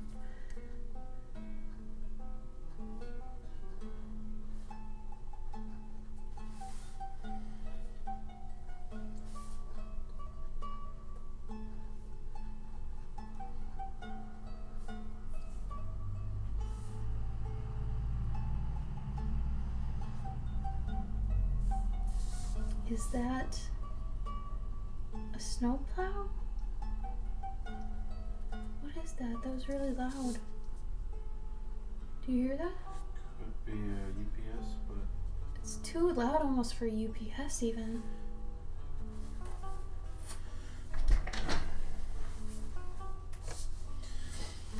the last time I saw the UPS, they had a freaking Penske truck. Which is so weird. There are some dudes out here that think it's cool to have like A beefy truck. a truck the size of a house. Yeah, there was that one guy that had like halogen lights. And I was like, Yeah. God, really? No, wait, there is at least one truck out here that's like Furiosa would be driving it. Like he's got like a plow on that end. No, he didn't have a plow, but it's like Legit. big. Ugh. It's really big. And he's got the big piston things on the back, the exhaust. Oh, really? Definitely diesel. Wow. Actually, it was a woman. Oh, was it? Yeah. Oh, that's kind of cool though. Mhm. I don't know. It's like, where are you going? Who are you fighting? Hey, are those grapes? Yeah, you want some? Are they still good? Yeah. Yeah. I want to like ask one of those people when it's like, hey, damn, dude, where are you going? Who are you fighting? Excuse me? Like with that big ass truck, who are you fighting? Are you guys gonna throw down like in a mud pit? Yeah, is there like a ready for the apocalypse? Oh, Did I man. tell you about my aunt and her truck? No. Okay, hold on. I gotta just...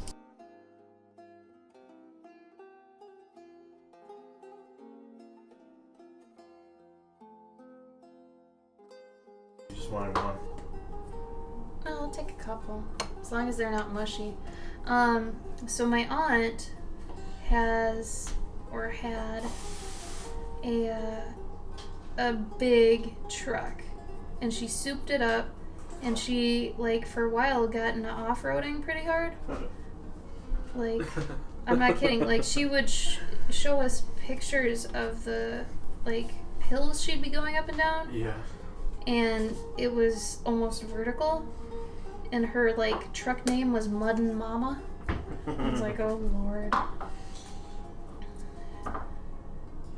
She's always been a bit different, that one. I had a friend that did that with, she had a Jeep, and she would do that. She souped up a Jeep? Yeah.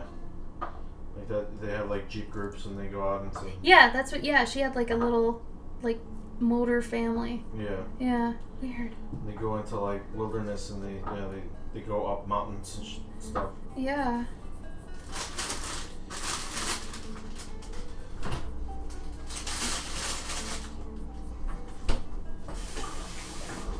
I think at a certain point, certain cars can just like roll and they'd be fine. Yeah. Like Jeeps.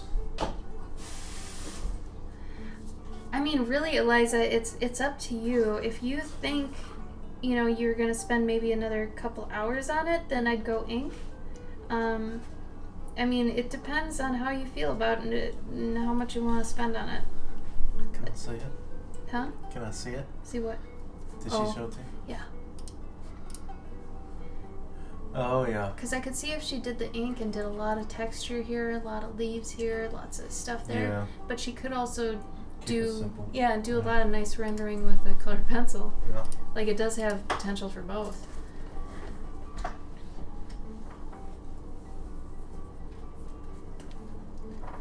These grapes seem weird to you? No. Yeah, a little bit withered, but still good. You don't like them? They taste like they were frozen and then unfrozen, but not completely unfrozen. These are too big. Look at this grape. You know what I learned? If you have astigmatism like me, one of your eyes is shaped like this. That's why you need contacts that have a weight at the bottom of them so they stay at the right spot on your eyeball. Isn't that gross? Yay! Yeah, these are weird. They taste. You're not real, man. Yeah, you're not real, man. These taste GMO'd to all hell.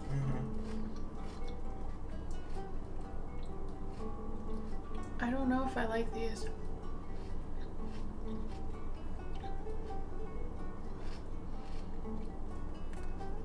It's like they taste like grapes, but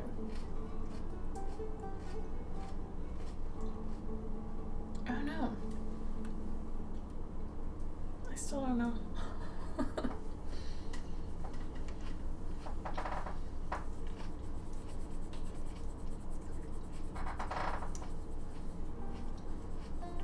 Does anybody else here have astigmatism?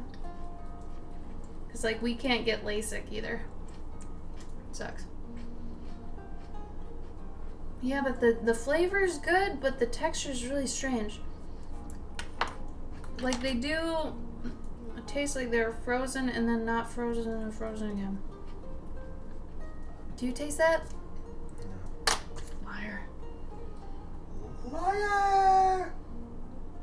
No way, Eliza. Every time I went in for a consultation, they told me mine were too bad that I couldn't. I would love to, but they told me I couldn't.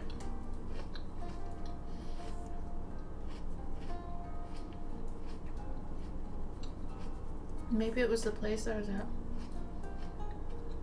I wear glasses too, Galactica. Here.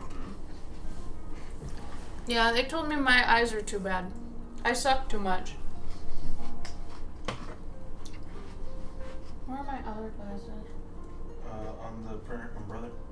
No, my other ones. Those I don't know. Here's one of my pair of glasses. You wanna know how much of a douchebag I am? To be fair, Gabe and I both have this. My glasses say Cloverkin on them. Anyway, these are my normal glasses. But I don't wear them during the stream because it's not very elf-like. I also have another pair that are really cute. They're more, I guess they're more 60s. You should get like a pair of round ones. The round ones are kind of weird with me. They make me look really fat. But like, for... Oh, for the stream? Yeah. Oh, that'd be cute. I should. Actually, I wanted to get a new pair soon anyway, because these, after a while, hurt. So right now I'm actually wearing contacts. I wear contacts to conventions too. But thanks, guys. They suck too much. No, Eliza, I haven't done it recently. Yeah, this was a few years ago. Maybe you're right. Maybe I can get it now. I don't know. I just have this feeling that if I get it now, it's just going to deteriorate anyway. Like, in 10 years, it'll be like, yeah, you got LASIK, but they're bad again. It's like, what? Yeah, it was pretty weird, Emily, honestly.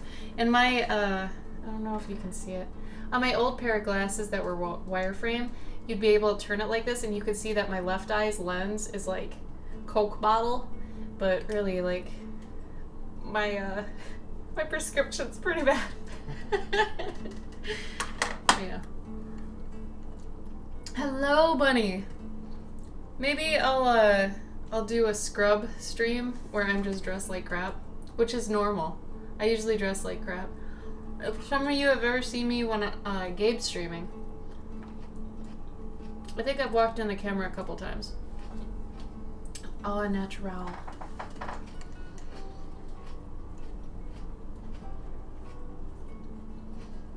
Which I don't care. Honestly, I don't wear makeup like 90% of the time. I only do it for y'all and at conventions. I don't even wear it to go out. Mm-mm.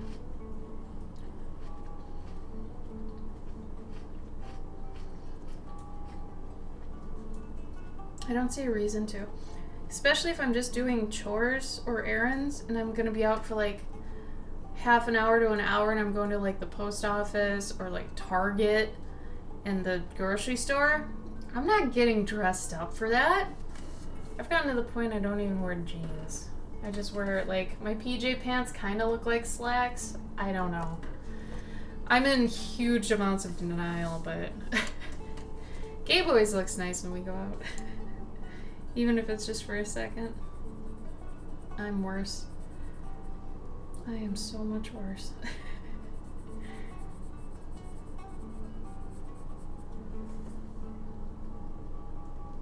Oh, really, Kodiak? That's cool. Oh, I bet it costs more, though, obviously.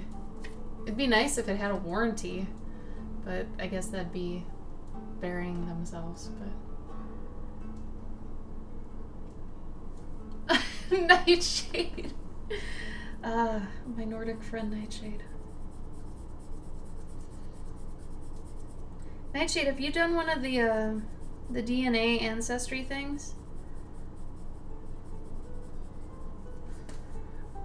I actually could show mine.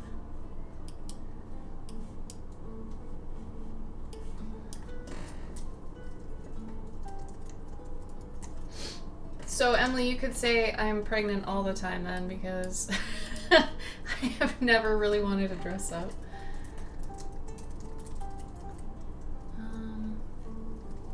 I also take prenatals. For those of you who actually want to grow out like your hair and stuff and have this nice shine to it naturally, actually buy prenatal gummies. They actually make your hair grow longer. I really do think it's been shinier, and my nails grow really like nice and white now at the ends, which is awesome. They've never done that before.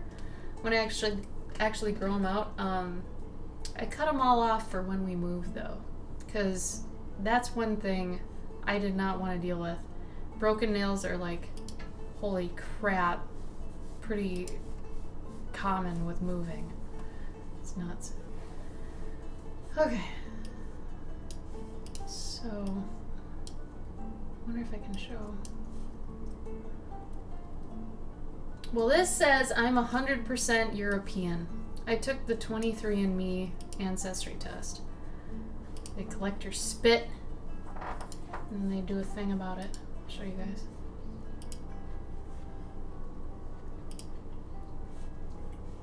I've also learned to just hate jeans now. I used to only wear jeans, but really skirts are more the way to go. So this was my ancestry report.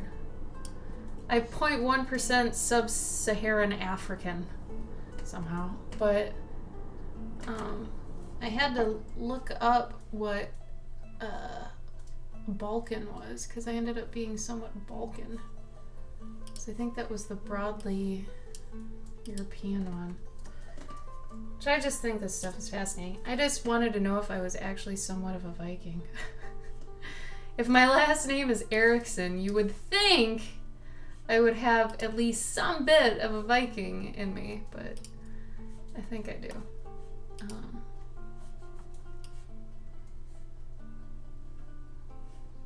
Oh, everything is bad. Emily, I've been skipping my period via birth control pills for, like, I'm all sorts of whatever. I've also been on birth control since I was 16, so if there's some sort of side effect, it's probably already happening. But the broadly Northwestern European one had to do with Balkans or something. And I was like, what's Balkan? I had to look up Balkan. I didn't really know what it was, but I was like, what? Yeah, and that's what was cool. So I was lucky enough to go to Ireland, and I went to Europe too, England. I went to England and I went to Ireland, so that was nice. I knew I was somewhat French because my mom actually had told me I was somewhat French. But yeah, I didn't realize it was that much, but I thought it'd be more Scandinavian. But the other ones are fine too. I'm okay with it.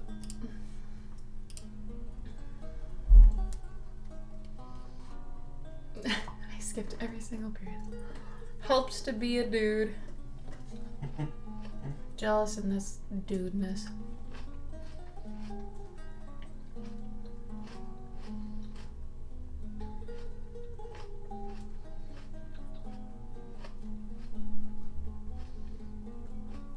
Yeah, Nightshade, I actually bet you're more scared to do a DNA test because what if you're not as Nordic as you think you are? But I bet you are. I really do. I bet you totally are.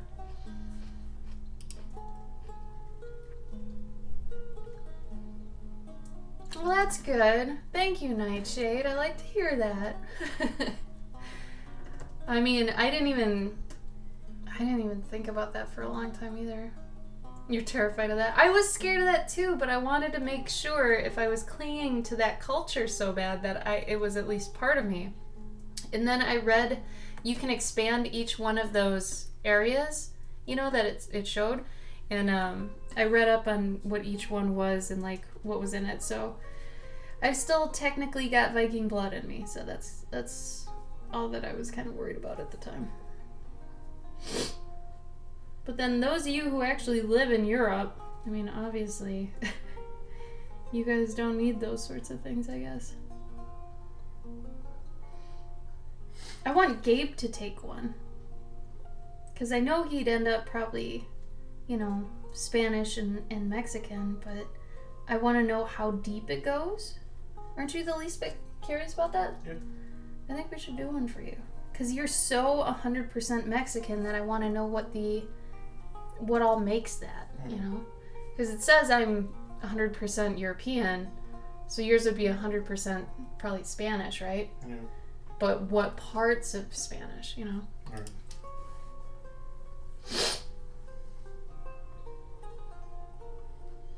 Yep, in Kodiak, that's what the things ended up saying. Because I was like, what? French? German? What? And then I read into it, and yeah. I felt better after that. Because, you know, you think Vikings, you think only Scandinavia, and then, you know, when it says just this much Scandinavian, you're like, oh, that's it, I'm done. I'm not even part of it. But then, yeah, there's more to it.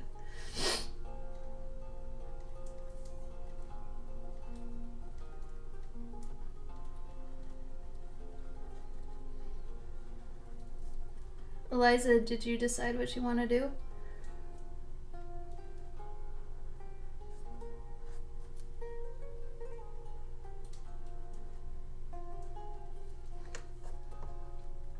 It was only like 99 bucks, I think. You can like pay a little bit more to get your family like health history if you're afraid of having breast cancer, or what do guys get?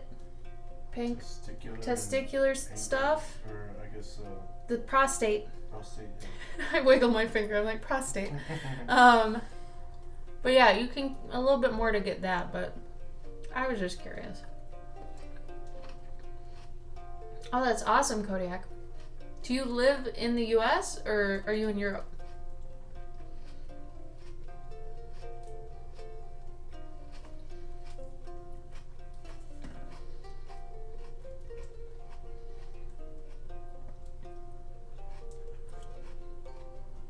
Nightshade, did we show you a picture of our dog?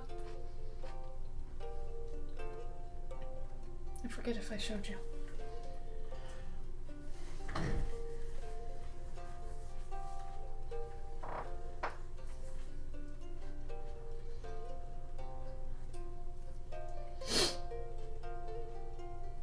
Skirts and raw potatoes. Oh, you're in Tennessee? Wow. No! We're getting it, but do you want to see what she looks like?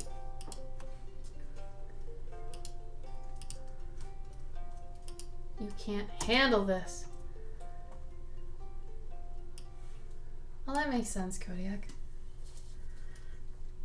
Also, what brings you here? You came over on a raid, right? As we're talking about Vikings and stuff. We don't want to force a name on her yet until we actually meet her, but we have some ideas. We wanted to call her Bindle, or Bindi for short. Isn't she cute? Oh. And just a side note, oh, you met us at HeroesCon. That's right. I'm all for rescues, but I'm also all for breeders. I am not for puppy mills. And I think everybody should come together and fight puppy mills instead of being upset on either breeders or rescues. That sort of thing. But anyway, also do not get a bulldog unless you know exactly what you're getting into. They are a whole thing. It's not a hands-off dog by any means. You get a bulldog if you don't want kids, but you want to dote on something like you would a baby. That's what that's about. Isn't she cute? Oh my god. Oh, that's okay, Kodiak. So I'm on just once a week on Thursdays, and I mean, usually I go from 4 p.m. Central till whenever I'm kind of done. I try to make them longer streams now that we only do it once a week. But if you, for whatever reason, can't make Thursday, I'm also on Gabe's stream just talking on Mondays. So, get a skateboard! Ah. Okay, so every dog is like a baby, but when I say a baby, I mean a baby. You have to clean their folds, you have to clean between their toes, you have to clean underneath their tail pocket, or else their tail can get infected and amputated. I also like to actually wipe my dog's butt off after they come in so that they don't get anything on anything. So I literally wipe my dog's butt all the time. My last bulldog was very pampered, very clean. I'm just saying. We're officially getting her on January 5th. We're actually flying to get her. Thanks, Chase Points. Get a credit card that's got points if you travel a lot. Because basically our ride there and back is free. Is the rental car free, basically? Yep. And the rental car, so that's great. Do you wipe your dachshund's butt? Hey! Oh, Nightshade. Ish. Chief ate an entire plastic bag? Ooh. What? She's in Maryland? No. Yeah, Boston. Yeah. Yeah. So we were just there for FairyCon, basically. And I don't want to drive another 14 hours, especially not with a puppy. So we're going to fly back with her. We already looked into everything we need to do. She needs to be a certain age. She needs to have certain paperwork. She needs to be certain inches. All this kind of stuff. So we already looked into it. We already made everything okay. So we're ready to go. Oh, is your other dog? I didn't know you had another dog.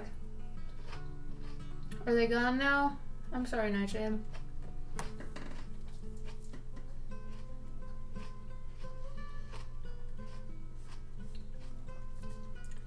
If anybody has a dog, and if your dog ever gets diarrhea or anything like that, feed him pumpkin. Pumpkin solids them up again. It's kind of a miracle cure-all. Oh, Boston's in Massachusetts. My bad. Where is she? He's looking. Little queen. Cute, Serenity. Are you looking at her address? Sorry, Emily, I spaced out. I should know better than Massachusetts or Maryland. Gabe? What? Are you looking? Where? No, I mean it's Boston. So it's in Massachusetts. Boston, Massachusetts, yeah. I said Maryland. Oh. And you said yeah. Okay, so Massachusetts. Massachusetts. Is there a Boston, Maryland? Well, you agreed to it. I don't know. Does it really, Emily? I could see that. I think it even probably works for humans, really.